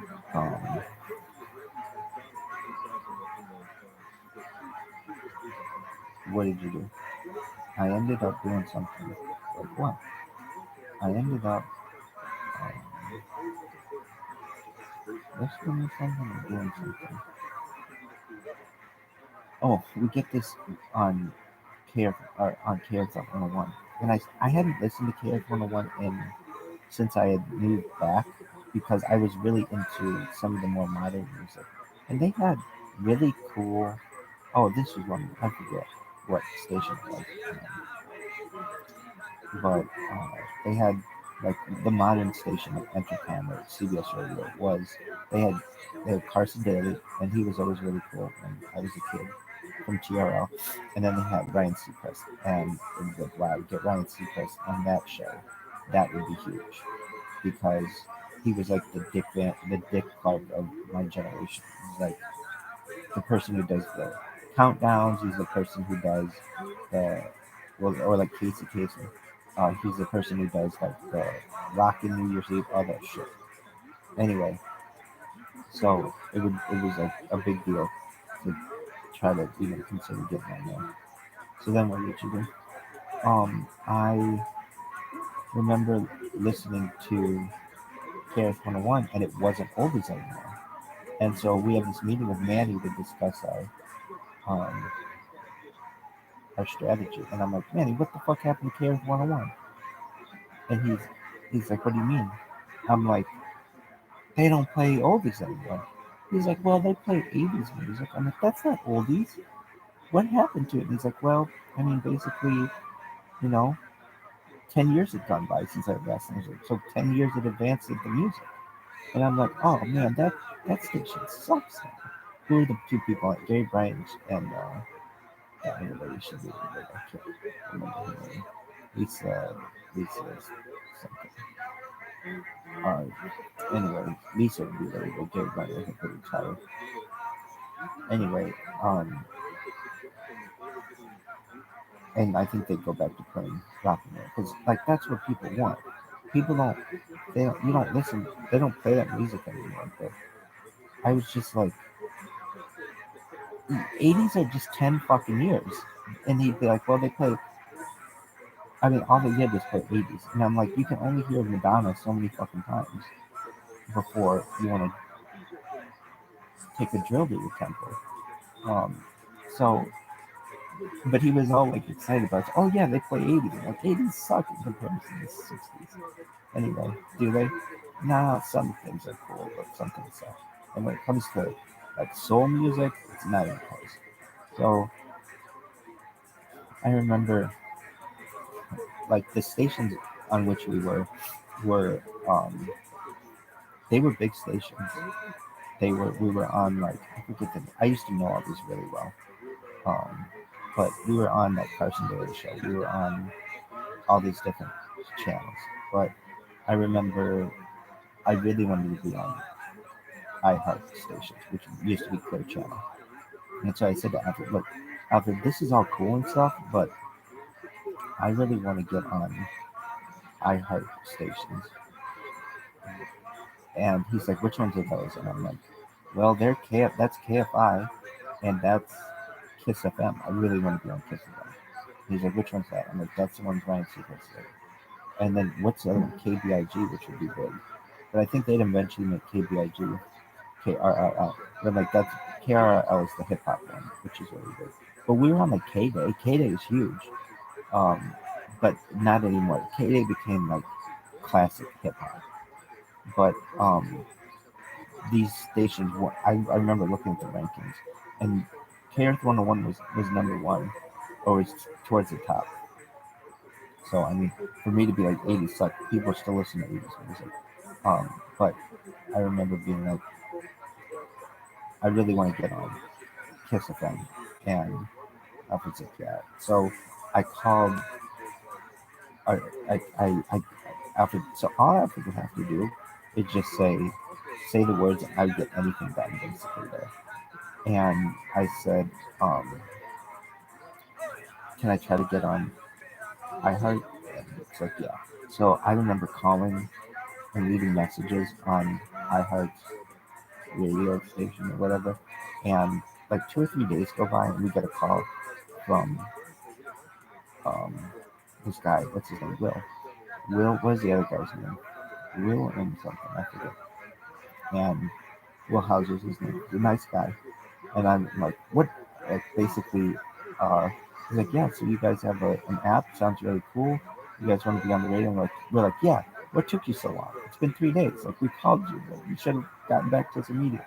He was always really good about it. So, but he was like, well, it took, you know, you didn't call my direct line. It basically came into the main line, and then it would go out to a certain uh, salesperson. And he's like, I called you as soon as I got it, so I couldn't have done it any faster. I'll give him that credit. Anyway, so we're like, well, you can come visit us in Bellflower, and we want to know what you have on, like how much radio airtime is or anything. So he came. What's the other guy's name? I forget the other guy's name. He's nice. And Will, the other guy was actually he worked for Total Traffic and Weather.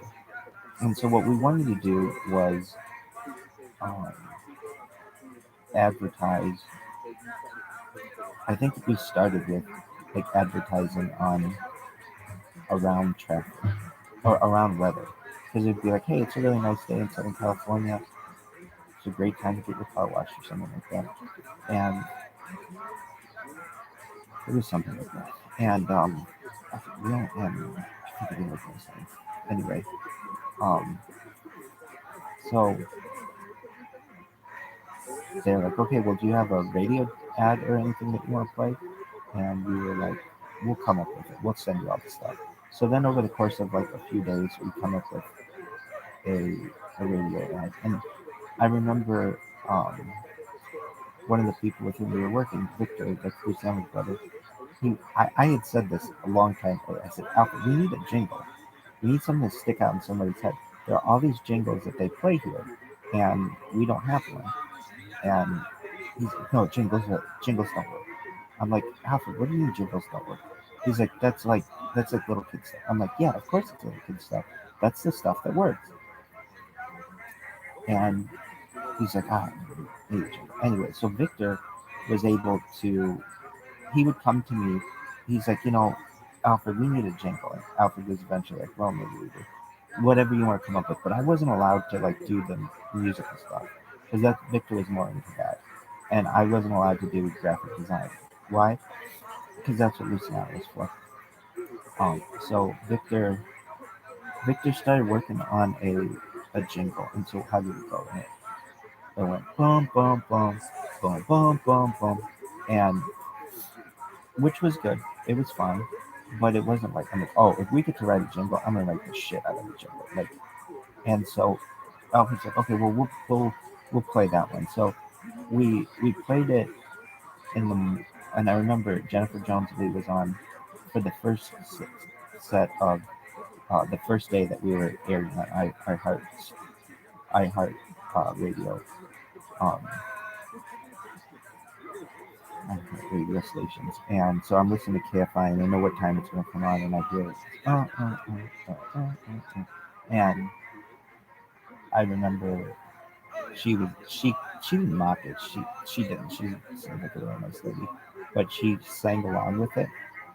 And I said to Alfred, you know, I'm not in love with that jingle. I mean, it's okay, but it's like you sent a boy to do a man's job when you came up with like I'm sorry, but like Victor doesn't know.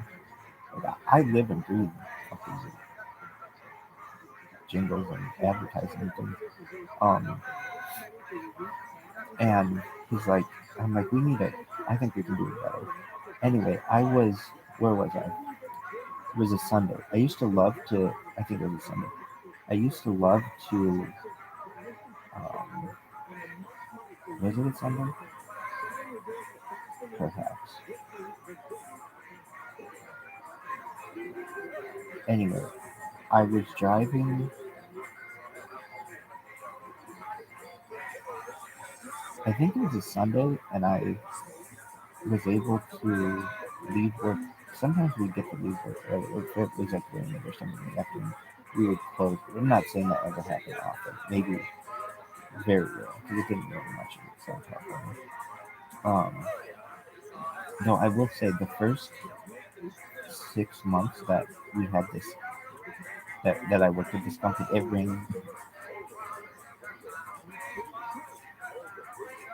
rained far more than it normally generally rains. To the point where this one time, we even got it on camera. The sewer lid was like going. It had so much water in it. It was like it looked like there were Ninja Turtles underneath it. The street started to flood. It was crazy how much water we got this one day. Anyway, because normally they don't. Anyway, um, then what you do? Was that the entrance to my park? Did you take a shit? Got a piss? You just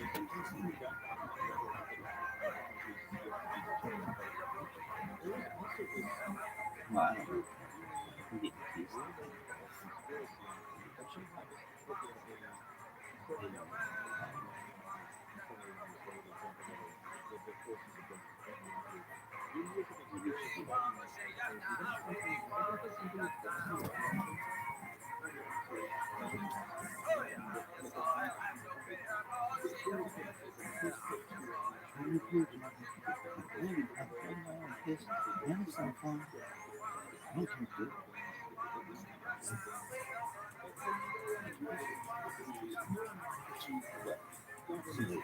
So it's just maybe.